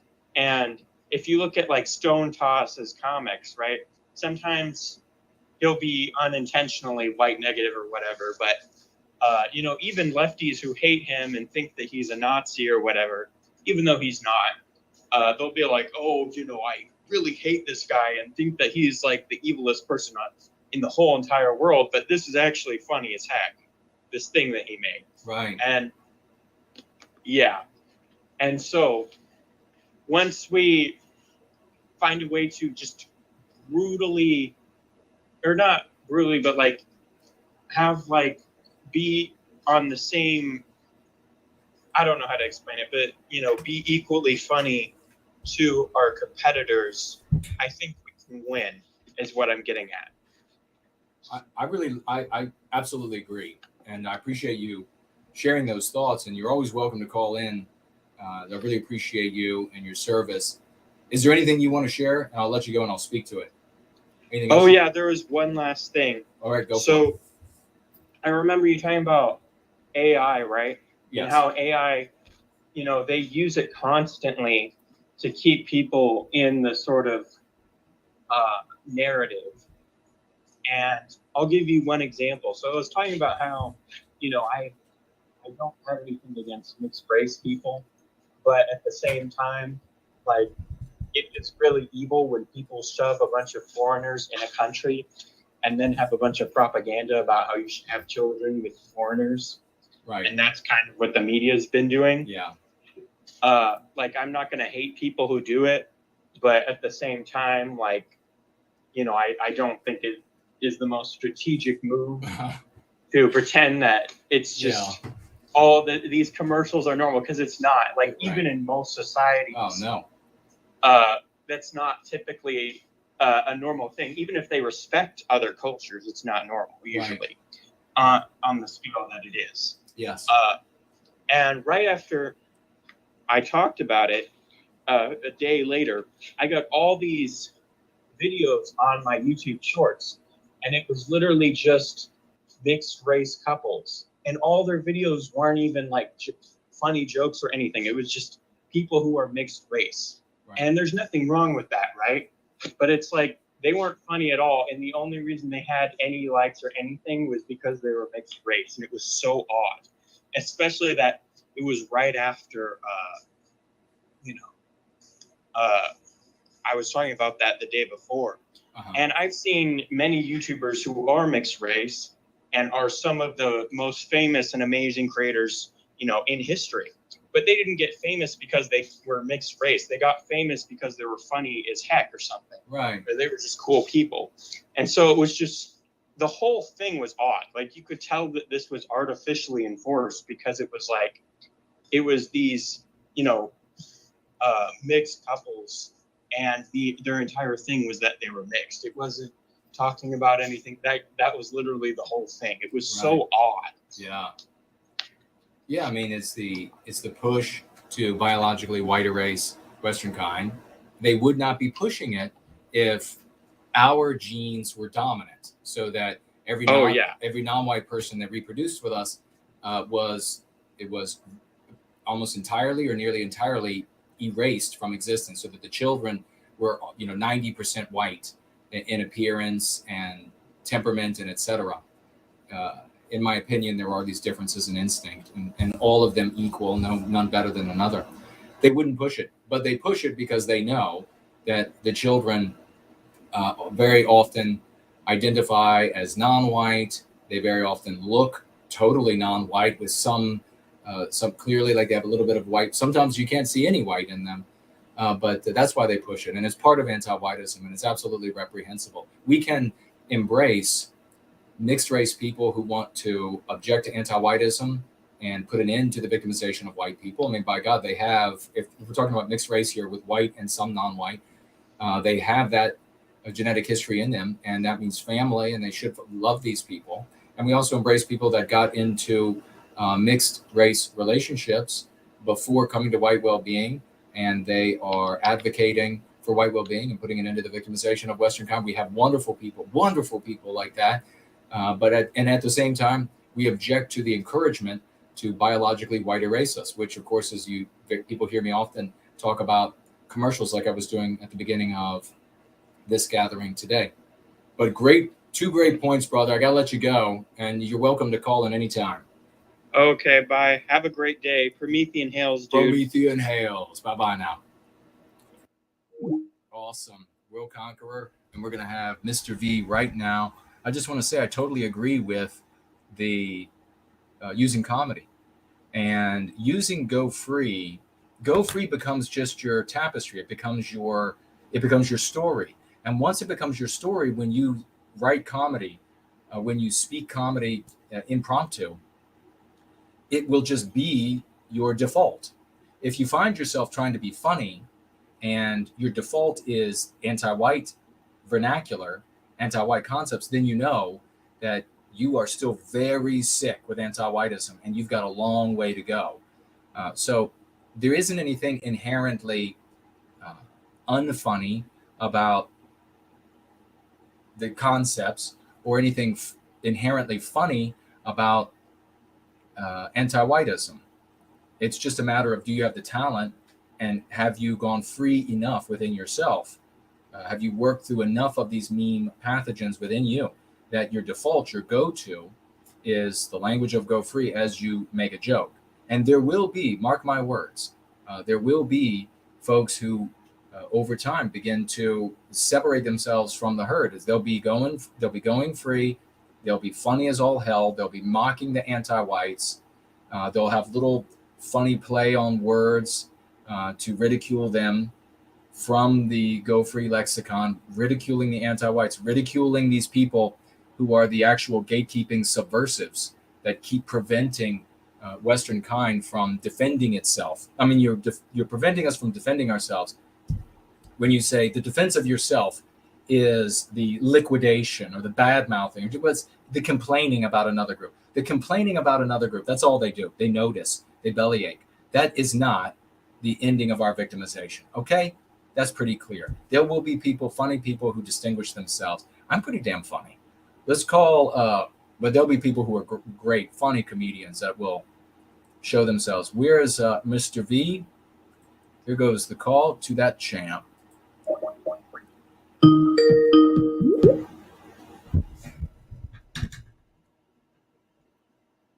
Hello, brother. What's on your mind? And Promethean hails to you.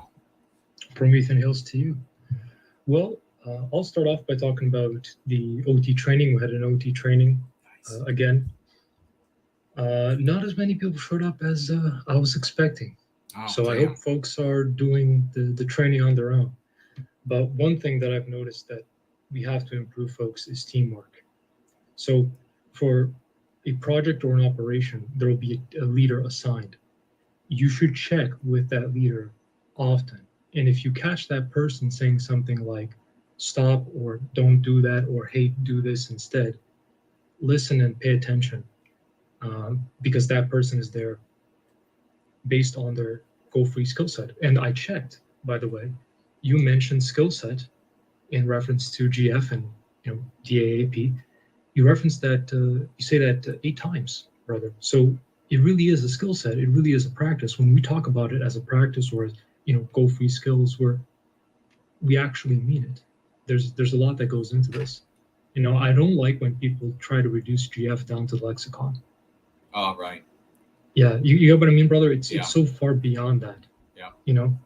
I don't hear people talking about, potential of power or, biospiritual expression and aligning with the archetype of Western kind, which is the long name of the Go Free method.